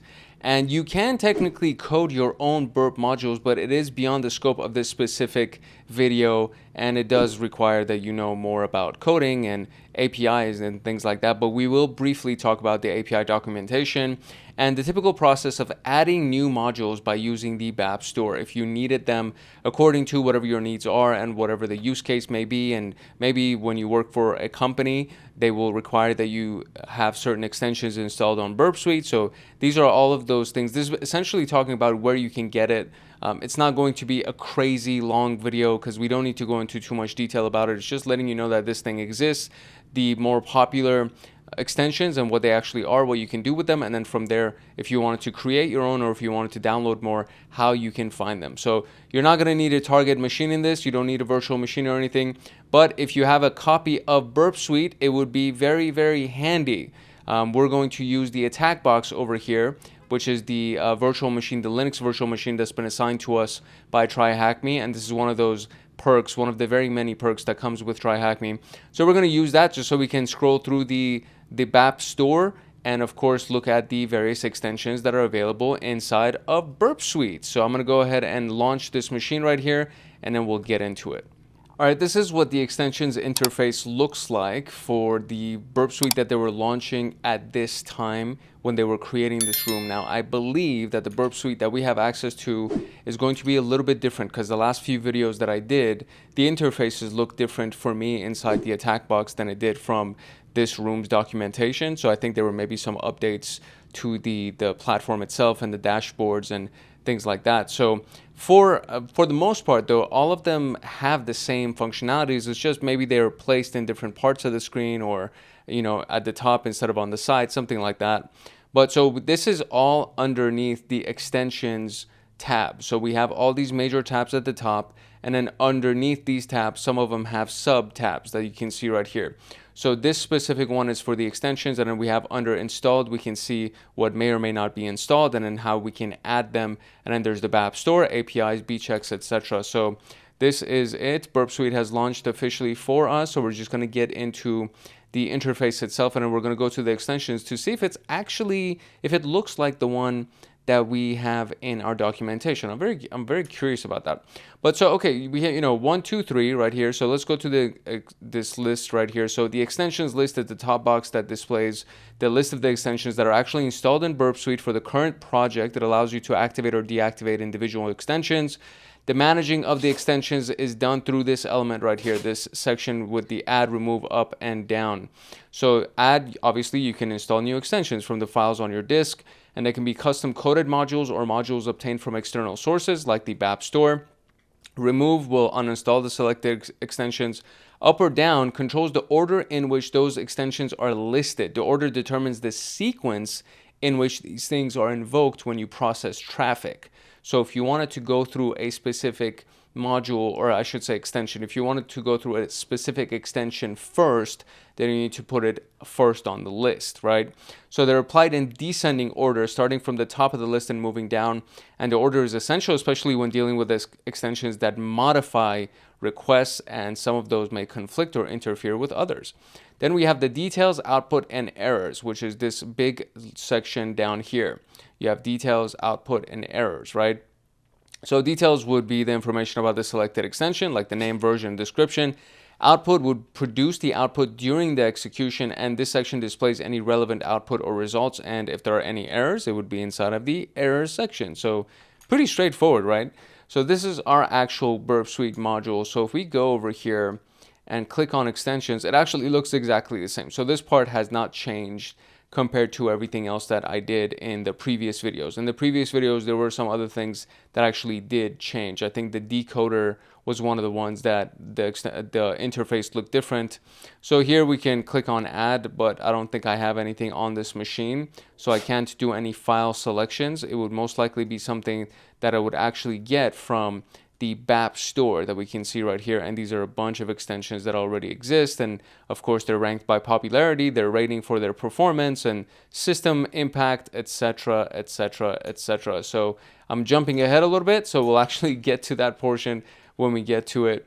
So are the extensions invoked in ascending or descending order? And of course they are invoked in descending order. So we will go ahead and do that. And so now we can talk about the BAP store. So if you're watching this and you don't know what an app store is, then we are in a lot of trouble. So the BAP store is basically the app store for Burp Suite, right? It's the Burp app store.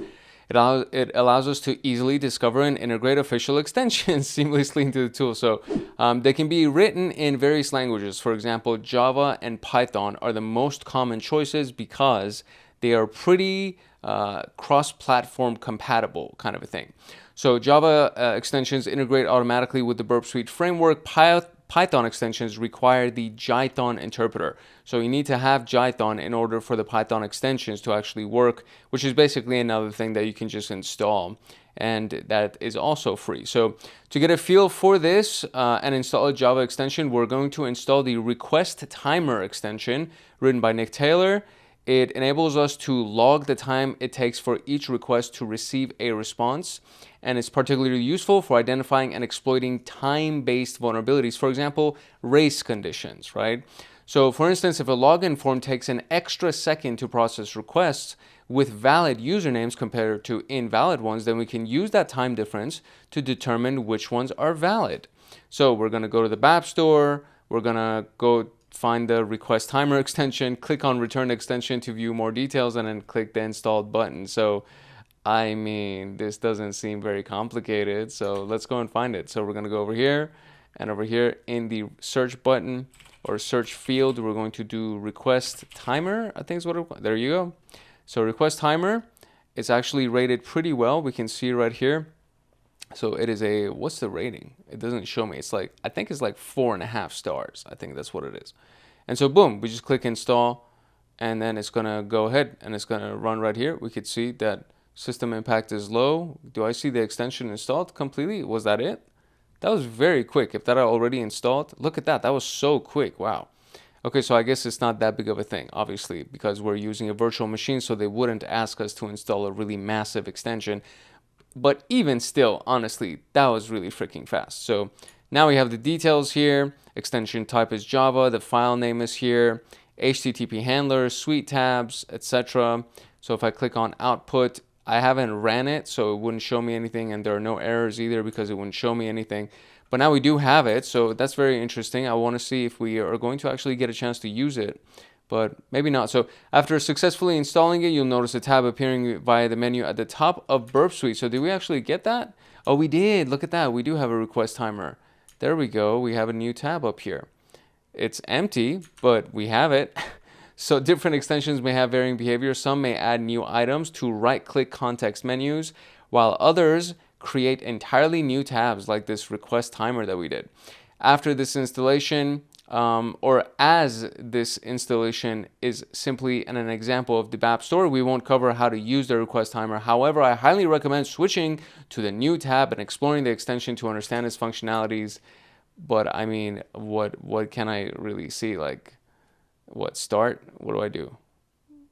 I guess I would start it, and then I would do something in the background, and it would capture it, and then it would tell me what it is. So I need to actually probably capture some requests in order for this to work. So that's beyond the scope of this. You're more than welcome to do it. If you don't know how to capture a request, that means you've jumped to the end of this training series and you didn't even go through the very first video, the basics video. So go through the basics video and you'll learn how to do traffic capture via your browser or via the Chromium browser inside of Burp Suite. And then from there, before you do that, make sure that you actually install the request timer and then turn it on like we did right here. Click start and then go to the proxy tab, make sure intercept is on, and then open your browser and capture some stuff, and then you might be able to just see some results here. So that would be kind of cool. The request timer can be valuable in various scenarios, especially when assessing web application security and identifying potential time-based vulnerabilities. Perfect. We can now move on to the next one, which is the Jython interpreter, which is very useful if you are going to use Python-based extensions.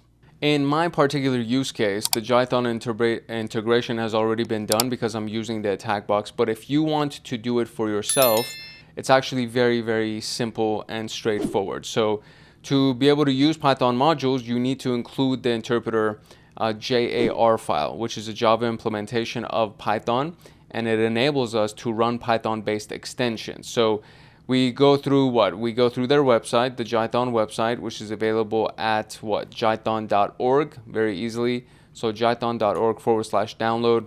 Current version is 2.74, and then previous versions, etc., etc. So if you wanted to go ahead and download it, you would then be able to go through the download, the Jython installer, to install it as an application locally.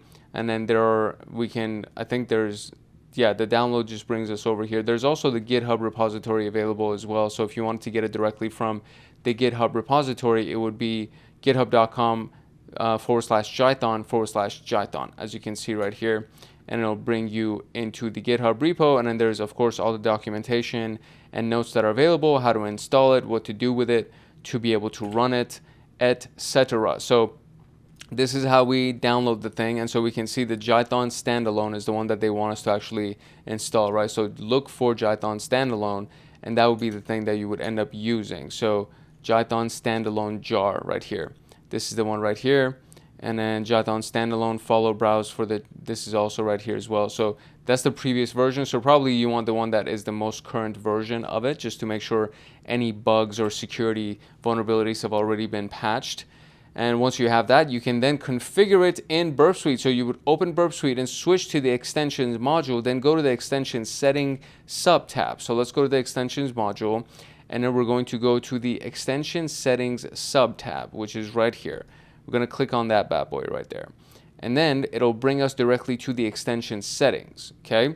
So then we have a Python environment. So the location of the Jython standalone jar file is what we need to look for, right? So scroll down to that section, set Jython location in the location of the standalone jar file field, and set the path to the downloaded jar file. So I guess for us, it's going to be this Jython standalone, but this looks like it was ran on a Windows machine because it's in a C drive. So I'm curious where mine would be. So if I click on select file, where would be the jar file? Is it in my desktop or something? Let's see if I can find it. Let's see where it is. Alright, so I did not know where it was, so I did a basic search inside of my terminal to find it. And this is a very easy command, it's the find. So you do find / represents the entire computer. So it's the root, basically the root partition.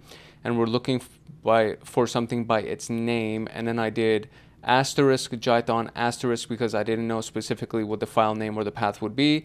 And then to dev null basically sends all of the permission denied error messages to the dev null location. So this is essentially like the void, basically. They all get just destroyed.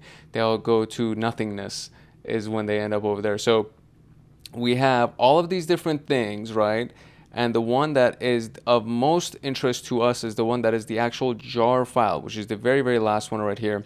So it's inside of our opt directory and then Burp Suite community, Jython installer. So, but that's the Jython installer. So I don't know if that's the actual thing itself. So let's see if we went ahead and just ran it. So if I did this, for example, okay, so I was not able to do it via the command lines because I actually needed to go over here and launch it, like run it inside of this location. So I basically came to this location inside of my Explorer.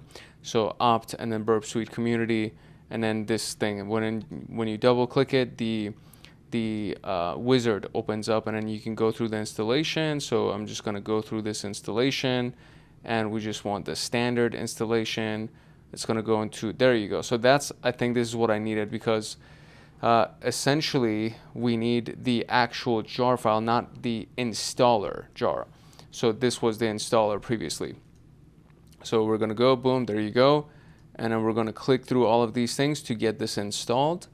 And it should be fairly quick. As you can see, it should run through it really, really quickly. And by the end of this, we should have an actual jar file in the root Jython location, which is what it said it was going to create it for. So if I go back over here while that's running, and let's go to root, because it said it was going to, there you go, it created this location for us. So this is where it is. And then in here, there's the Jython.jar file, which is basically what we would want as our interpreter.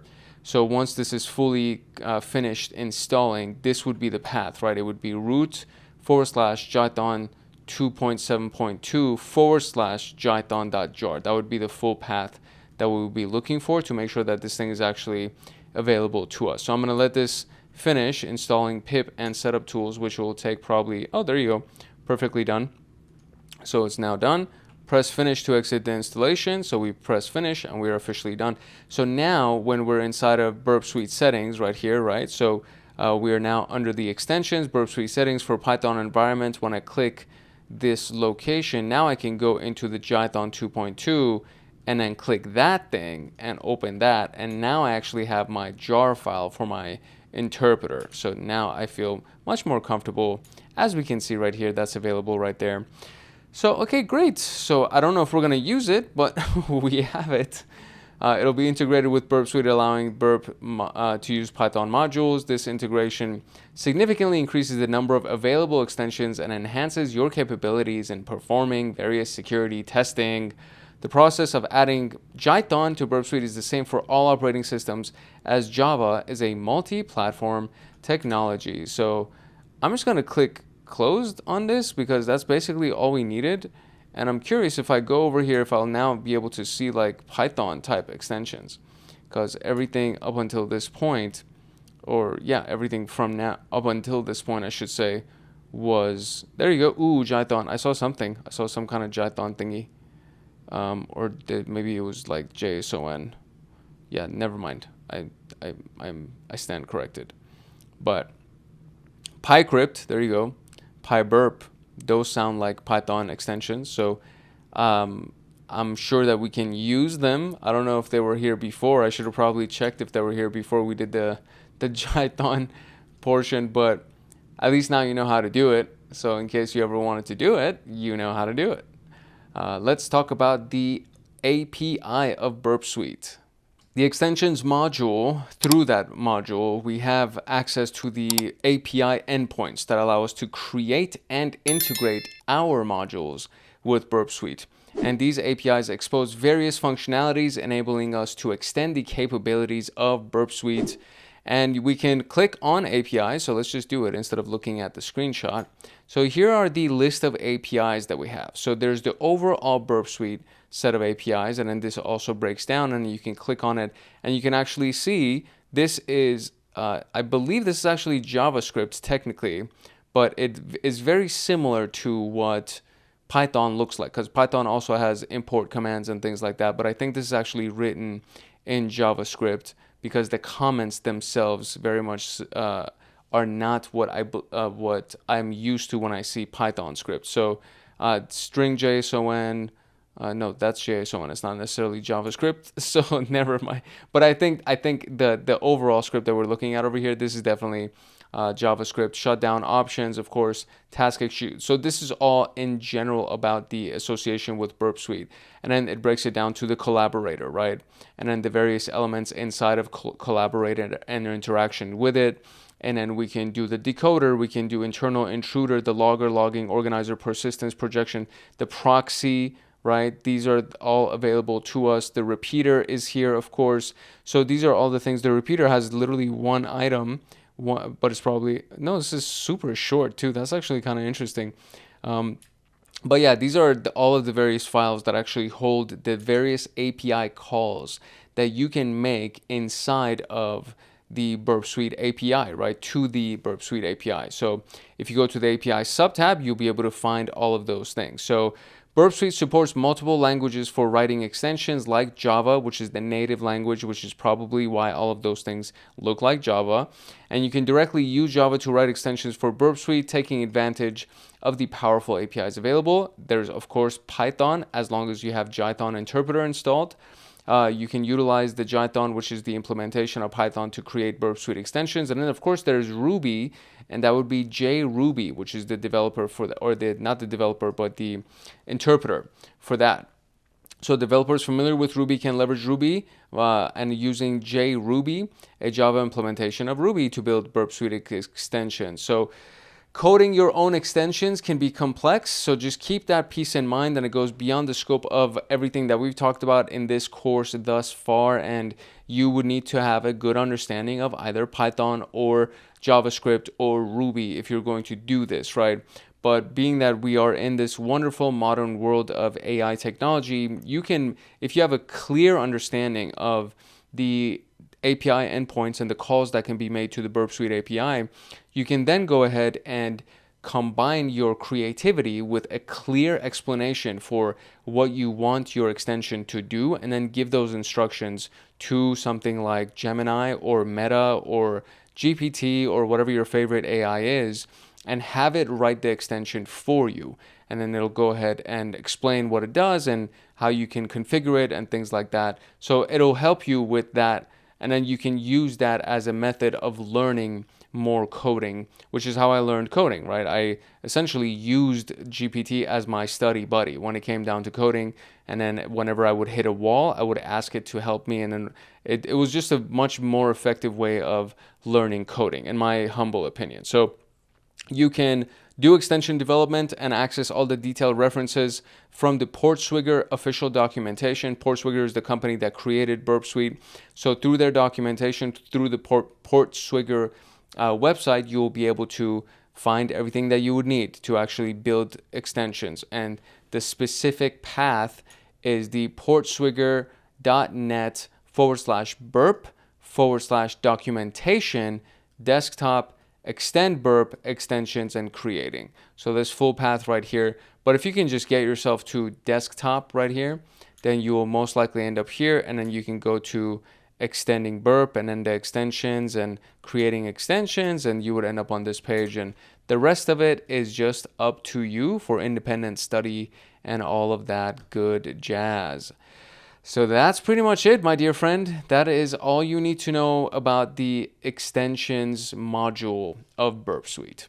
This was probably by far the fastest video that I've ever recorded, because it was so straight to the point and so simple. And obviously it was just an introduction to the extensions tab, just so we have, again, like a well-rounded complete education on Burp Suite, at least for beginners, right? So this is I would say this was the complete beginner's guide to Burp Suite. There are very many other videos that are available for Burp Suite on this channel specifically that we've used it for more advanced tactics and exercises, and those were in the pen testing module of TryHackMe, as well as all of the stuff that I did independently myself. This was everything under Junior PenTester, which is literally an introduction to Burp Suite and the various things that it can do and how you can get access to those things and what each module would do, so on and so forth. So this was not by any means meant to be fully comprehensive and things like that. It's just for people who are familiar with it. This is probably a good review to let you know what was available in case you forgot and you've only been using a few of the features. And for people who are not familiar with it, this is the best introduction that I think I could give you without completely overwhelming you. So the last 5 videos, I want to say, including this one, were videos that would give you a really strong introduction to Burp Suite. And obviously, I'm going to go ahead and combine all of them just so you can have everything in one video and one upload. So you can refer to that whenever you need to, and you have the timestamps in there. So it makes your life a little bit easier if you wanted to just find everything inside of one video. So that'll be available for you as well. We talked about installing and managing extensions from the App Store, the integration of Jython to leverage Python modules, and exploring the APIs that allow you to develop your own custom Java, Python, or Ruby modules and extensions. And with all of that, you should be able to utilize Burp Suite extensions and maybe even create your own. And if you create your own, you will definitely make a name for yourself in this community, and you will be looked at as a very serious security professional. So I highly recommend you actually do learn coding. That's one of the things that, even though there is, GPT available and all these different tools that are available that can do it for you, I think it's very important for you to also learn it. At the very least, the foundations and the fundamentals of coding, and just pick a language, right? It could be Python, it could be Java. Just pick a language and just get better at it. Consistently practice with it and study it, because it is a really good skill. Even though AI is available and can do coding, it's still a really good skill, because when you understand the foundations, you can give instruction better, and the better instruction you give to an AI tool, the more effective your interaction will be with that tool, and then you'll actually get what you want out of it, instead of trying to just go back and forth and do very, very basic prompts. You can be very surgical, right? You can be very precise and tactical, strategic, and you can go and say, this is exactly what I want in one prompt, and then it'll start giving you some real response and some real feedback. So that's my recommendation to you. Do your foundational studies and establish the basis of that skill set, and then from there you'll know exactly what kind of instruction to give the AI, and the AI will be able to return a much more effective response to you. And with that being said, we're going to click complete, and we're going to be done with this one. If you found this episode useful, and if you found everything that we've done so far inside of this module and inside of this training series useful, I do encourage you to like, subscribe, and turn on the notification bell so that you get notified the next time that a video comes out on this channel, especially with Junior PenTester, as we go ahead and go into the further modules, and of course with Pentest Plus. So Pentest Plus is dropping every Friday, and so this is the most recent playlist that I've created on this channel. And in a few weeks, I don't know, maybe a couple of months, depending on how quickly I record them, I'm only doing like 1 or 2 recordings for that specific playlist per week right now, but I think I'm going to start putting more and more time and energy into it, and hopefully we'll be able to get it done sooner than later. And if you're a part of Hackaholics Anonymous, you'll get access to all of that content weeks in advance. And of course, there's the documentation, and there's the practice questions and everything, the notes and all of that stuff for that training series that would be available for Hackaholics Anonymous members. And it was the same thing for Network Plus, same thing for Security Plus, Linux Plus. People have taken Linux Plus, Security Plus, and Network Plus through this channel, through these playlists, and they've passed their examinations. So I know for a fact that these things are actually super comprehensive and very, very helpful. And if you study them, you can pass your examinations if you want to take your exams. If not, you'll just get a really good education on these different topics, and then you'll just get really, really badass at them. If you haven't gone through CySec 101, that's another really good one. And then of course there's the members only videos right here, SOC level 1, SOC level 2, security engineering. There's a lot of stuff on this channel, and there's more stuff constantly coming out. We're about to hit 400 videos uploaded in less than 2 years. We're about to hit 25,000 subscribers, which is insane to think about, because I didn't even think that I I would go past 1,000. Like, I never thought we would go past 1,000, and I'm super humbled, super grateful that we've gotten to the point that we're at. And this happened in a year. Like, the first 6 months of the channel, pretty much nothing happened, and then all of a sudden it just started going crazy, and within a year we hit 20,000 plus. And I'm super grateful, super humbled, and I would love for you to be a part of the community as well. So make sure that you like, subscribe, and turn on the notification bell so that you get notified the next time that a video comes out on this channel. Drop a question if you have any questions, and that's pretty much it. If you're serious about your SysAdmin education and you want access to me on Discord, consider joining Hackaholics Anonymous. We have 4 tiers: the supporter, agent, guardian, and master. Each tier gets their own Discord server and early access to content. The agent, guardian, and master levels get exclusive content, exclusive downloads, monthly Python automations, live streams with me every month, plus so much more. And to join, you can simply click the link in the description below, or you can go to our homepage and click the join button there, or you can go to youtube.com/@HankHacksHackers/join, and you will be able to join Hackaholics Anonymous. I hope I see you in the Discord chats. If not, I hope I see you in the comment section. It's your boy Hank Hackerson at Hank Hacks Hackers, your favorite network and system attacker/protector. If no one else loves you, Hank loves you. Love, peace, and chicken grease. And I'll see you in the next video later.